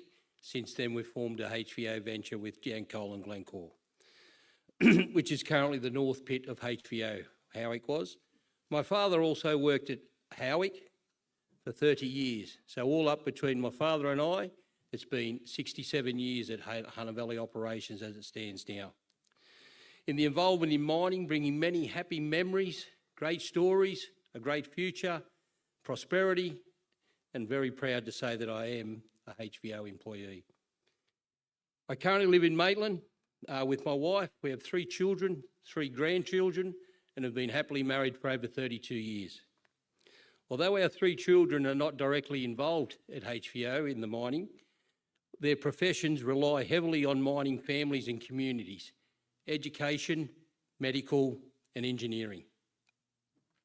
I'm sure that without mining, they would not have had the opportunities they've had today to support their industries. Talking about opportunities, HVO and the mining industry donated a substantial amount of money to the Westpac helicopter service, which I hold deep personal connection with. I'm sure that everyone here today knows somebody, has a relative, has a loved one, or has a workmate that has been used the Westpac helicopter at some time. Personally, the service helps transport my father from Singleton to the Royal North Shore back in 1991 after he had a serious truck tyre incident. I've personally donated every week to the Westpac helicopter, as well as a lot of other mining employees, and also the contribution by HVO, Hunter Valley Operations and other mining companies. If that money was taken away from the Westpac helicopter, I have great concerns what would keep that bird in the sky. In my current role at HVO, I am the South Pit Mining Superintendent. So I see firsthand the controls we put in place to manage dust, noise, lighting and other impacts that may affect our neighbours and communities. Unfortunately, we are sometimes seen as environmental vandals, which can be very hurtful at times. Because I know the amount of work that goes into managing these impacts. We have strict dust and noise control limits that we must remain below and are monitored 24 hours a day, 7 days a week. We operate numerous water carts to manage dust, have noise attenuated trucks and dozers, and use soft night lighting so that our neighbours and their surrounding environment are not adversely affected. Our workforce collectively ensure these strict conditions are met every shift, not just daily. If concerns do arise, we have a 24-hour community complaints hotline that is connected directly to site That current mining supervisor takes action to investigate and resolve issues and provides feedback to the community straight away. HVO is great for the community. It's powerful for the state and a necessity for the Hunter Valley families. Together we care deeply about our environment, the continuation of our workforce and the communities in which we live. We understand that our responsibility extends beyond the time the mine gate. It is about supporting local businesses, creating opportunities for future generations and providing stable employment for the thousands of families that call this region home.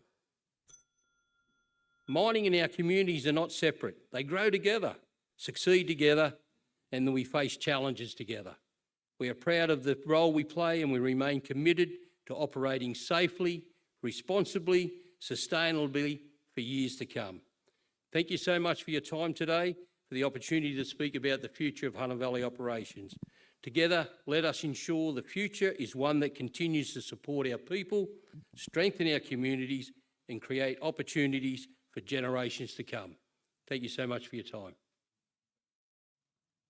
Thank you. Our next speaker is Alex Barrett, who I understand is on the telephone. Are you there? Yes, I am. Excellent. If you could please state your full name and then proceed with your evidence. Thank you. Thank you. My name is Dr. Alexandra Barrett. I had hoped to be there in person. Alas, an emergency yesterday prevents me. I'm making this statement as a Sydney knitting nana. We are a group of about 50 citizens working to safeguard our land, air and water for future generations. We are united, strongly objecting to this proposal. I'm a doctor and Emeritus Professor of Public Health. My expertise is in the health system and how we respond to climate change. The Australian Medical Association formally declared that climate change is a health emergency in Australia in 2019, already 7 years ago. As we've heard today, deaths, illnesses and injuries in Australia are already occurring from heat waves, fires, floods and storms worsened by climate. These numbers will only grow as climate change worsens. What really matters to our climate is the 98% of the project's emissions which are free. To put their magnitude in context, the estimated emissions of the project as the assessment report are almost twice the annual greenhouse gas emissions of Australia's entire healthcare system, including every hospital, every clinic in Australia. I would like to the International Court of Justice has advised that failure by state to act to limit greenhouse gas may constitute internationally wrong. And further, and importantly for the a state may be responsible where it has failed to limit the quantity of emissions caused by private actors under its jurisdiction. I would like to take issue with the climate projections cited in the assessment report. Sorry, Dr. Barrett, we're struggling to hear you. We're gathering every second word. We've checked our end. It appears to be potentially your mobile line. We've got one of two options. If you are having difficulty with mobile reception, if I could invite you to provide your submission in writing by the 2nd of August is the first option. The second option is we can allocate a time for you tomorrow if you can reach out to the IPC staff. Can I just get another sound check? Otherwise, we'll follow that course.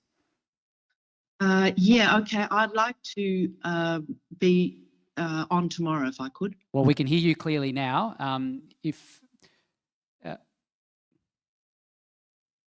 Please proceed. Thank you. Okay, I would like to take issue with the climate projections cited in the assessment report. No, sorry, Doctor. We're having the same difficulty. So we'll do this. We'll move to our next speaker. We do wish to hear your evidence, though, and we'll invite you to do both courses. Submit one in writing, as well as we'll allocate a time, and then call a landline number tomorrow. All right. Thank you so much. Okay. Thank you. Bye. That's right. So moving now, if I could call our next speaker, who is Peter Taggart.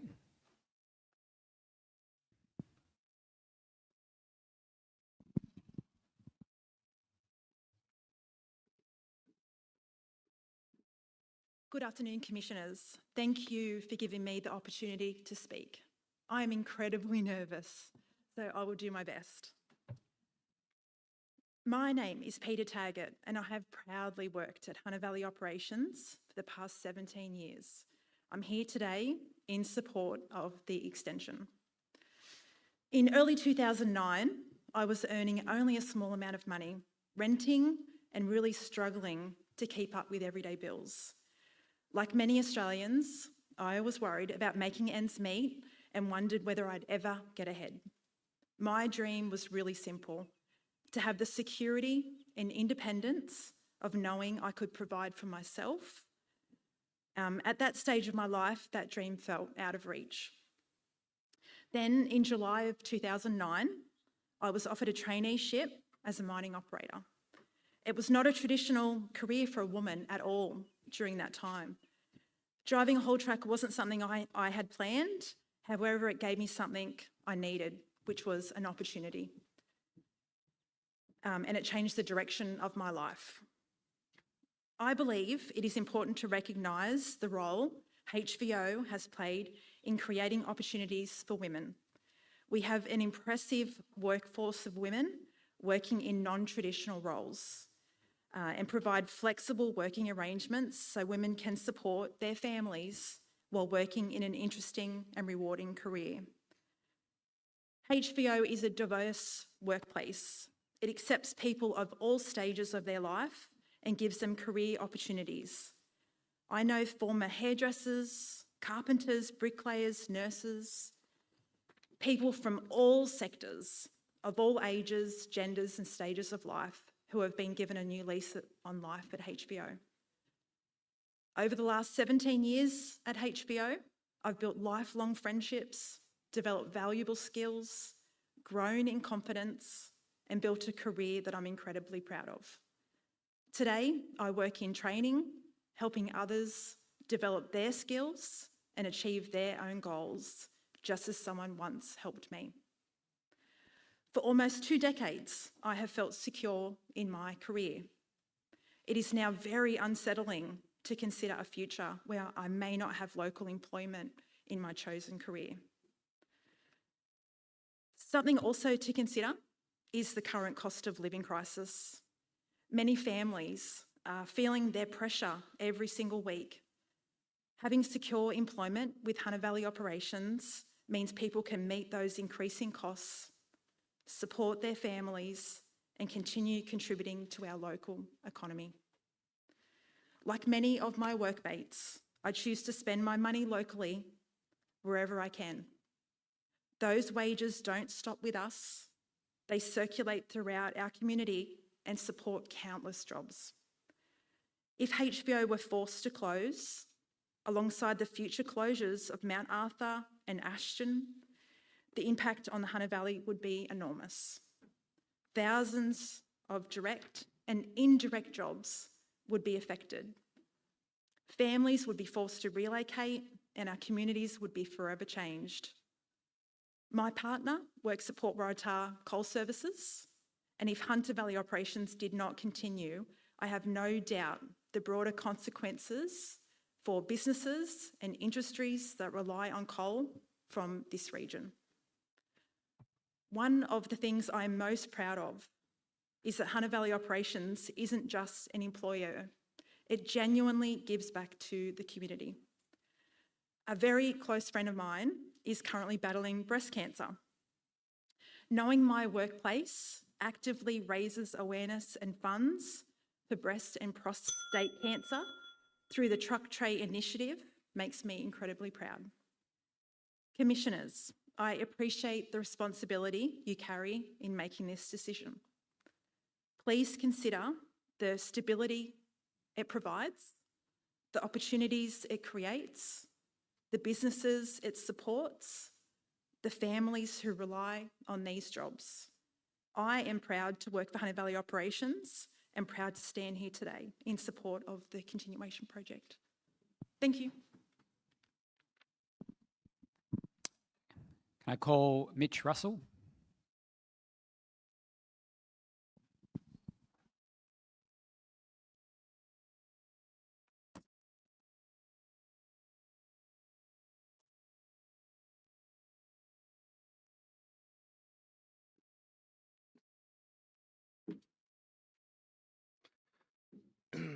Good afternoon. My name is Mitchell Russell. I am here today representing Les Russell and Son, which was established here in Branxton, 1945, by my great-grandfather. Currently, we are the fourth generation earth-moving business servicing the local area, carrying out general earthworks, dam desilting and roadworks. We also actively work in 2 coal mines in the area, one being Mount Thorley Warkworth and the other being Hunter Valley Operations. We employ approximately 90 locally sourced workers, which range from plant operators, plant mechanics, admin people, and management. I am here seeking today in support of Glencore and Hunter Valley Operations continuation expansion application. As a company, we have had a relationship with Hunter Valley Operations dating back to the early 90s. We started contracting at HVO with minimal resources, approximately 3 to 5 workers and the same amount of equipment. During that time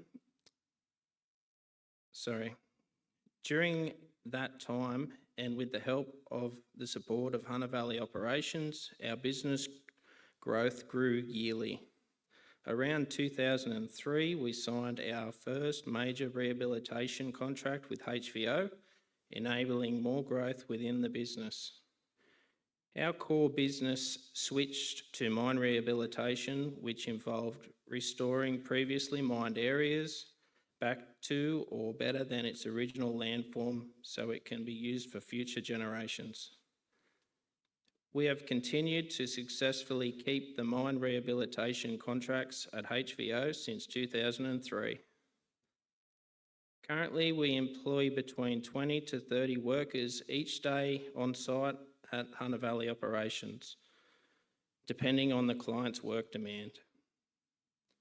Approximately 10 more workers, including administration, plant mechanics, truck delivery drivers, are directly involved with the day-to-day running at Hunter Valley Operations. Whilst having a big footprint at HVO, Glencore, in partnership with many contract companies like us, have continued to be leaders in minimising local environmental impacts along with providing various economic benefits to the community.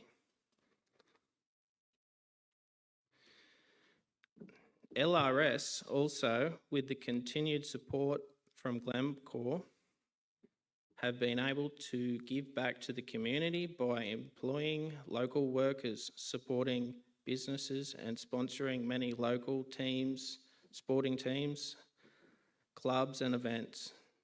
It has also given us an opportunity to donate to various much needed charities in the area. Many workers and families working for LRS live week to week in this current climate.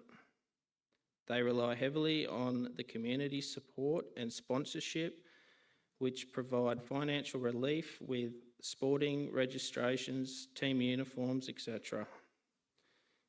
The extra shifts that Glencore provide for Les Russell and Son workers over and above their normal hours also helps ease any financial struggle. We believe without the opportunity, they are forced to look elsewhere for work or in some cases get a second form of employment. As a company, we are concerned that if Glencore is unsuccessful with the continuation application, we would be forced to downsize and potentially make redundant up to 1/3 of our current workforce. On the other hand, we strongly believe if Glencore is successful with this extension, Les Russell and Son will see more business growth, enabling us to employ more workers, update equipment and infrastructure, which eventually supports the local economy and community. The extension also creates an opportunity for Les Russell and Son to continue as a family business, promote the current 5th generation family members working for the company to lead us into the future. Thank you for letting me have this opportunity to speak on Les Russell and Son and Glencore Hunter Valley Operations continuation application this afternoon. Thank you.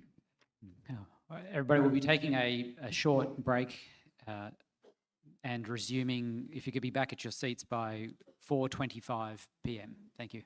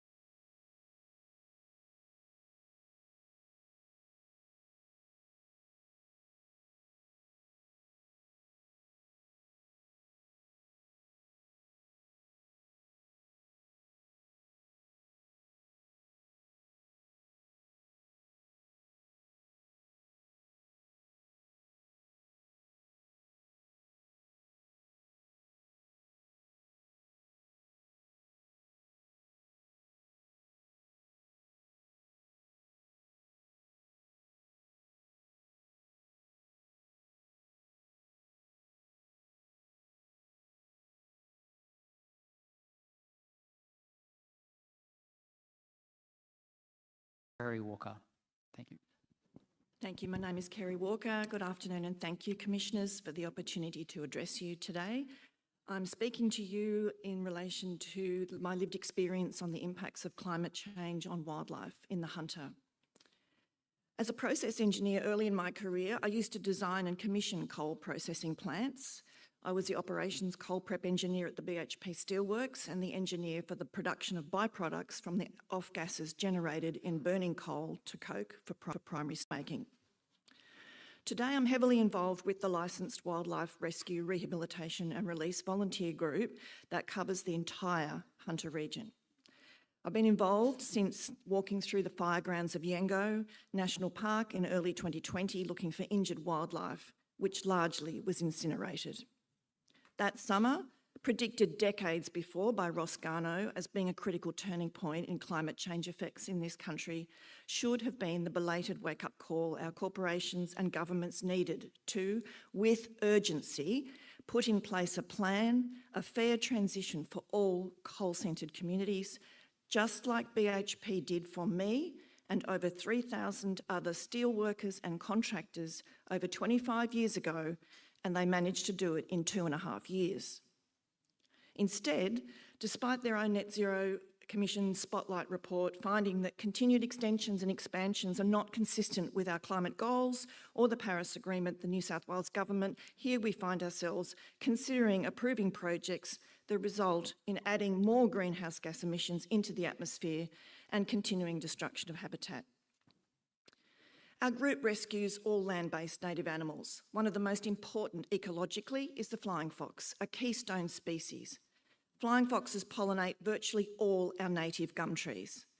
They are particularly important for long-distance pollination and seed dispersal, which impacts numerous other species that rely on our native gums. In the Hunter, we have 11 flying fox camps, including at Singleton, Muswellbrook and Denman, each with 5,000 to 10,000 animals, so around 100,000. They include the little red, the black and the grey-headed flying fox, the last of which is only found in the southeastern part of Australia and classified as vulnerable under our National EPBC Act. Heat stress is the most common cause of mass mortality in Australian flying foxes. What does this look like in reality in the Hunter? I helped to monitor a camp at Denman in December, just this past summer, when there was an event, a run of days of temperatures in the high 30s to low 40s at times with minimal relief at night. The Hunter Valley had already had a super dry spring with hardly any rain in September and October and into November. This green drought produced feed flowers, but the lack of rainfall meant little nectar, so adult flying foxes were starving and already compromised. In response to high temperatures, bats start by fanning their wings to help cool their bodies, then panting and saliva spreading to promote cooling via evaporation. They then move down from the upper canopy where they normally roost to seek out the cooler microclimates on tree trunks. Once the critical temperature is crossed, these thermal regulation methods may not work, and they start to cluster on trees in anxiety. We call this clumping. Often descending the tree, and we call this dropping. They become weakened, dehydrated, lethargic, comatose, and end up on the ground, which we refer to as a drop. If we don't get to them quickly, they can die within 20 minutes. Adult females who breed over summer and their young that they carry are most vulnerable. At Denman in December, the bats dropped between 2 and 3 metres off the ground for 3 days in a row, but luckily they recovered and we didn't have a full drop. Wildlife Health Australia reports that the summer of 2013 recorded over 50,000 deaths in flying foxes, 2018-19, 48,000 deaths, and in the Black Summer, 8 discrete extreme heat events resulted in a mortality of 75,000 individuals. That sustained death rate puts a significant hole in the species' ongoing viability. In this past summer gone, we had 3 events in the Hunter in November, December and January. Our resources were stretched to breaking point. Our volunteers, we monitored 11 camps over the summer, collected 230 dead bats and took 83 into care and released, after 4 months of solid care, we released 81 of them back to the wild. Australia already has the dubious distinction of having the highest native mammal extinction rate in the world. With climate warming continuing, if I may just do a little bit more. Yes, if you can finish. With climate warming continuing to increase the incidence and severity of heat events, this trend is going to continue. We must reject the proposed emission of additional 15 million tonnes of greenhouse gas emissions into the atmosphere locally and almost 800 million tonnes globally. It may be less than 1% of global emissions, but every single project can claim that they are only less than 1%. The revegetation of habitats and pouring money into funds is not helping the animals that are dying today. And the EPA's ability to monitor this, to monitor greenhouse gas emissions, I'm not totally confident in that, given the record-breaking amounts of illegal land clearing that's occurring under their watch in New South Wales at the moment, and the multiple breaches of Forestry Corporation activities. Instead, we must, as the Net Zero Spotlight report states, systematically prepare for the decline of coal extraction and provide for a just and orderly transition.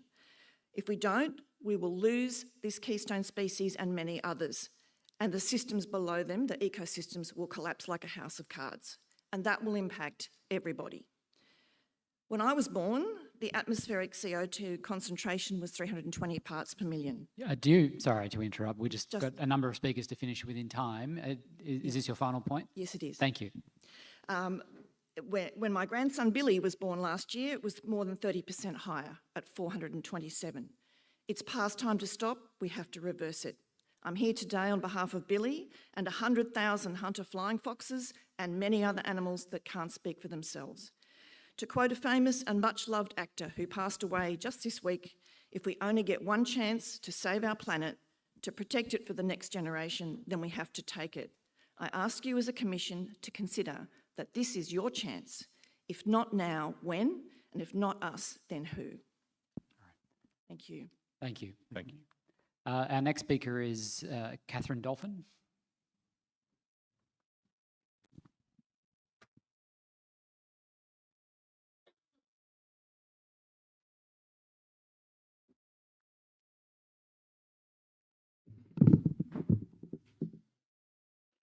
Hello, Commissioners. I'm grateful for this opportunity, but I sort of wish we didn't have to get up and speak and defend our planet for our grandchildren.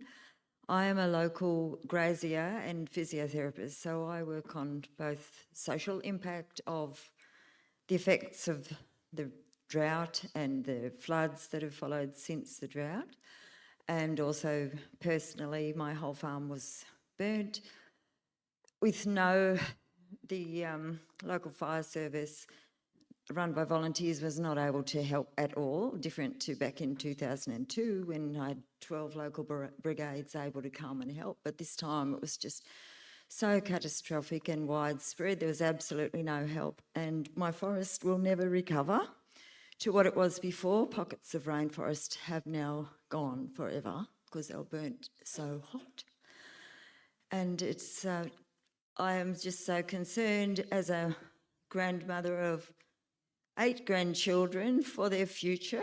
I find it really, I want to help their families in preparing for what's coming. And I feel for all you workers, like, yes, you can get up and say, we've had it so good under HVO, but we have all had it so good in Australia. We've been so privileged. I really don't like that term, the lucky country, and we continue to be. We're still living in the best of times, but we can see it changing. Like the town where in the Manning Valley, we had those huge floods May of last year, and now there's no bridge. One of the main thoroughfares going into the town, there'll be no bridge for maybe 5 years to come. And on the way to my farm, the bridge is completely washed away, and it's just devastating, the impacts that keep on continuing that we've never seen. At the end of the drought in 2019, the creek that all my lifetime the farm's been in my family has never run dry, was dry for a year before those bushfires came through. So it's just, we really we just can't delay any longer. We thought maybe, we thought we would have learned our lessons and made decisions that we need to for all of your grandchildren too, so that you can look them in the eye and say, we did what we could in time. I'd like to be able to say I've been to the future and we won. And I hope that we can say that. So thank you. Thank you. Our next speaker is Jonathan Tubner.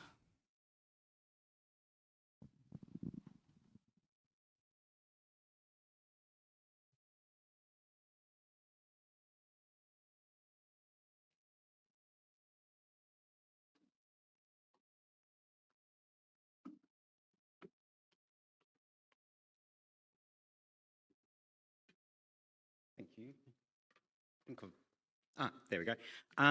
So on behalf of the Institute for Energy Economics and Financial Analysis, I'd like to thank the Commission for the opportunity to present today, and also note that a written submission will be coming before the end of the month. Just haven't provided it as yet. So next slide, please. And the next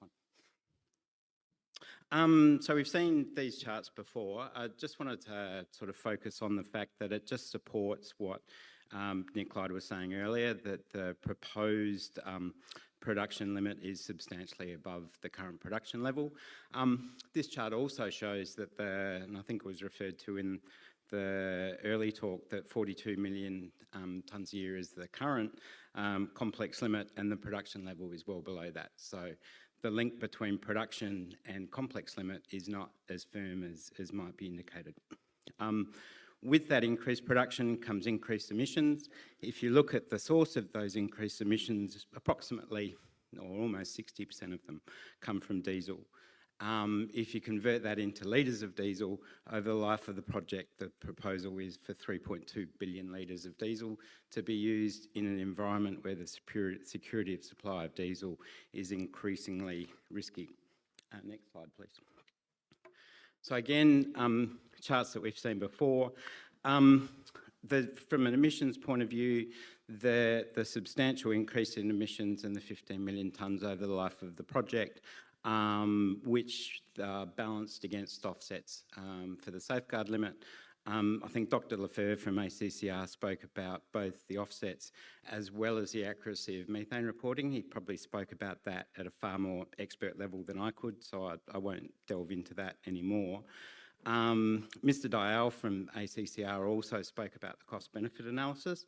I've recently published a paper on our website, link will be in the submission, in respect of the fact that the guidelines under which that application has been made, being the 2018 guidelines, are significantly out of date.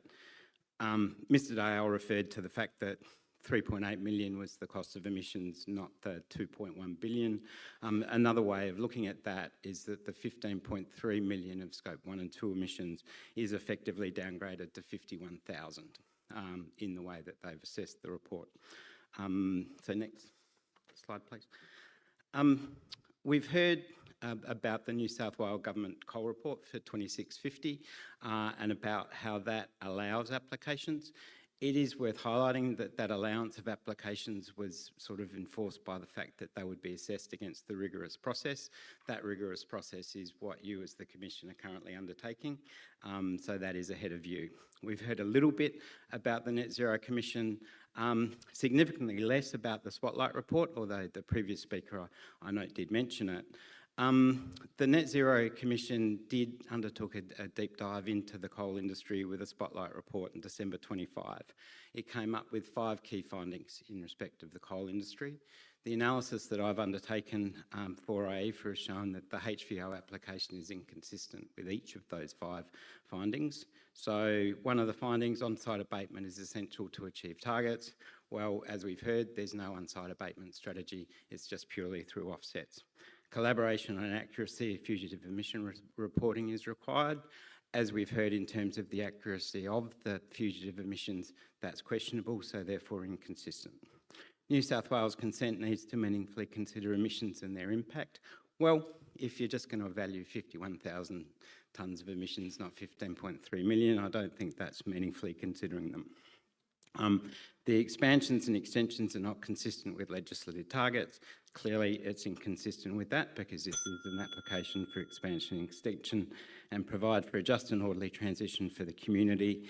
I think in terms of the cost-benefit analysis, that part of that is to develop up a counterfactual for what life would be like without the mine, that there was no consideration given to the economic development of, say, a renewable energy project on the mine land, notwithstanding that the majority owner of HVO in Yancoal has just had such a project approved, and reinforced with that was $1.6 billion worth of local expenditure. So if that was included in the cost-benefit analysis, that would again decrease the benefits. Next slide, please. So I guess the sort of main finding is at the bottom that the application is inconsistent with the Net Zero Commission's findings and therefore inconsistent with the New South Wales legislative targets. The importance of that finding, the importance of the Net Zero Commission's conclusions, I think is what's in front of the Commission. If it chooses to go an alternative way, we would recommend a number of conditions. So greater transparency of data, a reassessment of the cost-benefit analysis based on current guidelines, current production, and also alternative rehab uses. And then picking up next point, we would say that prior to any mining commencement, that the technical feasibility study should be completed or successfully completed. Thank you. Thank you. Just in relation to the pending submission and your observation about conditions, the current proposed conditions drafted by the department are fully available on the website. If you wanted to actually make specific comments on individual conditions, then you have that opportunity to do so. Okay. All right, thank you. Thank you. Our next speaker is Sally Hunter. If I could bring...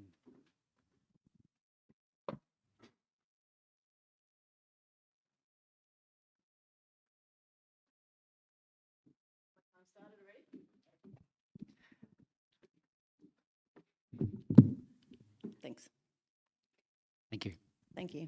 My name is Sally Hunter. I'm from Narrabri and I'm representing the Social Impacts Alliance. The Alliance is a network of people from coal and gas affected communities across New South Wales working to improve the recognition and management of social impacts. We object to the project and seek that it be refused by the IPC. However, if the Commission approves the project, we ask that it set a condition of consent reflective of the following 4 points. 1, a common date for the end of the mine life for both HVO North and HVO South of the 31st of December 2031. 2, a coal production limit that is consistent with a 1.5 degree pathway and HVO's proportionate contribution.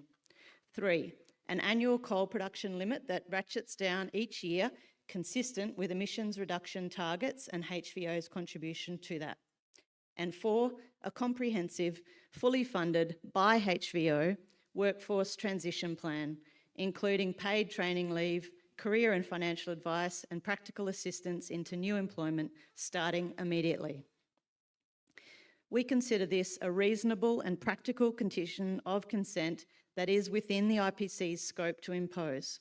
About 98% of the project's estimated emissions would be Scope 3 emissions, a staggering and unprecedented 800 million tonnes of emissions. Clause 2.2 of the Resources and Energy SEP requires the Commission to consider conditions aimed at minimising greenhouse gas emissions, including downstream emissions, to the greatest extent practicable. And yet neither HVO nor the department has proposed a condition specifically designed to manage and reduce Scope 3 emissions. And the justification? That HVO's emissions are only a small contribution to global emissions, the same argument we hear from every coal project. If every project is considered to be too small to matter, then no individual planning decision will ever help New South Wales to meet its legislated targets. Our recommended condition of consent will help the IPC discharge their obligation and contribute to New South Wales meeting its emission reduction targets whilst protecting workers. HVO's own social impact assessment, the SIA, recognises that effective transition planning depends on a workforce and business stakeholder transition plan. And yet the assessment provides no transition plan or even steps towards it. Instead, it just seeks to delay it for another 2 decades or so. The Alliance is also concerned that HVO's SIA was not based on the final amended project that is now before the IPC. In the last few years, community and government expectations about social impacts have evolved swiftly. The HVO project has evolved, and yet the SIA has not kept up with these changes. What the commissioners have before them is inconsistent and inadequate information on which to base this incredibly important decision. The social context has changed. For decades, the primary argument for extending coal mines has been jobs, and jobs matter. However, the Hunter Valley of 2026 is very different from the Hunter Valley of 20 years ago. Unemployment is low. Businesses across many sectors are competing for workers. There are many advertisements, including Les Russell, advertising for jobs right now. They need more people. Major investment in renewable energy transmission, advanced manufacturing and infrastructure is creating up to 34,000 new jobs in the Hunter, and that changes the social context. The question for the IPC is no longer simply whether this mine is needed to maintain employment, it is whether approving another 2 decades of coal production is the best way to support the future prosperity of the Hunter. And finally, why this matters to me. We have a regenerative grazing enterprise in northwest New South Wales. During the 1920 drought, we were forced to sell almost all of our cattle and leave our home for alternative work. Earlier this year, another drought forced us to sell more than half our herd. Few businesses can survive that twice in 6 years. In my parents' generation, it happened twice in 20 years. The New South Wales Net Zero Commission estimates that the 1920 drought cost New South Wales about $10 billion in lost agricultural production. Climate modelling for the Hunter predicts an increased frequency in drought, more hot days, more natural disasters, more water scarcity. These costs are borne by farmers and families and communities. So we ask the Commission, where is the balance between jobs at this mine and livelihoods already being lost in agriculture and other climate-exposed industries and communities? This is the fundamental social impact question that should have been addressed by the social impact assessment, but it is sadly lacking. Commissioners, the transition is here now, not in 2 decades' time. The only question is whether we manage it properly or we leave it for the market to decide, dropping projects overnight and leaving workers stranded. Our submission concludes that consent should be refused. However, if you do decide to approve the project, we ask that you set a common end date of the 31st of December 2031, progressively reduce coal production limits, and require the workforce transition plan to begin immediately. Thank you for your time. Question? Yes, just some questions from the Commission, please. Quick question. We heard earlier in the day from another speaker, speaker number 36, who also commented on the SIA and made the point, I think agreeing with your point about the cumulative impact. I was just going to suggest that if you're planning to make a submission to the Commission, you might want to have a look at that person's evidence and if there are other aspects that you wanted to comment on. Yes, thank you. No, we'll definitely be putting a written submission in, probably not before the due date though. Yep. Sorry. Thank you. No. Another one? Yes. Just to clarify, so in relation to the current social impact assessment, you made an observation that it hadn't embraced the amendment that was made to the application in August 2025. Yes. And so your observation is that there's been a material change since the document with its lodgement in 2023? So, yeah, the SIA that was amended in August 2025 was based on the amended project of November 2023. Yes. Not the amended project of August 2025. So it hasn't kept pace with the changes that came about in the project. Yes. So in your written submission, if you want to take the opportunity to identify what the material change is that you would say would make to the original report. Yes, it certainly can. I mean, it's just that the guidelines of the social impact assessment that New South Wales government has is about like evolving and changing over time, and that social, you know, our social lives change over time. And so this is kind of a really good example that it didn't change as the project changed. Do you know what I mean? So it's back 2 years previous. So that's not keeping up with social change. And then the second thing is there's already an extensive body of conditions that have been proposed in your submission. If you want to take the opportunity to look at the actual wording of the present conditions, and then if you had a submission in relation to an alternative condition, to include that. Yes, definitely. And we've got the numbers and justification in that written submission. Yeah. Understood. All right, thank you. Thank you. I call our next speaker is Manjit Kaur.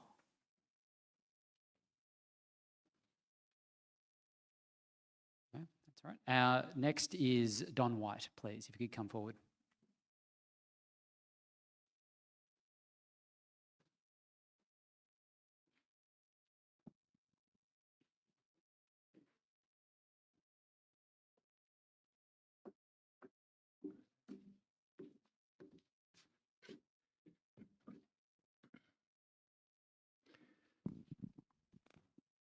G'day.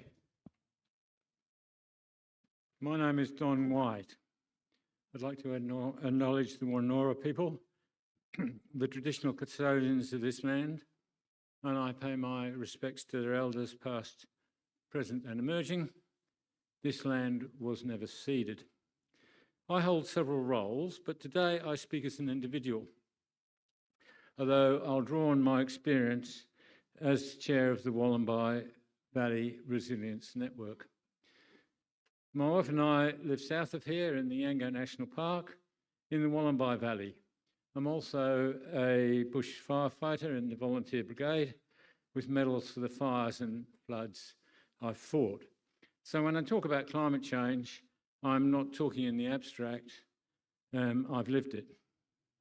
In 2019, our property sat right at the junction of the Gospers fire and the Little L fire. The main valley wasn't hit, but the whole community lived through months and weeks of dread and stress.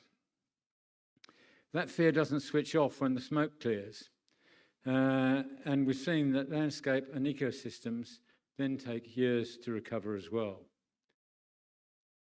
We've lived in this valley for 45 years, as I said, and in that time, the yellow wattle has started flowering 6 to 8 weeks earlier than it used to. I used to know it because it was my birthday. But this is because of a warming climate, and it's visible in our own backyard. But it's shrinking the spring window for hazard reduction and cool burns. So as RFS volunteers, we're the ones that are left fighting fires when that preparation runs out of time, and every year it gets harder. Then in 2022 came record-breaking floods. Many in the valley were cut off for extended periods. We were spared what Lismore suffered, but it was still a major disruption. Once we were marooned when our property went under for a week, and another time we simply couldn't get home for days after essential medical appointment in Sydney. The government and the council spent millions rebuilding the bridges and roads in this area. As a result of that, some of it was on writing off assets.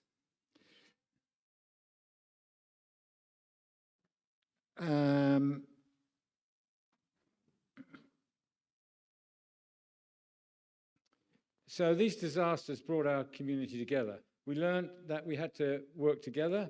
We learned that our neighbours had to know each other and look out for each other. But let's be honest about what's driving this need for resilience. The increasing frequency of climate change disasters, fueled by the burning of fossil fuels. We're having to organise ourselves to survive a problem that we shouldn't have to be preventing. That's why we oppose digging out more coal from projects like HVO. We recognise that this supports real jobs, and several Wollombi residents work in it, as you guys do there. But we don't dismiss that. But the answer isn't to keep expanding the amount we dig out, it's to invest seriously in the transition. So you guys, you workers that work here in the region, don't depend on a future that depends on digging up the very thing that's burning us out and flooding us in. The Hunter Valley has travelled through these changes before, including the closure of the steelworks, and it needs to do it again. We've shown through the fires and floods that our community can pull together in Wollombi Valley and adapt. And I heard Simon Hawes and Sally Hunter earlier make sensible suggestions about how this could be achieved. What we're asking is to stop this growing problem at its source, which keeps us forcing us to react year after year at greater cost each time and with increasing lower likelihood of success. So that's my submission. Thank you for the opportunity. Any questions? Thanks. Thank you. Our next speaker is Stephanie Luke. Thank you. Hello. Is that good volume? Yes, we can hear you. If you could state your name and then commence your evidence, please. Thank you. My name is Stephanie Luke from Bathurst, New South Wales. We're getting used to records. Hottest day on record, driest month, longest summer, worst flooding event. We could be forgiven for tuning out. But why does the mantra jobs, jobs, jobs still carry so much weight, especially when the cost for everyone is exponential? My father worked for James Hardie. There may be some lessons here on how to compensate and diversify. He used to say asbestos is a great product, just a shame it kills people. Coal was a great product, but it's outdated technology and it is killing us. I left Adelaide in 2010 after the hottest day on record. Personally, I find 48.9 degrees Celsius unlivable, especially during the worst heat wave on record, 3 weeks over 35 degrees. The Murray River at its lowest levels, and 2 million South Australians will one day need to be rehoused. Mars doesn't look like a great option. I don't really want to live with Elon Musk. So I moved to Bathurst instead. Worst drought on record, 2017 to 2019. Chifley Dam at its lowest levels on record. 10% of water left. Orange Council came knocking at our door, desperate for water. So did Cadia and McPhillamys gold mines. Meanwhile, they were trying to work out where to relocate the Bathurst residents. I've been minding properties and animals around New South Wales, Victoria and South Australia. Gives the owners a chance to get away from it all. And there's a lot. The last 7 years have been horrific. I stay a few months and listen to the story. Malakuta Art Gallery were running workshops trying to get people into town so that they weren't sitting on their burnt properties, living out nightmares and managing PTSD. The town was in a state of collective horror. Kangaroo Island ran a bus trip for all the locals into Flinders Chase. I'd been there a few months before, walking through amazing bird-filled forests, about to buy a shed. When I went back, the shed had exploded, the water tank melted, and it was a desert landscape with black stumps, no birds, complete silence. All the old blokes on the bus just sat quiet looking out the window. It was a very weird experience. I've stayed in the flood zone, Yagara and Northern Rivers, stench, black mould. My brother and sister live near Murwillumbah. He's a builder, warns me don't go near a house that's been under, no matter how cheap. The mould wrecks your lungs. You never get rid of it from the buildings, even if you gut them. I don't know how you offset this kind of relentless damage. And then there are the droughts. Already a farmer friend running cattle around Mudgee has that panic in his voice. Second driest April on record. And with the threat of El Nino coming this summer, and if Europe is anything to go by, next summer will be a complete bastard. The crunch came for me last year on Kangaroo Island during the algal bloom, standing on Minoil Beach, watching dozens of sharks and stingrays swimming a metre offshore, circling round each other out of oxygen and completely disoriented. And I was standing on the beach surrounded by so many dead stingrays and fish. Ocean in SA was 2.5 degrees hotter than average that year. Last summer, Sydney water was 3 degrees hotter than average. These are the... Just one more minute, if you could. These are the unintended consequences when climate change hits the tipping point and moves beyond a point of no return. That's when the freaky apocalyptic stuff starts to happen. And I just want to say, we're not just tourists passing through Branxton and Newcastle. We're the downstreamers, the domino affected, the next generation, the camel that rejects that one last straw being placed on our backs. Mining jobs are a short-term sugar fix being fed to a country with diabetes. I implore you to take into account the health of Australians and the ongoing climate impacts when deciding whether to expand Hunter Valley operations. Thank you. Thank you. Great, thank you. All right, and our final speaker for today is appearing online, Charmaine Eckersley. There we go, we can see you. If you could state your name and then commence your evidence. Hi, thank you for allowing me to speak today. Yes, we can hear.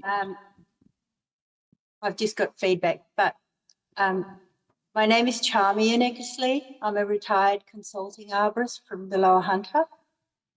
I object to the proposal for the extension of the HVO coal project. I object to the government putting this proposal forward in the face of all the local, state, national and international commitments made to help arrest rising temperatures.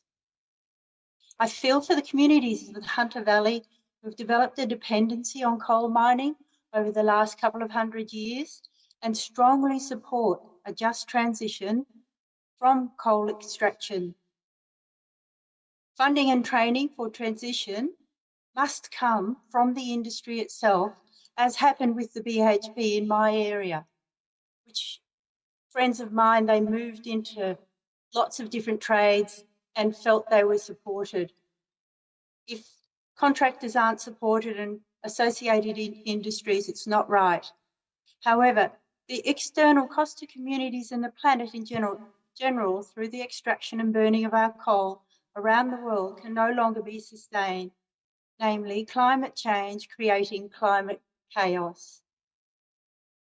Scientific research has shown that bushfires are increasing in New South Wales, in Australia and the world.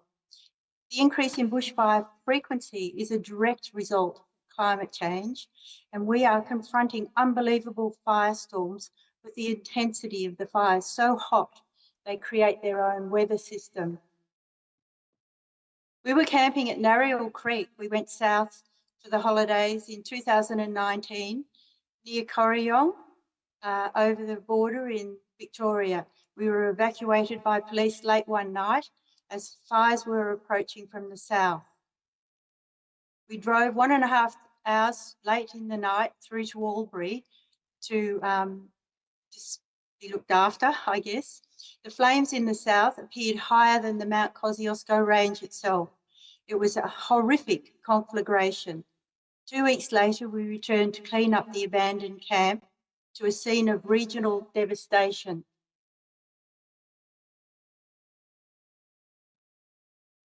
From dead animals in the paddocks to a devastated Corryong community, many hectares of incinerated paddocks and forest in the local region. We returned home to a fire near our own home in Eraring, home of the largest coal-fired fire-powered station in New South Wales. Ironic. I can tell you as a retired consulting arborist who undertook work in the Mount Kosciuszko ranges for the national parks that it will be hundreds of years before the great mountain ash recover. Extreme weather events are an external cost of coal mining that the community in general can no longer sustain. Thank you for permitting me to present today. I object to the project. Excellent, thank you. We heard all of that material and it's formally on the transcript. If you were speaking from notes, you can also send those through and we'll have a copy of that as well. No, thank you so much for your time and taking the opportunity. Yep. To go.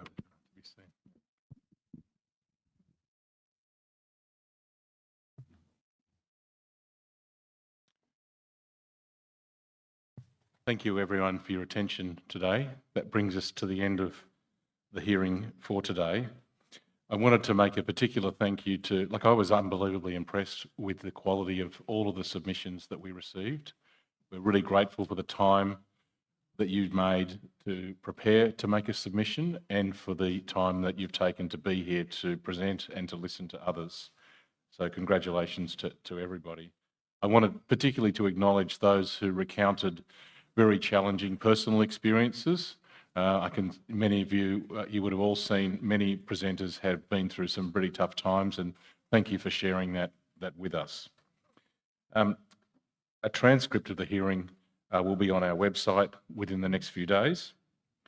And just a very important reminder that you can still make a written submission to the Commission after today, and this can be done on our website up until the end of Sunday, the 2nd of August.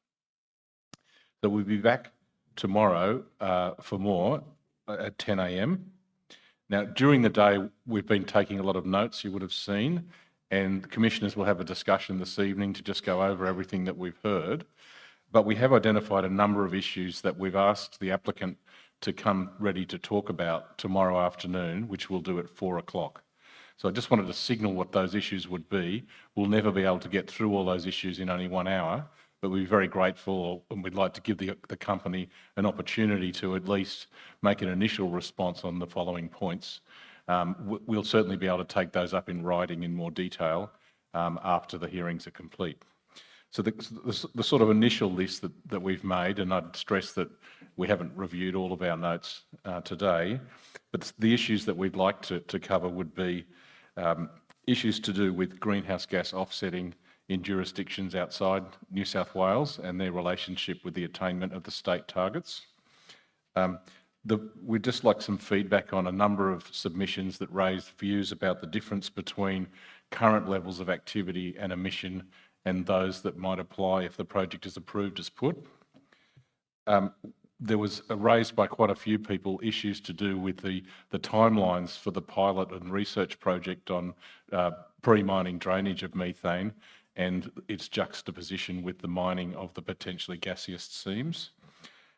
We're interested in the reference that was made to the advice of the independent expert panel about salinity monitoring, and we hadn't seen references to that in the Department of Planning's assessment report, so we just appreciate any advice from the company on that. A number of submitters raised the questions about the economic and environmental relevance of Scope 3 emissions for our decision. And I do want to emphasise that, as I said at the beginning of the day today, our job is to look to the laws and the policies that apply to this decision. So any points that you'd like to make about that would be welcome. We would welcome also any information you can provide about the differences of view between the compliance record of the company and the efforts made to manage noise and dust impacts on neighbours and other reports of frequent health alerts for people to stay indoors in Singleton due to dust. You would all have noticed some comments from a couple of presenters about the adequacy of the social impact assessment, so any response the company might like to make on those. Any views from the company on the potential of an approval for less than the duration that is sought. And finally, the applicant's view on the role of the company in transition planning. I think it's been clearly acknowledged that we are in a transitional phase. A number of submitters have made suggestions about what the company's role might be, what form that might take. So those are the issues that we hope the company could touch on. What we'll do is we'll look at the information we've been given today. We'll prepare some questions and James will help guide us through so we can spend an hour looking at those questions to hear from the applicant. And as you can imagine, we'll only really be touching the surface, but I guess we wanted to demonstrate that we've been listening carefully to the range of issues that have been presented today. So with that, we'd like to wish you all a very safe and pleasant evening. Drive carefully in the rain if you're driving, and we look forward to seeing as many of you choose to come tomorrow at 10 o'clock. Thank you very much. That ends the day.